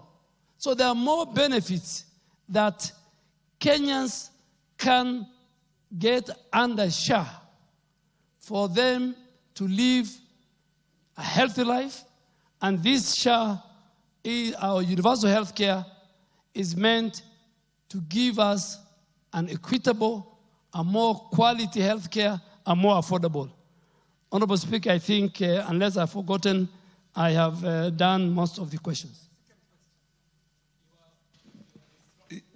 Yes, KJ, you're out of order. Oh yeah, the second question I think was on, I am not a herbalist, and neither am I a doctor, and I want to confirm to the House. And if you look at how many ministers were doctors at MOH, one of the best ministers was former President, late Mwai Kibaki. In fact, in the last 15 years I was in this House, I think apart from Dr. Mailu and Dr. Deborah Baraza, the rest were not doctors. So I was not an environmentalist when I was the Minister for Environment. I was not from the military when I was the Minister for Defense. The minister's function is cut out, is about policy and direction and leadership. So you asked me about, in KEMSA, what we are going to do, Mr. Speaker, just to wrap up, there will be track and trace. Pharmacy and Poison Board is also part of this super highway technology. We will find every drug that is procured that comes to our market in our country is a drug that is not counterfeit. And I want Pharmacy and Poison Board leadership to listen to me. It will not be business as usual. Mr. Speaker, I want to give you a good example. Why is maternal mortality rate in our country very high? Why is it very high? Yes, KJ. Mr. Speaker, the minister has forged a question and attempted to answer a question that he did not ask. I asked a question that was in line with the bottom-up economic transformation agenda, of which the minister is one of the proponents, initial proponents of the Better program. And I was asking, the massive investment that Kenya will make on the SHA program, is that money going to contribute to continue the extractive economy that Kenya has suffered in importing medicines that probably Kenya would be able to manufacture? And the question was, out of all the investment that we will make as a country, is there going to be a component that is going to be assigned to research and development of locally produced or generic medicines that can be produced here to promote value addition and manufacturing in this country and save us forex and also contribute to our national GDP rather than export these monies to international pharmaceuticals? Thank you very much, Mr. Speaker. Mr. Speaker, that question is a different question. It's not very much related to SHA, because SHA, our main focus is how to increase the refill rate of KEMSA, a government institution. But as a country, I agree with you, we must empower our pharmaceutical manufacturing plants. And this House has an obligation, when you're dealing with a finance bill, to increase duty on pharmaceutical products that come from outside and protect the local pharmaceutical companies. Give an incentives for them to produce. But from where I sit, I want to make sure within the chain that the facility is right, the doctor is available, the drugs are available, mainly from KEMSA, And the days when you could steal the drugs of cancer and put it in a private hospital is not there. Because we follow, like the primary health care, level 2 to 4. During the NHIF defined time, the speaker, it was only telling you which facility do you want to use in your locality. Now, you can be from Nyeri, and if you fall sick in Garissa or in Turkana, you go to the nearest primary health facility because your data and everything. So we follow the patient. And we pay after the patient is treated, after the patient has been dispensed with the drugs, after the patient is discharged. So this system will make sure that even those who are contributing get value for their money. And this pooling resource together, from the lowest who can pay, to the Mamamboga who's paying 300, the one who's paying 500, the one who's paying 800. Members of Parliament who are paying more. When we pool these resources together, then we cover the 80% of the citizens of our country who are not covered by NHIF, which in my own opinion was very colonial, was a private elite salaried club when members of Parliament and other leaders, we had many Harambis. So we want to make sure that there is health care. And the Speaker, finally, if we sort out the health care of any nation, for example, our country, and we sort the education of our country, Kenya will move from a developing country to a developed world. The two main indicators, the prosperity of a nation is found in the health of its people. Thank you, Mr. Speaker. Njiku, the honor of the question. Thank you, Honorable Speaker. I think I'll just add one. Majority of the questions that I would have wanted to raise have been raised by members. But I have a question on primary health care and the quality as the CS is talking about. We have realized that the money that is supposed to go to these hospitals, the county government, and I don't know whether they have been able to establish that system and how that system will operate between the county government and the national government. Because the reason why we are paying excessively is to make sure that we get quality health care in our primary, in our level 1, level 2, and level 3, and level 4 hospitals. But as it is, Mr. Speaker, in those hospitals that we are really paying a lot of money, there are no drugs, there are no doctors. I have a level 4 hospital in Karori Hospital, Mr. Speaker. When you go to that hospital at 7, there are no doctors, there are no nurses, and we're expecting that we're going to give them quality health. It is next to impossible. There must be a way that the ministry is able to secure and track the money, the resources that they are sending to these hospitals, that they make sure that there is prudent use of these hospitals between the county government and the national government, Mr. Speaker. In a case scenario yesterday, and that's why we are saying we are paying expensively so that we can avoid many harambes that we normally cough out money during weekends. Yesterday I had an issue of a patient who has been, who was sent by Kenyatta National Hospital to go and seek for a colonoscopy kind of, to go and seek services outside the Kenyatta National Hospitals because their services, their machines are not operational. And I had to cough about 20,000 shillings to that patient. She's also telling me you need to follow up because I cannot be admitted. And you know, when you deal with that kind of a patient is above level 1, level 2, level 3, level 4. But still, that quality healthcare we are talking about cannot be realized even in the hospitals, Mr. Speaker. So the minister should make sure that there is a serious following as far as these resources are concerned to make sure prudent use for the transfer of the functions. Thank you. Minister, response to that? Mr. Speaker, this House has passed a local Facility Improvement Fund Act. That act, Mr. Speaker, has allowed the county hospitals or facilities the honorable member is talking about to receive monies directly from SHA without passing the county revenue account. So we have a safeguard Two, for example, your constituent or a Kenyan cannot get the right drugs and the right doctor at the public facility at the level of primary health care. You walk to the nearest faith-based. You walk to the nearest private facility. So you have a choice. But I want to assure this House, the way you yourself have passed a law called the Facility Improvement Act. So there's no way, and it's good to be honest to the country, there's no way counties, and I want us to remove politics from this, and SHA will only pay for the number of people who visited that facility.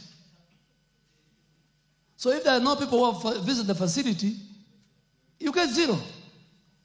But for example, the closest facility, public facility, the patient is not happy.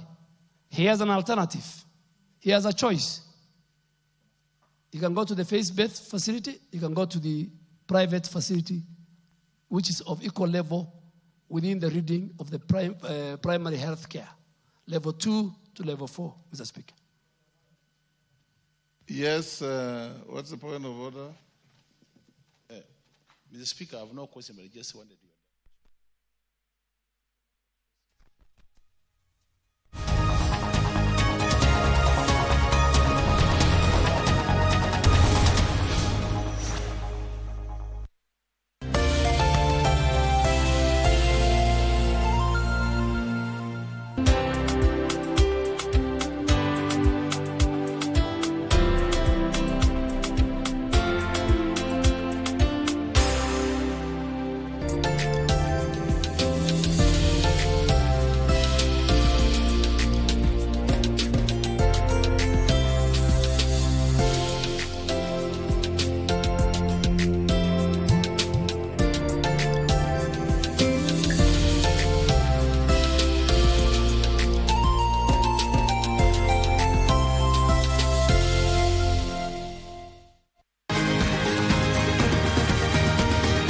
Wellness is important in our daily lives so that instead of just surviving, we should be thriving. Ways to prevent a stroke or heart attack is for you to know what conditions you have by regular checkup. People don't know they have hypertension. People don't know they have diabetes. I was pre-diabetic. I was afraid of getting lifestyle diseases because I come from a family that has lifestyle diseases. How do you know if your cough is due to a serious condition? We'll have some answers. Stay well and strive to make every day a healthy day.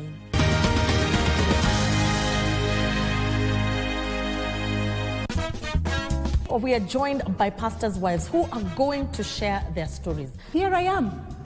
20 years down the line, a pastor's wife. Along the way, he became a pastor.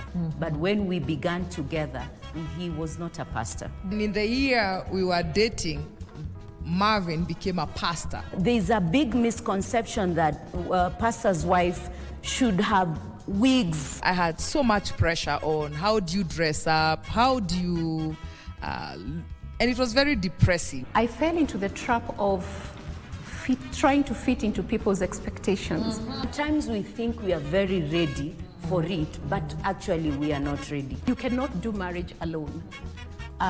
You have to have people who you're looking up to. You have to adjust as the time goes by. Yes. When things are thick, you also look for help.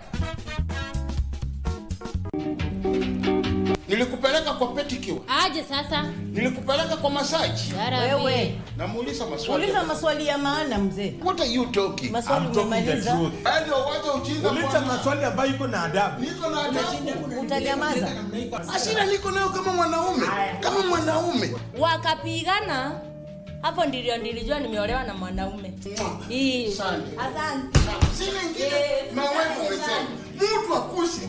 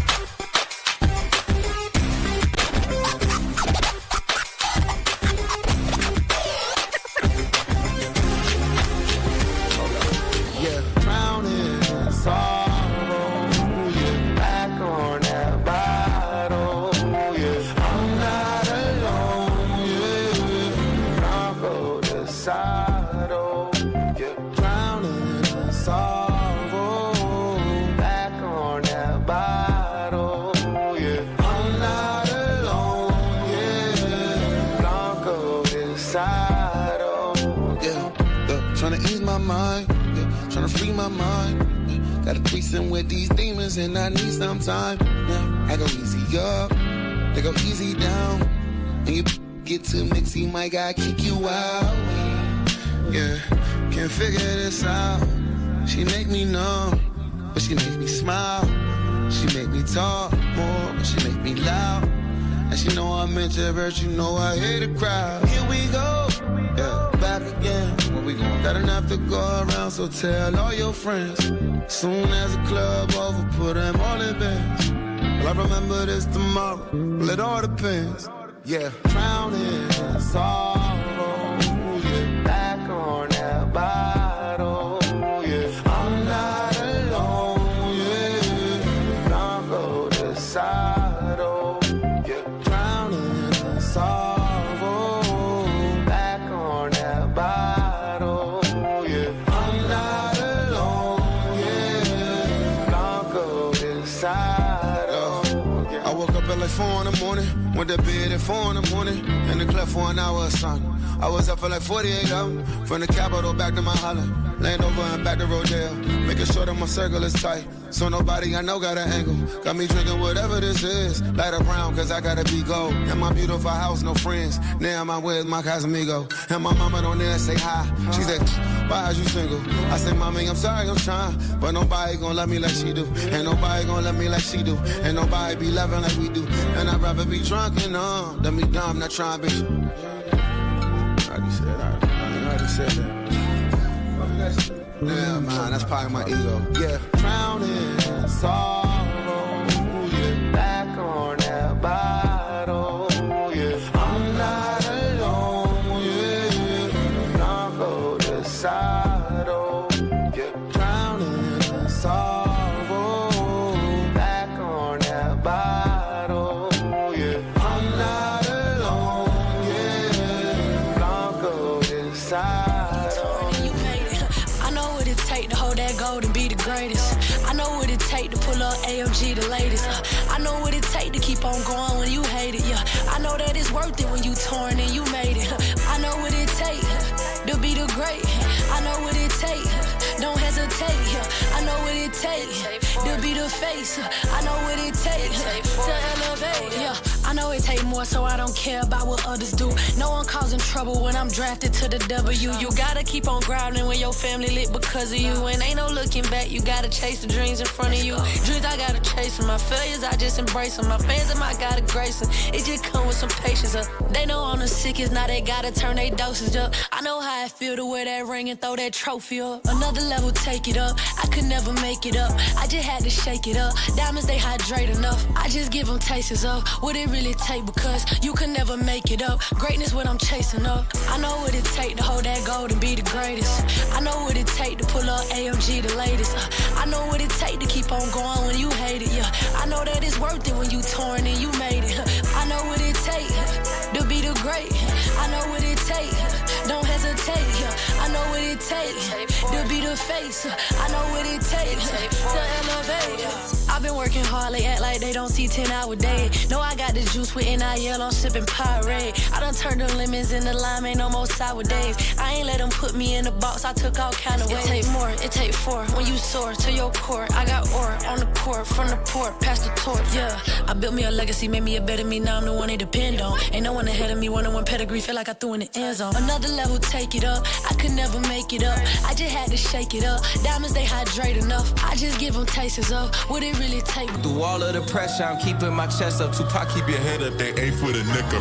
Plotting before, and I'm set to go set up the beat. That's setting me up for the setup. Pushing a V and it's not for vendetta. I'm hungry as ever, but somehow I'm fed up. A smooth operator, I can connect you. I only love a few, I gotta protect you. I got a talent for turning whatever like throwing me into a blessing. I love your company, but I'd rather be by myself than to fake a connection.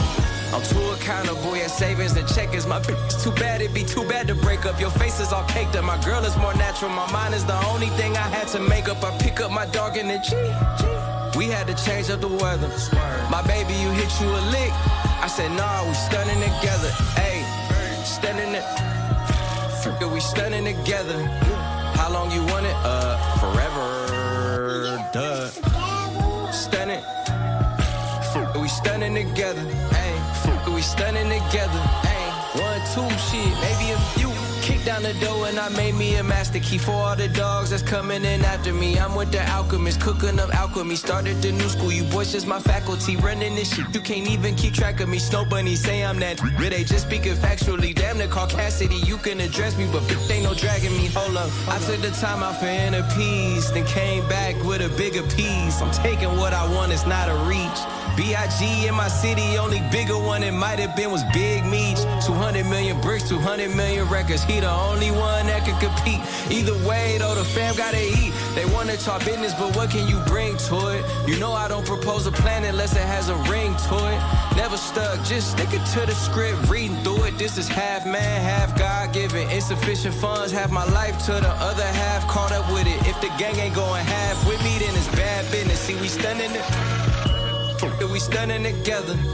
How long you want it? Forever. Duh.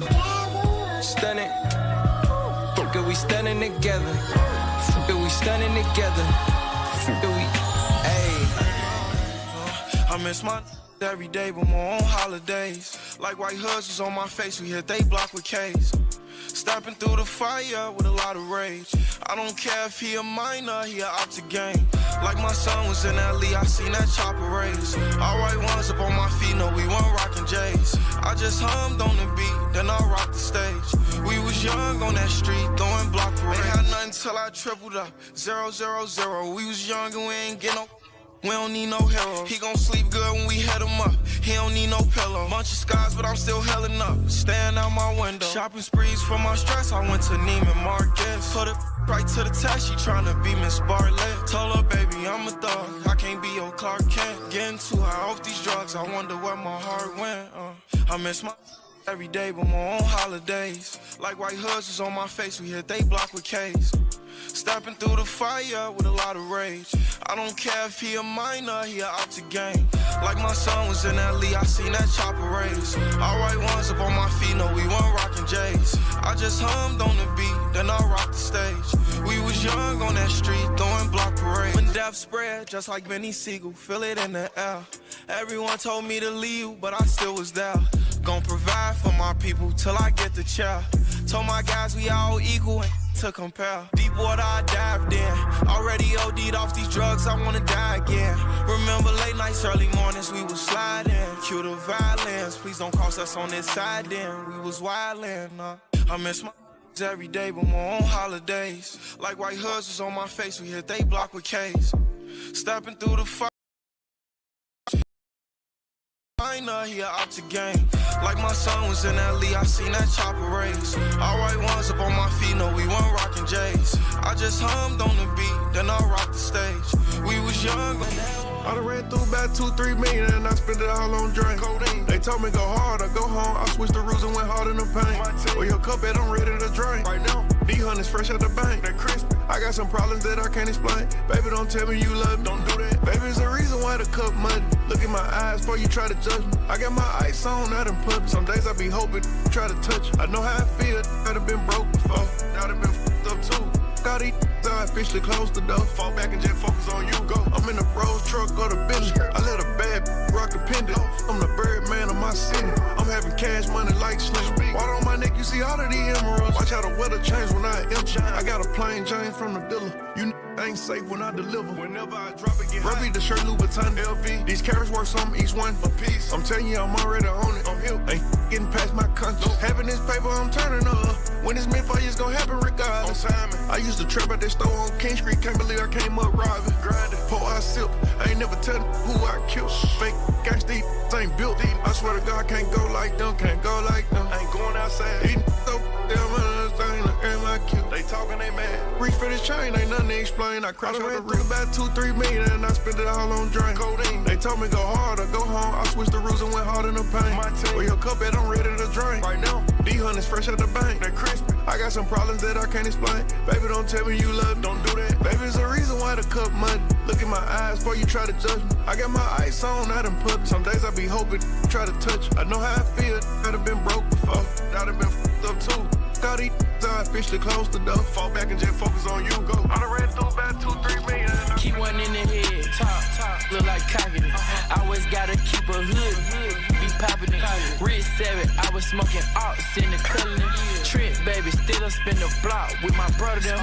Bulletproof my truck, cost $200. Gave her 20K, she spent it on her butt. Like 3,500, I spent it on my bus. It's 21 for well, damn it, you know what's up. The 308 came with a scope, I got long range. Heard your shooter grew up in the quiet, that boy gon' sing. Click with this switch, whipping ox all summer. Ask what's on the menu, I say ox all hungry. Long way from that plug, now I can go on copper roads. Not to be trusted if she ain't got that copper code. Foreign thought, Paul rep beside her, she try to drive the boat. 21, big 4-wheel, gotta know. Keep one in the head, top, look like cocking it. Always gotta keep a hood, be popping it. Rich 7, I was smoking ox in the cullin'. Trip, baby, still spin the block with my brother them. Bulletproof my truck, cost $200. Gave her 20K, she spent it on her butt. Like 3,500, I spent it on my bus. It's 21 for well, damn it, you know what's up. Big swerve, rap 2150, and you know that. Really rich, really step on, need a domat. Come get closer, we got all emotion, way up, way. I don't wanna flip the with my bro them, she is throwback. Real, everywhere I go, they show me love. Move it, we'll smoke your in the club. Strippers give me hugs, I get drunk and throw a dub. When I walk in copper cold, they treat me like rugs. Independent, ice around my pendant, my both sides. Rolls paid, feel like Nicolas Cage, I'm a ghost rider. If it's beef, I'm outside every day, I don't do no hiding. Keep a micro drink, you better not slip, cause we for show sliding. Keep one in the head, top, look like cocking it. Always gotta keep a hood, be popping it. Rich 7, I was smoking ox in the cullin'. Trip, baby, still spin the block with my brother them. Bulletproof my truck, cost $200. Gave her 20K, she spent it on her. Like 3,500, I spent it on my bus. It's 21 for well, damn it, you know what's up. 400K new Rari drop, I spent it on my clutch. Make that look pennies drop, it'll cost you to bust it.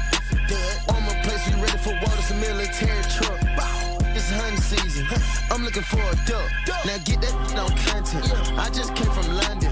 Touchdown in the trenches, pockets JJ chicken. How can I be tender? I'm not stingy. She came out to the north, right outside the city. Hood, she gon' tap my name on her.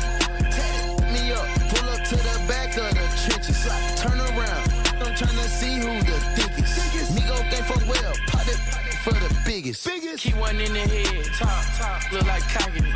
Always gotta keep a hood, be popping it. Rich 7, I was smoking ox in the cullin'. Trip, baby, still spin the block with my brother them. Bulletproof my truck, cost $200. Gave her 20K, she spent it on her.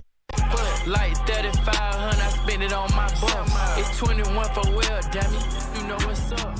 I got the swag, pot of them. Shorty had me drip, proud of them. Put it on the jet, out of here. 2024, all year. All paramedics, killing them. Stepping on their necks, I'm really him. Louis leather vest, trim. Running up a check, stacking them. Yeah. Hold on. I caught the top, Balenciaga. Put it in their face, been a hunter. Fly to Abu Dhabi, spin a hundred. Hit like a party, I ain't going under. Protected by sticks, I feel better. I see these buck out a vendetta.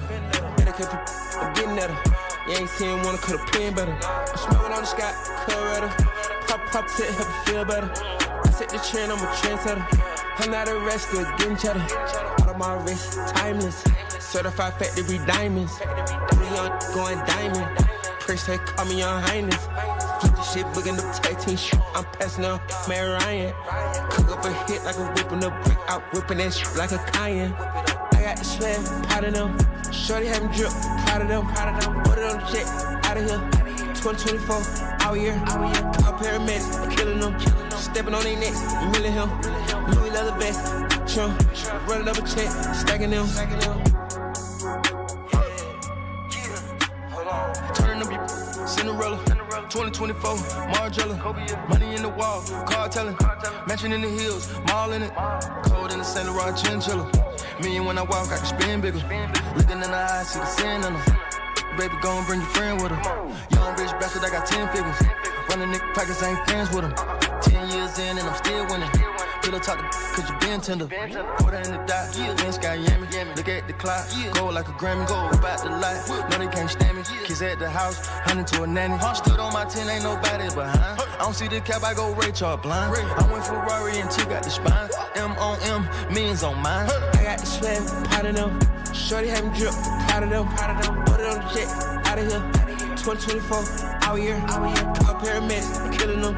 Stepping on their necks, you really him. Louis leather vest, trim. Running up a check, stacking them. Driving in far as my rim, so big the lips be scraping the curb. I'm the man, I swap my last out cause you get on my nerves. Walk in the store, I spend a lot, what I'm making is absurd. Used to spend all day in the projects, now I'm tucked up in the burbs.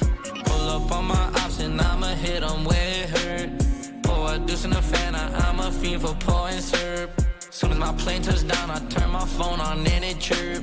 Sometimes I don't wanna see no one for days on Do Not Disturb. You can try me if you want, but the last one died got put on a shirt. I've been in the game 7 years, but I was high, so it's all a blur. Damn right, I'm getting a lot, but I still ain't getting what I deserve. Lost a watch, it cost me so damn much, thank God I had it insured. These racks too big, can fold up. In the track, I'm doing donuts. They pay me to be a loner. This a young life of a stoner. Take a G6 and I blast off. When I fuck, I'm rubbing a mask off. She get tough, somehow I manage. For myself, I'm doing damage. Driving in far as my rim, so big the lips be scraping the curb. I'm the man, I swap my last out cause you get on my nerves. Walk in the store, I spend a lot, what I'm making is absurd. Used to spend all day in the projects, now I'm tucked up in the burbs. Pull up on my ops and I'ma hit them where it hurt. Pour a deuce in the fan, I'm a fiend for pouring syrup. Soon as my plane touches down, I turn my phone on and it chirp. Sometimes I don't wanna see no one for days on Do Not. Who you talking to? Careful before you get a talking to. Looking at bro like, who is this fool? End up in a something we ain't talking through like, what you talking about? End up in a something we ain't talking it out. Me check from who, what, how? Time and a place, I'm dead, what now? Like now, boy, why you think now I'm scared? Fool must think that you're God, but you're weird. Game goes this way, the game goes that way. I'm doing alright in this musical chairs like, why rude boy, how you waste this year? The bars where you make this year. Better than who, come on, make it fair. You wanna take it there, we can take it there. If Grime was a team with a starting 11, there's not one position you'll play this year. Then by this I can't speak in bars. Say you got a gun, you better beat it, dog. Oi, rude boy, you're not known in your ends, you're not known for your line, you're not known for your skin. You ain't even good with the G's in your ends. Chatting like say some G in your ends. Who you talking to? Careful before you get a talking to. Looking at bro like, who is this fool? End up in a something we ain't talking through like. What you talking about? End up in a something we ain't talking it out. Me check from who, what, how? Time and a place, I'm dead, what now? Like now, hey, boy, you talking to? I'll put my arm round man and then walk in through. Getting man say like, you sure it's you? That you, yeah? K looking at me like, floor this you. I will aim my man and then tour this tune, brother. He ain't like that when man walking around. Like that. You this one, bro, there's no talking for you. I just ching then ying, man. That's what I'm talking about. Hey, man can't run out of bars. I went West Williando, I heard man was inside. Man can't come out the dance. 16 man, I'll rub out your clock. What are you talking to? Yeah, like man, cause you're cool with the goons. When I talk making it's all of his tune. So I don't wanna link up, forcing a tune, ADMD. Who you talking to? Careful before you get a talking to. Looking at bro like, who is this fool? End up in a something we ain't talking through like. What you talking about? End up in a something we ain't talking it out. Me check from who, what, how? Time and a place, I'm there, what now? Like now, like now, like.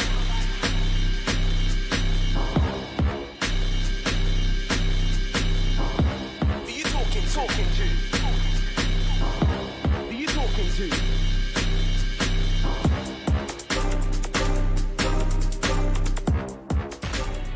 I rock like pebble, jump through and sheet. You hear this beat, smell like heavy metal. If you got a business, bro, please set it in stone like rock. I came with a brand new book. Like man, have guys who shot, don't like Uzi, but this thing rocks. Aye, I know you wanna hear some hi-hats. Tick, tack to the top. Matter of fact, play that bass, don't disgrace, let it embrace. I know you like this new taste, lit, don't let it go to waste. Yeah, could come clean like Mark. Aye, see this thing rocks. Man had a dreadful year, that's the reason why I cut off my locks. God tested me just like Mox. The case where I trap like war. Man's murking this just like storms. I don't even like my veg while you talking round me about porn. Gang. If you're mad, say it with your chest. I'm really trying to check, man. I'm trying to see where you're on, so I know that you're off. You might as well start, just press play, and I'm quite cold. Coming like a virtual cop, cause you're on the other side of the phone. If I don't like the bass of the pitch, your tone, I'll tell a man, leave me alone. Gang. I rock like pebbles, jump in sheet. You hear this beat? Smell like heavy metal. If you got a business, bro, please set in stone like rock. I came with a brand new book. Like man, have guys who shop don't like Uzi, but this thing rocks. Rock. Aye, I know you wanna hear some hi hats. Tick tack to the top. Matter of fact, play that bass, don't disgrace, let it embrace. I know you like this new taste, lit, don't let it go to waste. Yeah, could come clean like Mark. Aye, my dog. This thing rock like Wyler. You think you're fine, you ain't ling my friend, you ain't pinger than Skylar Tyler. No, you ain't linger than her. Can't wait till I get my whipping skirt, or I get a diamond chain like Burr, or I get a thing that screams up her. Aye, me and bro come different. I'm like summer, he's like winter. He like TT Blake, I tell a man bait from all that school. I look, why you tryna take that tool? Had a sweet one, asked my call, and I was like, no, I don't really use that. She wanna stick to the boy like blue pack. I rock like pebbles, jump in sheet. You hear this beat? Coming like heavy metal. If you got a business, bro, please set in stone like rock. I came with a brand new book. Like man, have guys who shop don't like Uzi, but this thing rocks. Rock. Aye, I know you wanna hear some hi hat. Know you wanna tick tight to the top. Matter of fact, play that bass, don't disgrace, let it embrace. I know you like this new taste, lit, don't let it go to waste. Yeah, could come clean like Mark. Could come clean like Mark. Clean like Mark. Could come clean like Mark. Could come clean like Mark. Clean like Mark. Could come clean like Mark. Clean like Mark. Could come clean like Mark. Wanna be bad so bad, and now you got dirt in your name. Aye, don't get stuck in the mud, gang. And then you get bucked, and guys wanna beef you. Aside from that, see a LinkedIn, then I go. I'm really gonna ball like Chili and Newman. I'm different. When bro used to ask me out on a 2-man, I was there in an instant. They're like steps where you do that for. I'm winning, coming like the Ballon d'Or. When they ask me, are you sure? I'm sure. Don't ask me more. You snooze, you lose. Why you gotta be so lazy? You coming like babies, even they rock. But the guys try to project a plot. I'm never gonna stop. I'm never gonna give up. The proof I did up is rock.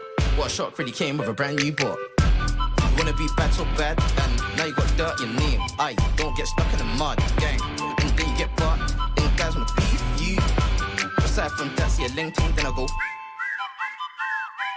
You wanna make numbers, figure it out. Why you tryna rap like Scooter? You ain't no or just keep listening to Buter. Let alone shooter, let alone bad man. You're really just a little insect like Ant-Man. And you're out here screaming gang, but the gang that you bang forward, hangman. They will slam you out. We'll take your belongings when you do no wrongings to anyone that's about. I'm like, give me my money, I ain't being funny, I need all of that amount. Chasing this cheese like I'm cat and mouse. I really can't wait till I buy a house. She said she wanna see I'm like a gallery, so when are you taking me out? You wanna be bad so bad, and now you got dirt in your name. Aye, don't get stuck in the mud, gang. And then you get bucked, and guys wanna beef you. Aside from that, see a LinkedIn, then I go. You wanna be bad so bad, and now you got dirt in your name. Aye, don't get stuck in the mud, gang. And then you get bucked, and guys wanna beef you. Aside from that, see a LinkedIn, then I go. Hey, DJ on the wait, might for wait. Can I phone your friend while I wait? If you say no, I'ma do it anyway. Marinated game with no poppin' white girl, make a scream. See how they tie they hood, on some hood. Well, I got some hood that'll make a hood say cream. Too free, on one. Them out there, now I gotta leave. Where did I go? Villa, it's a in that leave. To the left say, to the right say season. On I'm good. To my bleed. Do you drive me crazy? Fly me out and have my baby. I got that freak, I'm feeling you. Me out in your Mercedes. Do you drive me crazy? Fly me out and have my baby. I got that freak, I'm feeling you.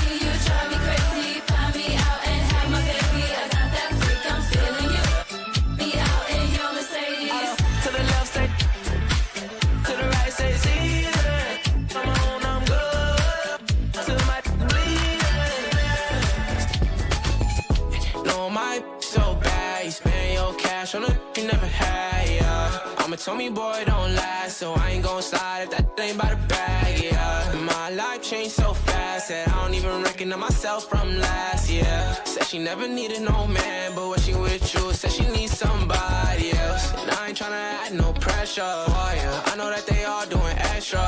She got dark thoughts and me hits on, yeah. Baby, I be messed up for ya. Said she wanted me to explore her now. Baby, let me get a little toy, yeah. And she got dark thoughts and me hit some now. Baby, I be messed up for ya. I get dark thoughts too, but I keep them. Shorty got her friend group up, so I jump. Order that I keep it on the low, but I peep them. Nowadays I'm stuck up in that mode, don't need a re-up. I'm really him, telling keep up. Always got that cutter on me, let it creep up, yeah. Oh, they need a squad, they need a team up, yeah. I feel like Scotty got my beam up. No, my so bad, you spend your cash on a you never had, yeah. I'm a Tommy boy, don't last, so I ain't gon' slide if that ain't by the bag, yeah. My life changed so fast that I don't even recognize myself from last year. Said she never needed no man, but when she with you, said she needs somebody else. And I ain't tryna add no pressure, oh yeah. I know that they all doing extra. She got dark thoughts and me hits on, yeah. Baby, I be messed up for ya. Said she wanted me to explore her now. Baby, let me get a little toy, yeah. And she got dark thoughts and me hit some now. Baby, I be messed up for ya. No, my so bad, you spend your cash on a you never had, yeah. I'm a Tommy boy, don't last, so I ain't gon' slide if that ain't by the bag, yeah. My life changed so fast that I don't even recognize myself from last year. Said she never needed no man, but when she with you, I can ice your arm, I can ice your charm. I could get you cocoa, but that photo sent you home. I pulled up in Soho in a Robo Cybertron. I don't care what they on, no, from 2 fingers and thumb. Shorty swing my way, shorty swing my way, shorty swing my way. I got racks to play. Shorty swing my way, shorty swing my way, shorty swing my way. Maybe with the drapes. Look at the cover of my album, not dropping that shit was a bomb. That got power, baby. I take her to shop in Milan. I got invisible sets, cost a leg and an arm. Invisible. I get unlimited checks, like I'm Capital One. Capital P, capital. Cut off the sleeve, cropping the T. Crop it. Turbine P's, exclusive to China, 1 of the 3. New G63, the Brabus wide body, the belly, the B. You wouldn't believe, how them be buying this something to see. We get on the private. She getting excited to go to the beach. We start up a riot, coming back to backfire, they can't even breathe. Modular T, I know I inspired the tally on feed. Patty for lead, I got it for Rizzo, but worth a whole 3. I can ice your arm, I can ice your charm. I could get you cocoa, but that photo sent you home. I pulled up in Soho in a Robo Cybertron. I don't care what they on, no, from 2 fingers and thumb. Shorty swing my way, shorty swing my way, shorty swing my way. I got racks to play. Shorty swing my way, shorty swing my way, shorty swing my way. Maybe with the drapes.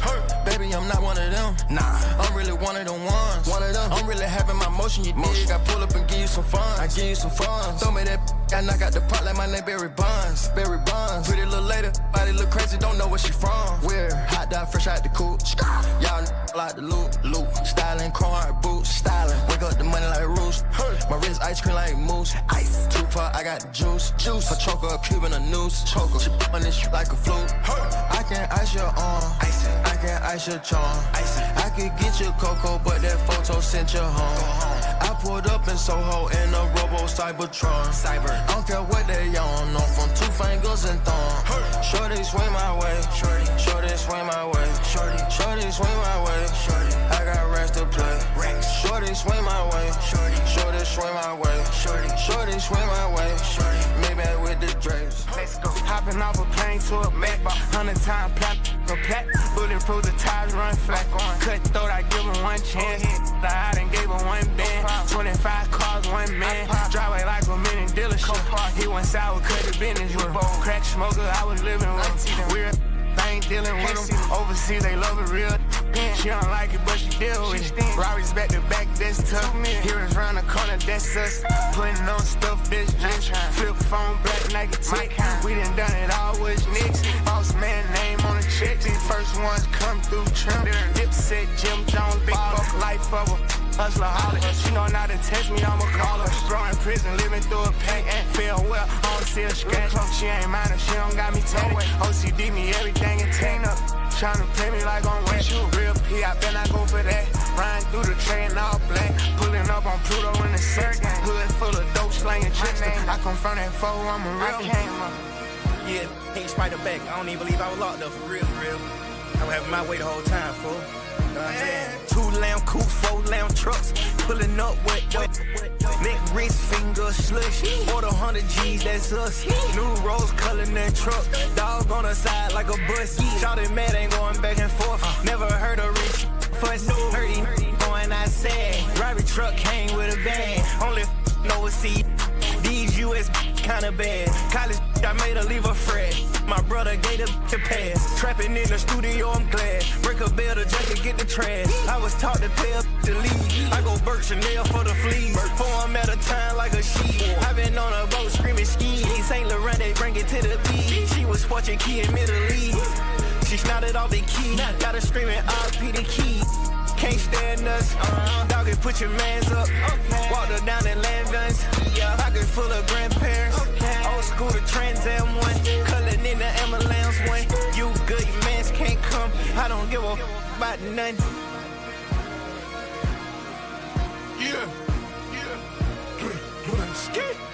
Hey, say gang, hope it don't thick like syrup. Elevator pad at the crib. Shopping bags all on the floor. Never seen me twice with a backyard vibes by the ocean. Driveway look like a car show. 250 million on the go. Custom leather pussy on the dope. 50 birds a dog on my wrist.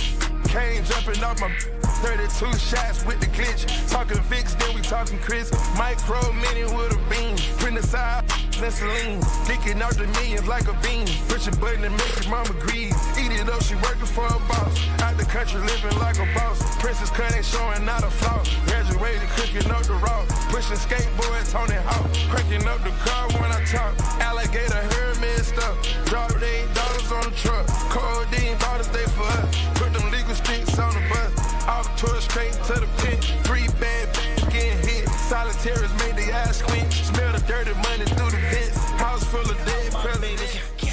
Woke up looking for the broccoli. High key, keep a horn on me. That could my seat. IP ownership, the blueprint is by me. Mr. Get Off, I get off at my feet.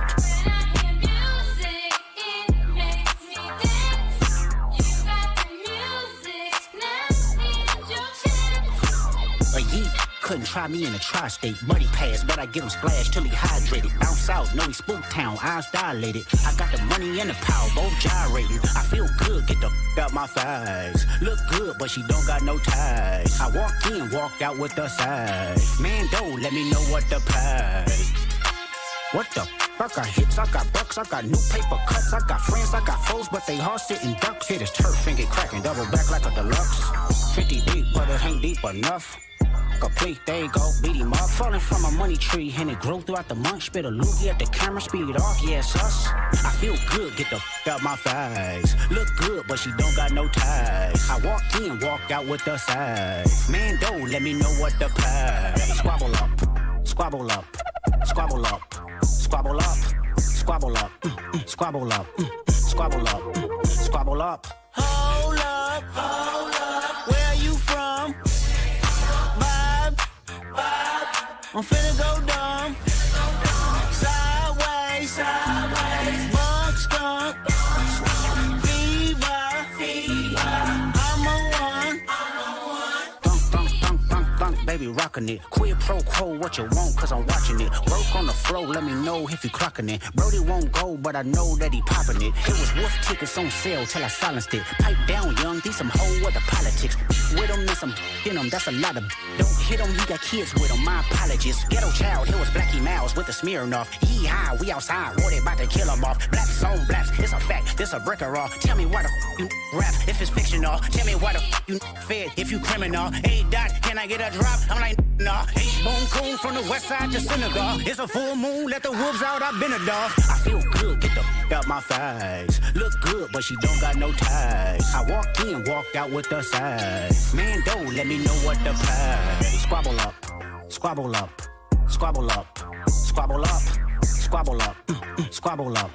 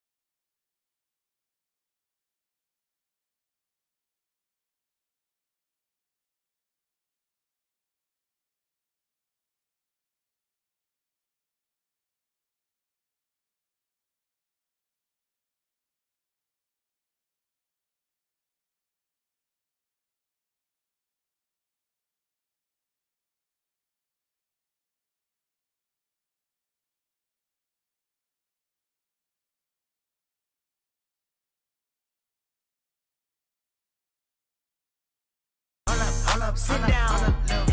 Be humble. Sit down. Odell, still got some boys on the payroll. You still tipping Carol. She with a P in the leg at the condo. We bout to eat my Giano. Up in the P-house, I'm beaming on narcos. Thinking I should take the Bronco. OJ, gotta go get it tomorrow. I'm selling out the Apollo. Inside my body is hollow. Count up, don't wreck, get your post out the ghetto. You know that was always the motto. Said, I won't talk out the side of his neck, I just let it be, I'm coming. Told my little brother we pulling up spanking it. That thinking we. Don't do no explaining, I don't know what you thinking, but you help a young bro. You added the 2 rings on both of my fingers, I pay like 600 or more. Give out so many bells and bought so many bangers, you asking the real no. I been putting that down, showing these boy how to dress and get fresh and pull up with her. Okay, but no been sending me threats on the west, I get love from the lows. Let me turn back around and go back to a cell phone. Internet jokes. I'm still doing it for Jeff and Lakita, you know it's RP to the Pope. And my heart covered in chrome. Then I just not rockin' chrome. Gonna back up early morn. That bitch passing me rolls. Heavy little spinners been doing it wrong. I never talk on the phone. He had class checks, so they wanna be known. Mad that we didn't put them on.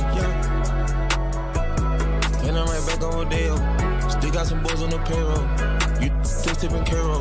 She with a P in the leg at the condo. We bout to eat my Giano. Up in the P-house, I'm beaming on narcos. Thinking I should take the Bronco. OJ, gotta go get it tomorrow. I'm selling out the Apollo. Inside my body is hollow. Count up, don't wreck, get your post out the ghetto. You know that was always the motto. Said, I won't talk out the side of his neck, I just let it be, I'm coming.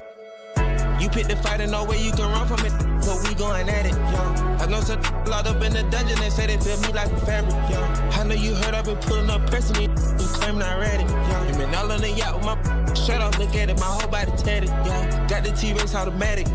No, I ain't signed to Atlantic. No, bulletproof truck in this medic. Ain't taking else for granted. No, all this cost ain't nothing for free in the street, so yeah, I gotta have it. Yeah, it's the young gun on one, and I'm still a big P, and I smell like Dallas. Back on up, at it. One of my diamonds a paddock. I got these the maddest. I'm dressing up like a salad. I said this. I said it be on the addy. She done pulled up with no pay. In my Los Angeles palace. And I'm right back on Rodeo. Still got some boys on the payroll. You still tipping Carol. She with a P in the leg at the condo. We bout to eat my Giano. Up in the P-house, I'm beaming on narcos. Thinking I should take the Bronco. I took them cheap prices up high. I'm really the biggest homie you got. I fuck a rapper in a whip. Write a verse, give a little clap. Tiptoe. Just on the marble. I got real. And on my collar. She a Benzo. Just hit the lotto, put them yellow diamonds on the black, call them a lotta. Straight 1940 deuce, like Moscata. She the true, and this swallow. Took a whole month from the day I met her and spent $1 million. I just made her ex, all this I bought. I got a habit taking chicks, so going up the mall. I drink, but I'm a big dog, so I bought the bar. Good down to her body, started shaking, she in shock. I talk diamonds, I talk money, I shall law. Give you cake, happy birthday, I'm a fool. That's my I'm throwing a rollie on her turn her baddie to a boss overnight. She'll start my little in them leaks every day. Credit card, whoa, I'm in the deep end, swimming with the shark. Whoa, I'm a beast, let me free. My bitch stand down with me, shooting stars, though. I take to me, I take killers where I come. About to go count a meal ticket to my wrist lock up. Could another check up every time we leave the store. Pop so many tags, I forgot how many cars I got. Wrap the soldier rag round the Louis Vuitton. Gonna throw your gang sign up if that's what you own. If I f***ed more than one time, that him for some. Yeah. If it's today, they intoxicated.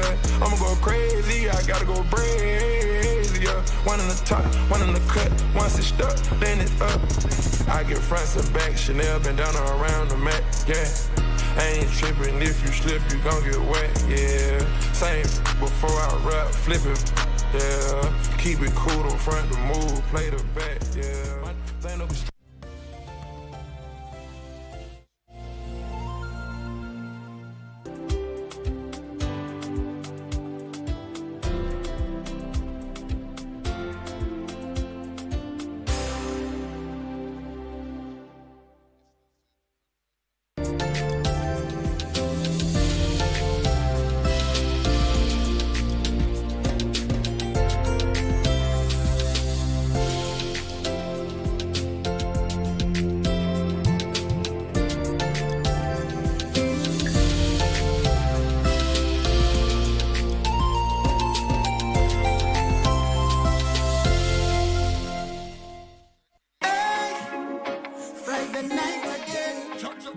Greetings in the name of the Most High, Jah Rastafari. My good name is Marley Moses, the positive warrior, alongside... Yes, sir, DJ D-Rage, the baddest. Each and every Wednesday from 10 p.m. on KBC Channel 1 TV. Tunakuletea the biggest reggae party in 254 in a yard extra. Extra niceness of reggae music. Extra dose of entertainment. When the thing is nice, we have to do it twice.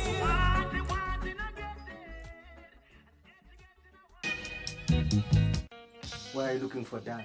Miss your Duanzi, Miss your Fala. Get out! I received a text in the middle of the night. That girl likes getting herself into danger. But I thought your motherly instinct spoke last night. Wait. Let me help you with that. Where is Alice, by the way? She went... You're all useless! Actually, I was waiting for you. May I know why? Mambo ya Sharia. Maybe now we can talk.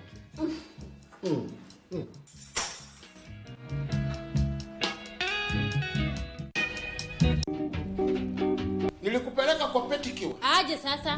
Nilikupeleka kwa massage. Wewe. Namuuliza maswali. Uliza maswali ya maana mzee. What are you talking? Maswali umemaliza. Ndio wacha ujinga. Uliza maswali ambayo iko na adabu. Niko na adabu. Utanyamaza. Asira niko nayo kama mwanaume. Kama mwanaume. Wakapigana. Hapo nilijua nimeolewa na mwanaume. Hii. Asante. Sina ingine. Na wewe umesema. Mtu akushi. Vultures are gathering, Ladama. With every bit that falls, power shifts. I want them to feel the emptiness I feel. All of her property and assets shall be left to Amichir Achesa. A legacy unravels. Mimi do Sharia, mfalme wale Murat. Who will be left standing when the last bead falls? Shanga Season 2 starts Tuesday, 22 April at 8 p.m. on Maisha Magic Plus. Stay connected to DSTV Channel 163 and GoTV Channel 3.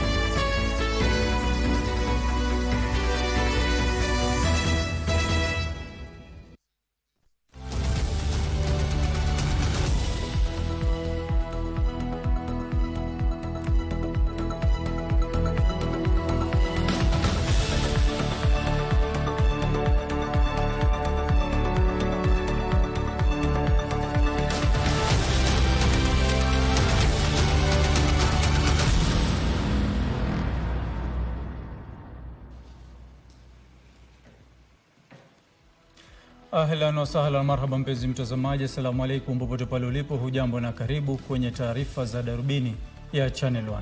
Na mtazamaji, karibu kwa taarifa za Darubini Jumatano ya leo. Mimi naitwa Gladys Mungai. Kwanza tukupatie vidokezo.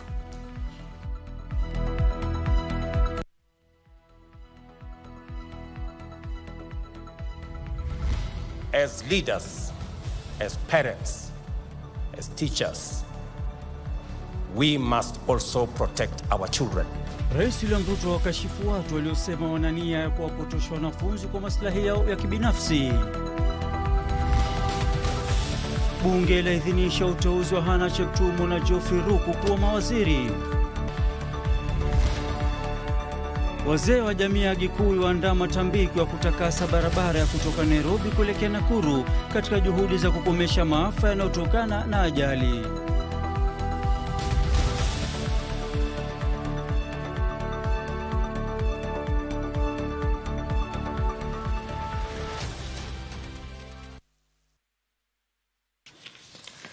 Naam, karibu mtazamaji, tuandamane hadi tamati. Naitwa Ahmed Jumabale, ukipenda niite AJB.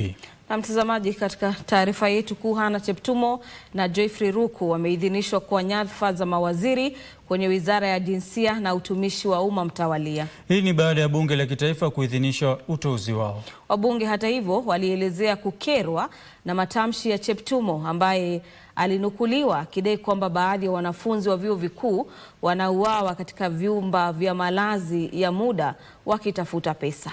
Huku hayo yakijiri, hatima ya Stephen Esaboke aliyeteuliwa kwa wadhifa wa katibu katika Wizara ya Utangazaji na Mawasiliano haijabainika, wabunge wakihofia mkinzano wa maslahi katika uteuzi huo. Mtazamaji, ripota wetu Abdiaziz Hashim ana maelezo zaidi. Hannah Cheptumo na Geoffrey Ruku ndio viongozi wa hivi punde kujiunga na baraza la mawaziri la Rais William Ruto. Wateule hao wa Wizara ya Jinsia na ile ya Utumishi wa Umma mtawalia waliidhinishwa kwa nyadhifa hizo na bunge. Will as a member of that opinion say aye? Will those of that opinion say nay? Ayes have it.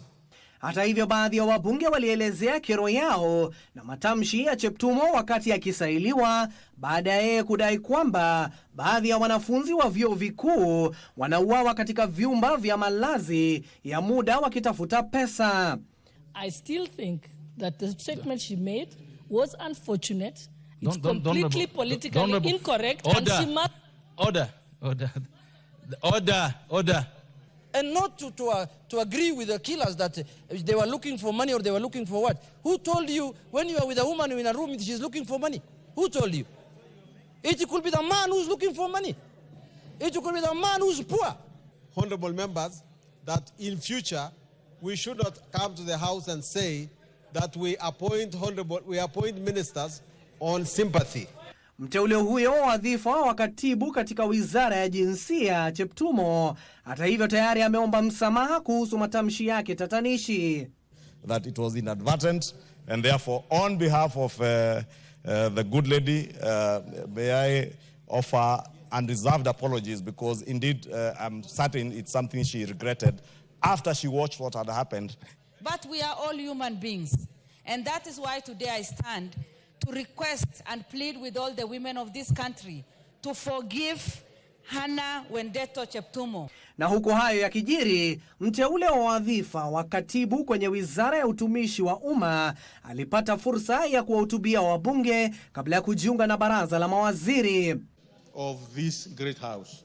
And I thank the people of Mbeere North for giving me an opportunity to serve in this house and also to serve them as well as the people of Kenya. Hatima ya Stephen Esaboke aliyeteuliwa kwa wadhifa wa katibu wa utangazaji na mawasiliano hata hivyo haijulikani. Hii ni baada ya kamati ya habari, mawasiliano na teknolojia bungeni, kinyume na ilivyo desturi, ilipendekeza ahamishwe hadi wizara nyingine kwa kuzingatia mgongano wa majukumu kutokana na wajibu wake katika kampuni ya GoTV Kenya. Haya yakijiri huku wateule wengine wa nyadhifa za makatibu wakiidhinishwa na kamati husika na bunge. Wateule hao wawili wanatazamiwa kuchukua hatamu hapo kesho asubuhi baada ya kuapisha katika ikulu ya Nairobi. Abdiaziz Hashim, Darubini. Mchakato wa kupatia mustakabali wa uchaguzi humu nchini sura mpya unaendelea, huku wawaniaji 6 wa nyadhifa za makamishna wa tume ya IBC wakifika mbele ya jopo la uteuzi. Wawaniaji hao waliahidi kushughulikia masuala kadhaa, ikiwa ni pamoja na ulainishaji wa mfumo wa usajili wa wapiga kura wakati wa utoaji vitambulisho na pasipoti. Hii ni ili kurahisisha utambulisho na kuwezesha Wakenya kuchagua maeneo yao ya kupigia kura. Ben Chumba na taarifa kamili. Kwanza kufika mbele ya jopo hilo linaloongozwa na Nelson Makanda alikuwa Patrick Sanya Otoshwa, aliyewahi kuhudumu kama meneja wa usajili wa kupiga kura katika tume ya IBC.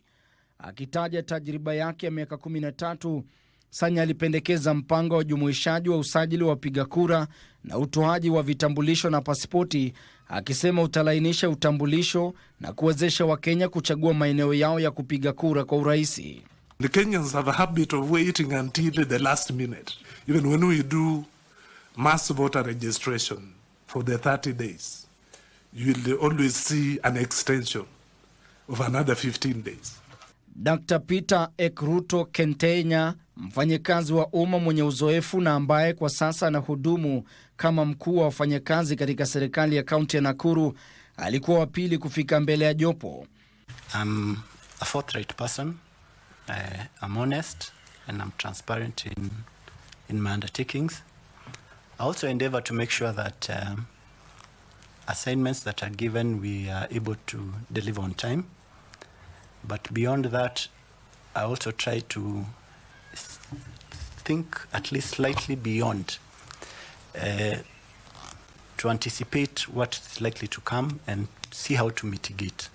Kisha ikawa zamu ya Profesa Peter Wanyande Odiwuor, mwanasayansi wa siasa aliye na tajriba ya zaidi ya miaka 30 ya uhadhiri katika vyuo vikuu na ambaye pia ni mmoja wa washiriki wa wabuni wa katiba ya Kenya ya mwaka 2010. The selection panel needs to be extremely careful in terms of the kind of people they recommend for appointment to these positions.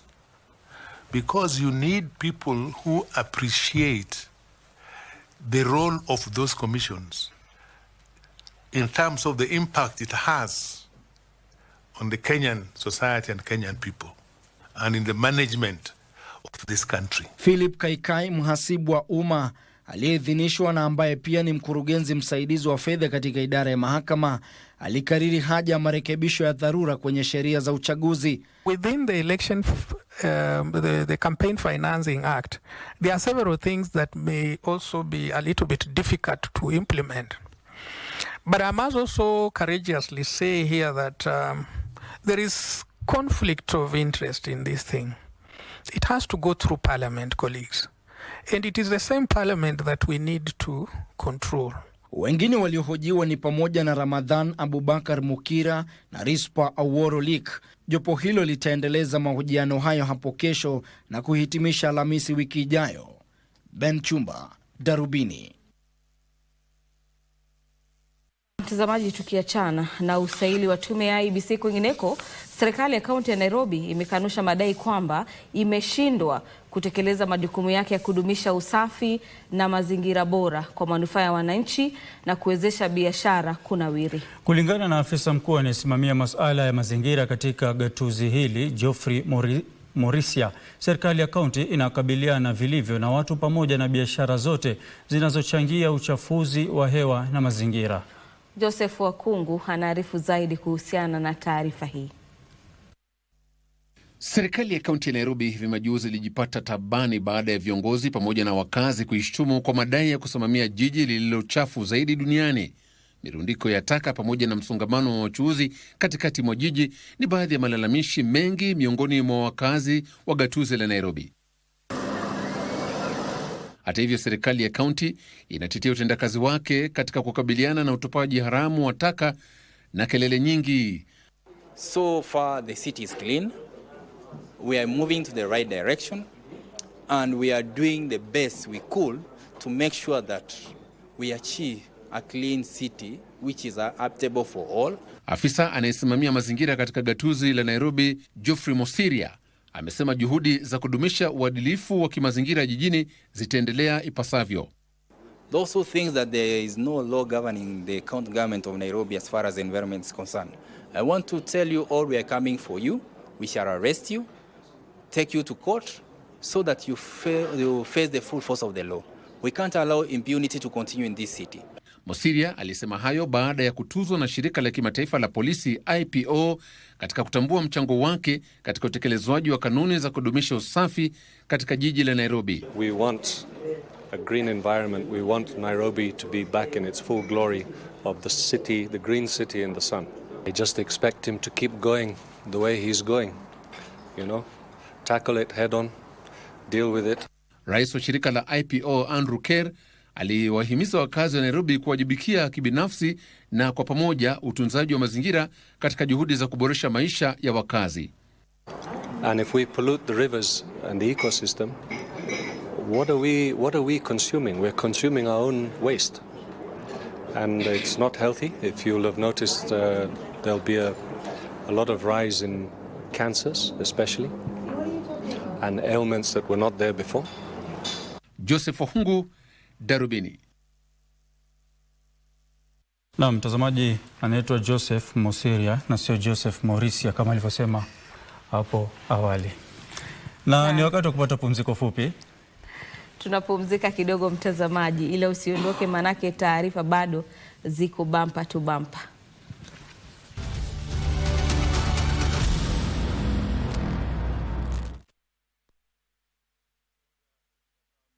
Father, you will conceive and give birth to a son, and you will call his name Jesus. The Spirit of the Lord is upon me, because he has chosen me to bring good news to the poor. Not my will, however yours. I understand that many have already hailed him as king. Is it with a kiss that you betray the Son of Man? Then take this cup from me. Not my will, however yours. Yours be done. Are you the king of the Jews?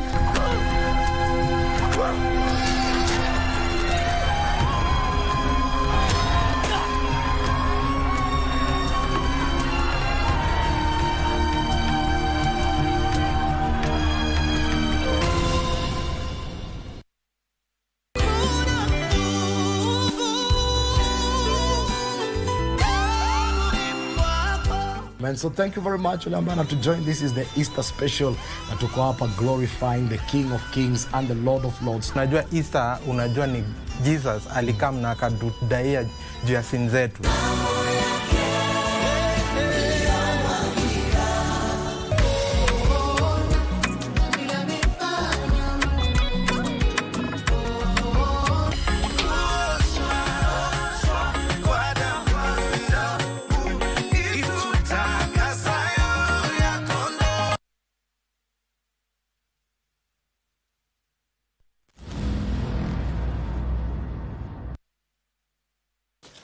Naam, shukrani sana mtazamaji kwa kuendelea kutazama Darubini ya Channel 1. Naam, tusonge mbele mtazamaji, ambapo wazee wa jamii ya Gikuyu chini ya mwavuli wa kundi la Kiama hii leo walikita kambi kwenye barabara kuu kutoka Nairobi kuelekea Nakuru kwa saa kadhaa. Hii ni kwa hafla ya kutakasa barabara hiyo kufuatia msururu wa ajali. Wakiongozwa na Muthamaki Thiong'o wa Gitau, wazee hao waliomba neema kutoka kwa Maulana, huku wakitoa wito kwa serikali ya kitaifa kuharakisha ujenzi wa barabara ya safu mbili ili kupunguza ajali. Hafla hiyo mtazamaji inajiri kufuatia vifo vya zaidi ya watu 10 katika muda wa siku 4 kwenye barabara hiyo.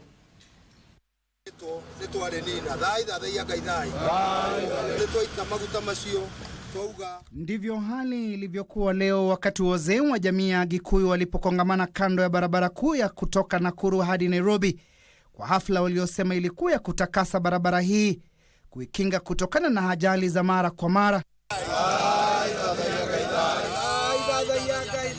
Juzi tulipoteza watu 5 katika area moja. Siku ingine tukapoteza watu 7. Jana peke yake tulipoteza watu 3. Na ndio maana wazee wote kutoka chama chetu cha juu cha National wakafikiria, wakaona ati kweli ajali zimekuwa mingi. Wazee hao chini ya mavuli wa kundi la Kiama walisema kuwa walikuwa wakitafuta neema ya Mungu kupitia maombi ili kuepusha maafa kwenye barabara hiyo. Tunajua tukiombea barabara hii yetu, hizo baraka za Mwenyezi Mungu zitatembea kila pahali Kenya, hata na jirani zetu. Wakiongozwa na kiongozi wa Muthamaki Thiong'o wa Gitau, Gihoshi wa Imiru na mwenyekiti wa kitaifa Ndung'u wa Gaithuma, wazee hao walitoa wito kwa serikali kutimiza ahadi ya kujenga barabara ya safu mbili katika eneo hilo. Wale contractors wakuje on site haraka iwezekanavyo, hii barabara ipanuliwe. Tukifika wakati kama huu mwezi ujao, hii barabara itakuwa dual carriage. Hiyo itakuwa njia moja ya kupinga mambo ya accident. Njia ingine ya pili ni NTSA wafanye mambo yale inatakana wafanye, ya kuangalia mambo ya barabara, public service vehicles. Kama ni usingizi kwa madereva, waangalie hiyo manifest huwa wanatueleza. Wazee hao hata hivyo wamewashutumu watu waliodai wanaingiza siasa katika mpango wa ujenzi wa barabara hiyo na kuwasihi kutilia maanani usalama wa utumizi wa barabara. Barabara imewekwa hapa kama barabara ya kufanya siasa ama ya kampeni. Hii barabara imekaa zaidi bila kupaniliwa. Iwe miraba 3 pande ile ingine na barabara miraba 3 ama 4 pande ingine, ili magari ziweze kwenda kwa njia inayofaa, kwa sababu tukiangalia hata Thika Road wakati ilipanuliwa. Pia walitaka hatua kali kuchukuliwa dhidi ya wakiukaji wa sheria za barabarani. Waendeshaji magari, wale madereva wa malori, wa matatu, tuweze kuzingatia kwamba wale wanaendesha magari wale wako na experience na wameruhusiwa na serikali kuendesha zile gari. Timothy Kipnusu, Darubini.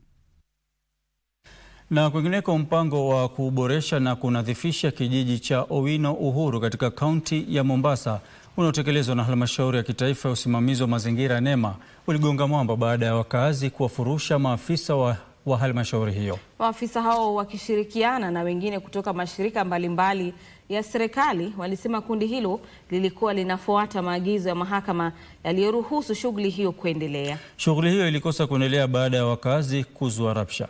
Mwanahabari wetu Ann Mburu alikuwa hapo na sasa anaarifu. Majuma mawili yaliyopita, jopo kazi la mashirika mbalimbali yakiongozwa na halmashauri ya NEMA liliandaa mkutano wa kushirikisha umma katika kijiji cha Owino Uhuru katika eneo la uwanja wa ndege, kaunti ya Mombasa. Mkutano huo ulinuia kuwaarifu wakazi kuhusu shughuli za kusafisha eneo hilo kufuatia uchafuzi wa mazingira uliosababishwa na kampuni ya vyuma vya risasi katika sehemu hiyo. Hata hivyo, maafisa wa halmashauri ya NEMA waliofika mahali hapo leo walifurushwa na wakazi waliosisitiza kuwa hawana imani nao kwamba watatekeleza shughuli hiyo ipasavyo. By the way, hatuna imani na NEMA. Manake NEMA nafikiri ndio walifanya hizi mambo za sumu hapa. Na NEMA pia ndio wamerudi kotini kuappeal. Na NEMA pia ndio wamederail from 2020 up to 2024 waamuzi wamefanya hakuna kitu walifanya. Ni sawa, walienda na lazima wangefanya, manake kuna issue kotini, na baada ya koti uamuzi ulipotolewa ilikuwa na wafanye before 3 months. Na 3 months ililapse tarehe 6 March. Sasa leo ndo tumewaona, na tulipowaona hawakuja na karatasi yoyote, wametuambia na mdomo walipitia kotini kuonyesha bando wanatushughulikia. Na sisi wenyewe tulipouliza ni nini wameshughulikia hapa, wamekuwa hakuna chochote wametuonyesha.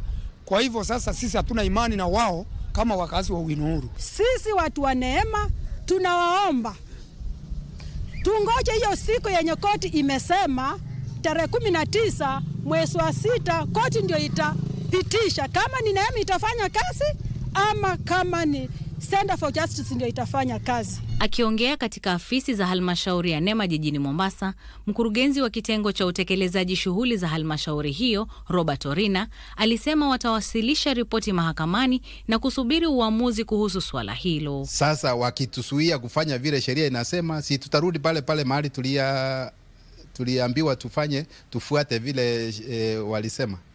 So ndio unaona sisi hatuna shida yoyote na mtu yoyote. Wao wakitaka, kama hawataki serikali wasaidie ama ifanye vile imesema, tutaenda koti alafu tuwaambie tumekatazwa na hatutaki kuumiza mtu tutumie force. Nikiripotia Darubini kutoka kaunti ya Mombasa, mimi ni Ann Mburu.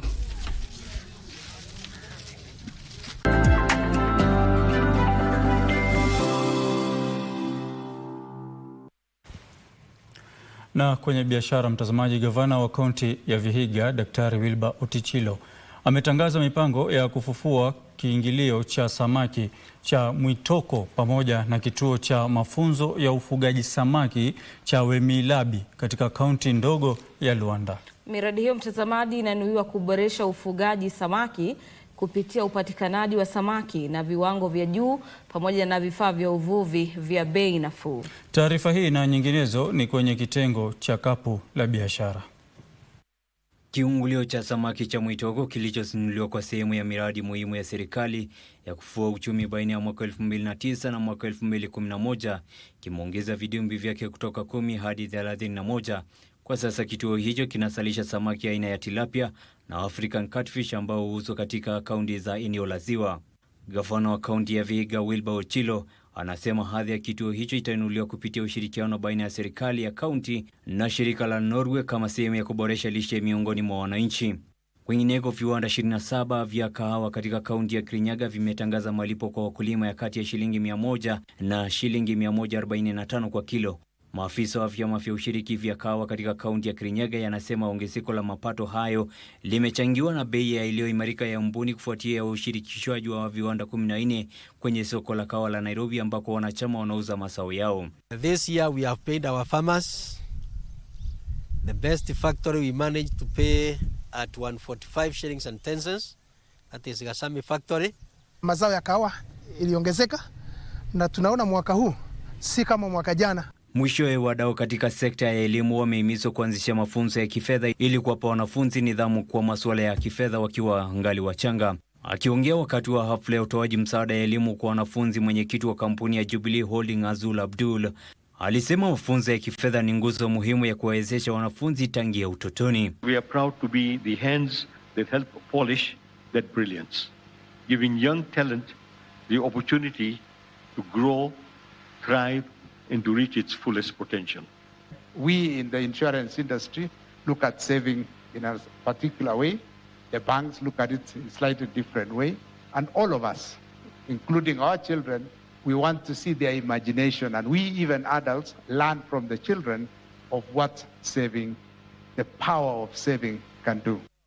Felix Kiu, Darubini.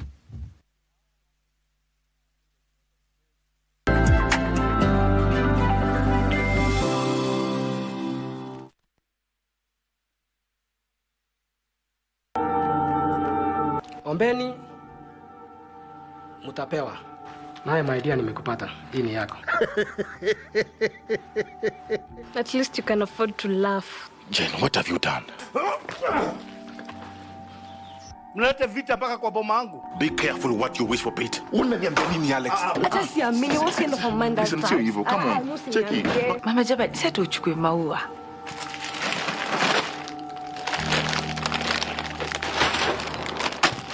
You homemaker. Umeniita nani? Huko kuna drama. Simu ni filini basi. Nyinyi wawili sitaki mtu akuja kwa boma yangu kabla mtajua vile mtasuluhisha hii shida yenu.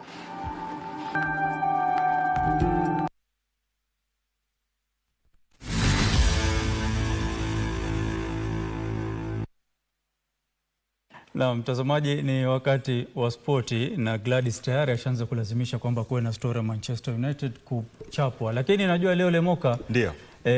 Sijui Arsenal muna kibarua leo kwa Real Madrid. Japokuwa haitakuwa kazi rahisi pia kwa Real Madrid kuchapa Arsenal mabao 4 kwa nunge. Kama una senti zako, Arsenal kichwa. Lekilea kichwa kwa Arsenal. Hata hivyo, wana Arsenali na wana spoti popote mlipo, wana Kenya, karibu sana katika Darubini Michezo. Mimi ni Lemoka, tudodose viwanjani, na moja kwa moja tuanze na taarifa inayohusiana na wanariadha kutoka Kenya Prisons ambao walituzwa hiyo jana usiku kwa matokeo yao ya kupigiwa mfano wakati wa mashindano ya kitaifa na kimataifa mwaka huu. Miongoni mwa wanariadha waliofuzu jana usiku ni washindi wa medali katika mashindano ya riadha ya dunia ya Masters yaliyoandaliwa jijini Florida, Marekani.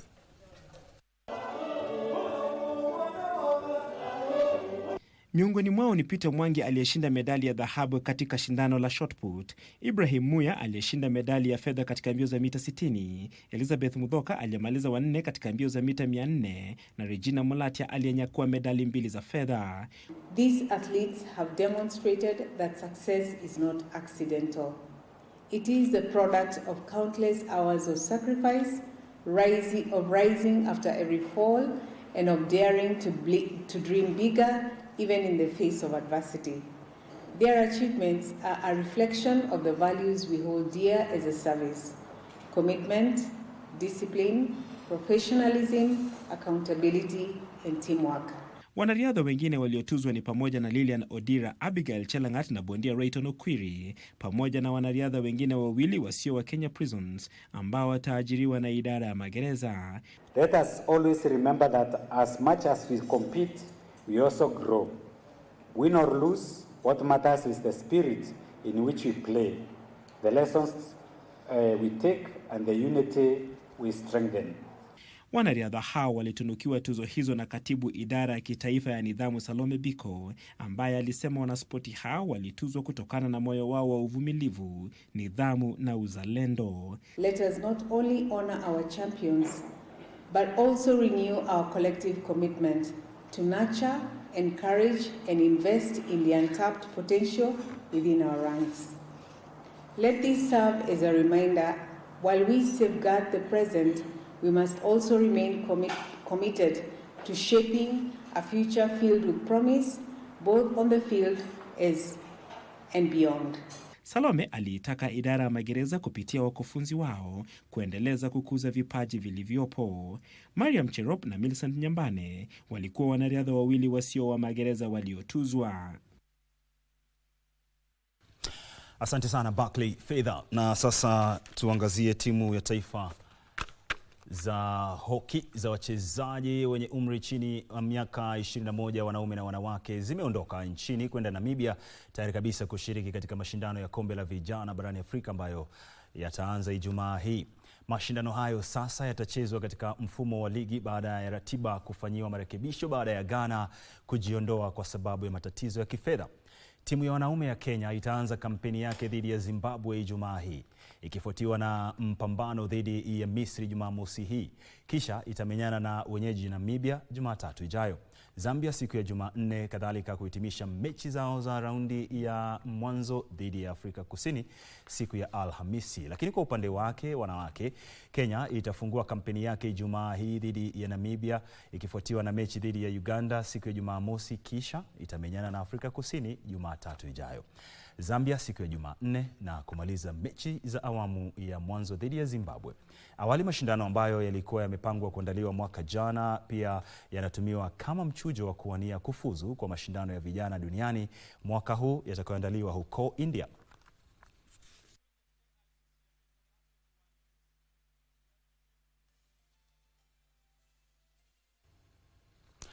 Naibu mlezi wa Gor Mahia Eliud Owalo ana lengo moja kuu la kujengea timu hiyo uwanja wake wa nyumbani, huku akikubali kushika usukani wa nafasi aliyopewa timuni. Owalo alitangaza azma yake alipokutana na timu hiyo leo mchana jijini Nairobi. Eliud Owalo amekubali wadhifa wa naibu mlezi wa timu ya Gor Mahia, huku akichukua wadhifa huo kutoka kwa Cyprian Otieno Awiti aliyeng'atuka wadhifani kwa sababu za kiafya. Owalo alisema kuwa lengo lake kuu akiwa mamlakani ni kujenga uwanja wa timu hiyo ndiposa icheze mechi za nyumbani kwenye uwanja wao. It is a pity that clubs like Simba and Azam Football Club, which hitherto had been playing second fiddle to Gor Mahia, are today powerhouses in soccer in the region and even have better facilities than we do. We cannot continue like that. We must correct that anomaly. Owalo pia alisema atasaidia usajili wa wachezaji wenye hadhi ya juu kuinua viwango vya matokeo ya timu hiyo, huku akiwapa changamoto ya kutoa ubingwa wa ligi kuu msimu huu. We want a situation where the club is professionally managed, with the leadership exhibited by the chairman and the vice chairman, but a fully functional secretariat, operational secretariat, where even club members can go and raise issues of concern and also make suggestions as to what needs to be done with a view to strengthening the operations of the club. Gor Mahia inashikilia nafasi ya 3 ligini kwa alama 46, alama 2 nyuma ya Tusker FC na alama 3 nyuma ya vinara Kenya Police, lakini timu hizo mbili zimecheza mechi moja zaidi. Aidha itachuana na Sofapaka ugenini katika mechi yao ijayo siku ya Jumamosi. Na mwelekezi wangu Hemston ananiambia muda wangu umenipa kisogo. Mimi nasema asante sana kwa utazamaji wako. Tufanye vivi hivi hiyo kesho muda na saa kama wa leo, na kuregesha kwao Gladys alikadhalika AJB. Usiku mwanana. Mimi ni Lemoka na nimetoka. Na mtazamaji, na mimi kabla sijatoka ndani ya studio ningependa kujikosoa ama kujirekebisha. Hapo awali Lemoka alisema kwamba kuwekelea kichwa kwa Arsenal na mimi nikashabikia, lakini ukweli wa mambo ni kwamba mimi siungi mkono mambo ya betting. Kwa hivyo usifuate yale ambayo nilikuwa nimesema hapo awali. Betting kwangu mimi ni haramu. Na mtazamaji, usicheze kamari, na kama pesa zinakusumbua basi tumanie sisi niagize nikupatie namba yangu, basi uniwekee pale nizitumie vizuri. Lemoka, kesho usije studio bila taarifa ya Manchester United kucharazi. Nitakuwa hapa naeka miadi nawe. Mtazamaji, kufikia hapo hatuna la ziada, tunaomba kuondoka kwa leo. Nasema asante sana kwa utazamaji wako. Mimi naitwa Gladys Mungai na kutakia usiku mwema. Mimi naitwa Ahmed Mabalo, ukipenda nite AJB. Lucy Moura ndo msaidizi wetu kwa upande wa lugha ishara. Assalamu alaikum.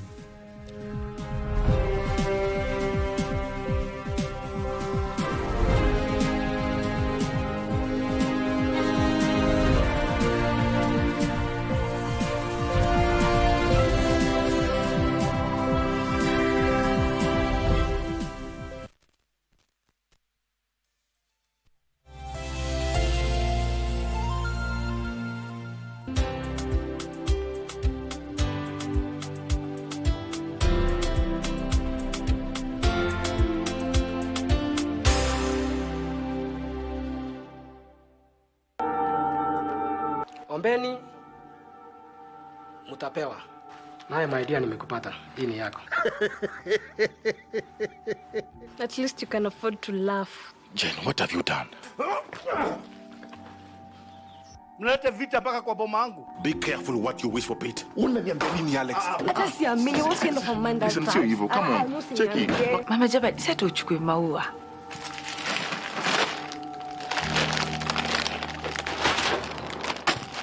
You homewrecker. Umeniita nani? Huko kuna tu drama. Simu ni filini basi. Nyinyi wawili sitaki mtu akuja kwa boma yangu kabla mtajua vile mtasuluhisha hii shida yenu.